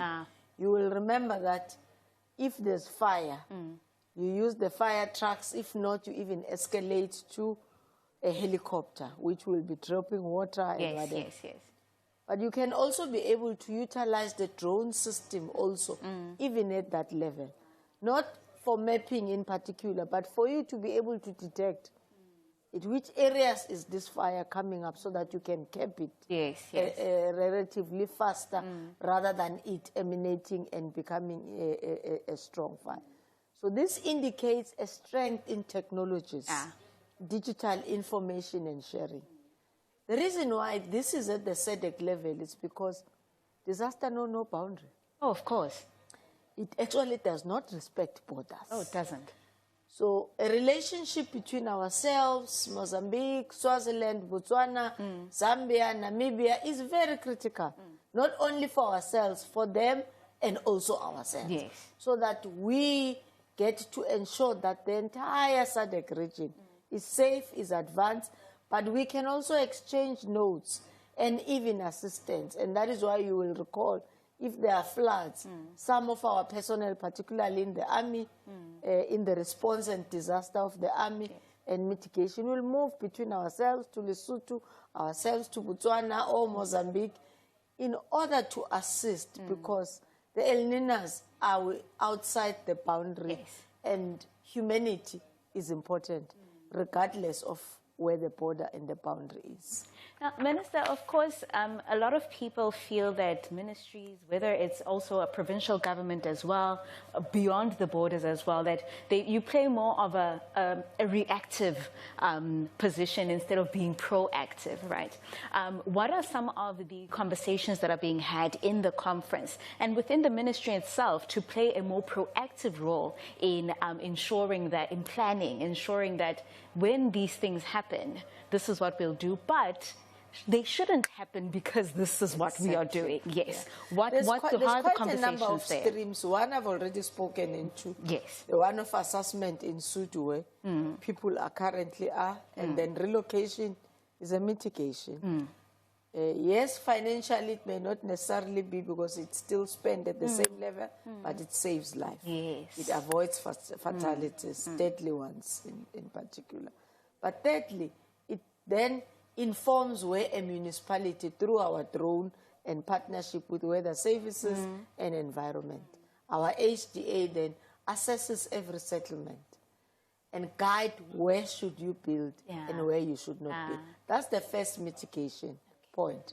But the second point is also at the education level of ensuring that a resident knows when and what is the meaning of a particular early warning system. It's a creation of an integration and collaboration between the streams of government in terms of working together to ensure that we plan together, we develop together, and we settle people jointly. Yes. That is why our risk mitigation strategy looks into where is a household as we speak, and in mitigation, where must it be in future.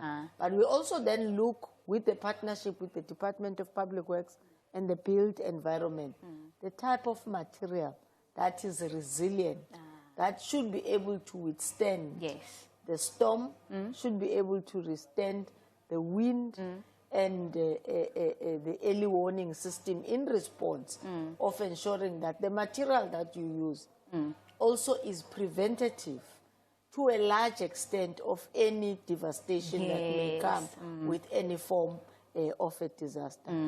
And that says to us, we now need to move in a space of innovative build technologies. What are other industries doing? How are they doing it? That is why there's, for example, Toyota in the house. They are leading also in the innovation in terms of how do they incorporate technology into the building and the manufacturing of their cars that could be resilient from one country to the other differently on the weather levels of that country. And Minister, of course, the focus is on climate change and the impact thereof on women and youth. Let's talk about the importance of public participation and active citizenship, right? Not only from women, not only from the youth, but from everybody, because I feel like climate change affects everyone.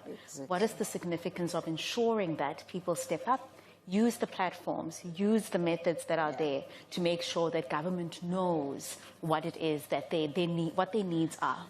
I think firstly, it's government establishing a system and communication protocols. And protocols, one tend to think of you can't communicate outside who and who know. Just to know that if you, in an informal settlement, when fire starts, what number should you call? How should you report? If you see something that could be hazardous, who should you engage? In more often than not, you get people saying, hey, we saw that gas tin, but we didn't think, it has always been there, and we never thought it could lead to a disaster today. So firstly is to create structures and systems. Then educate our people.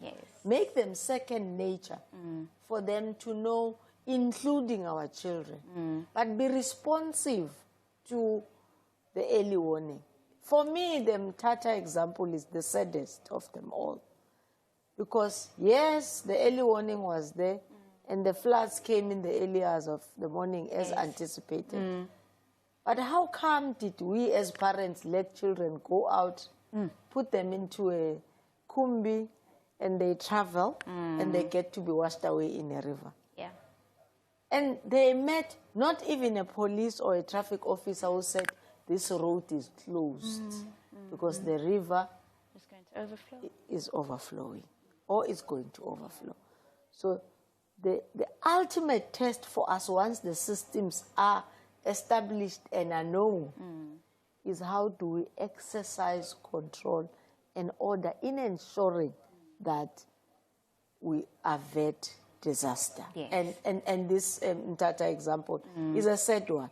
But community participation assists us in our people understanding that it is for their own good and the good of government, of course, that we preserve life for everybody else. And I think that is why community participation through our civic basic organizations, NGOs and community-led structures are part of this symposium to assist us to educate our people about the dangers of climate change.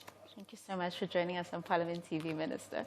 Thank you very much for inviting me. Have a great day. Thank you. An insightful conversation with the Minister of Human Settlements, Simelane, talking to us about what the Human Settlements Ministry is doing, some of the preventative measures, some of the reactive measures as well, ensuring that you are in the know with regards to what is happening in terms of climate change and how is it going to affect you in your community. Also ensuring that you also participate in active citizenship, go to the imbizos, go to the community meetings and ensure that information, the correct information, is passed through the systems and informed decisions can be made. Stay tuned to Parliament TV. We're still in Durban, KwaZulu-Natal at the SADC PF, the 58th Plenary Assembly.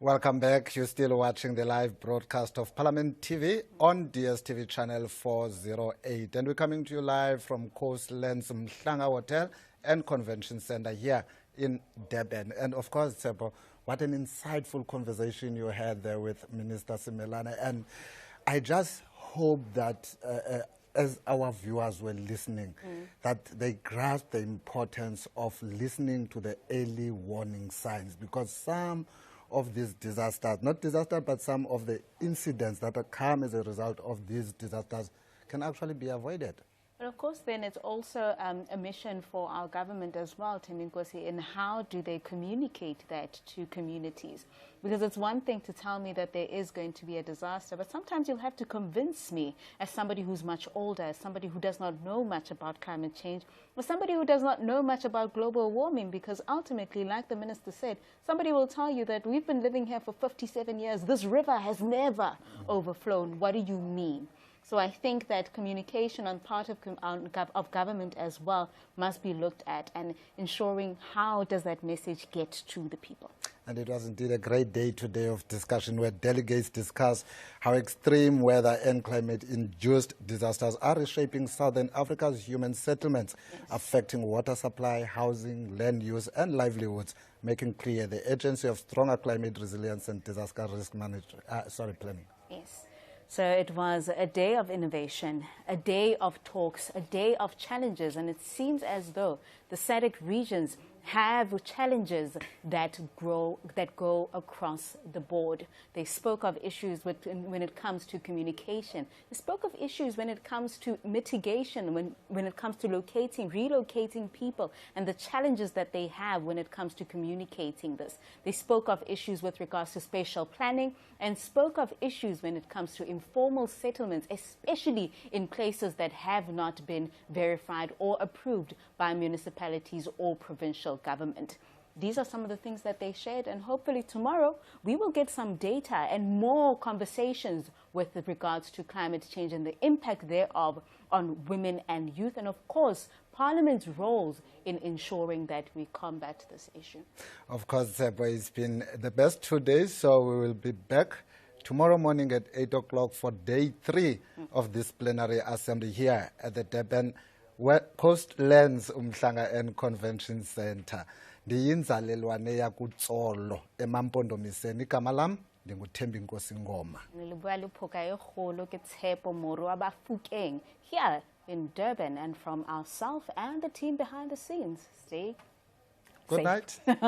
Bye-bye. From 13 November to 5 December 2025, Parliament of South Africa will host the 58th Plenary Assembly of the SADC Parliamentary Forum under the theme, The Impact of Climate Change on Women and Youth in the SADC Region and the Role of Parliaments in Climate Change Mitigation and Adaptation. For 5 days, speakers, members of Parliament and experts from across the SADC region will convene in Durban, South Africa, to move beyond debate to action, forging strategies, sharing best practices, and strengthening the various parliaments' collective power to pass laws, allocate resources, and hold governments accountable. The SADC PF is a regional interparliamentary body composed of 15 parliaments representing over 3,500 parliamentarians in the SADC region. The forum seeks to bring regional experiences to bear at the national level to promote best practices in the role of parliaments in regional cooperation and integration as outlined in the SADC Treaty and the Forum Constitution. Its main aim is to provide a platform for parliaments and parliamentarians to promote and improve regional integration in the SADC region through parliamentary involvement. Watch the 58th Plenary Assembly of the SADC PF on Parliament TV, on DSTV Channel 8, or through your YouTube streams at Parliament of RSA. Also, join the conversation on social media platforms using the hashtag 58SADCPF. For more information, visit Parliament's website at www.parliament.gov.za.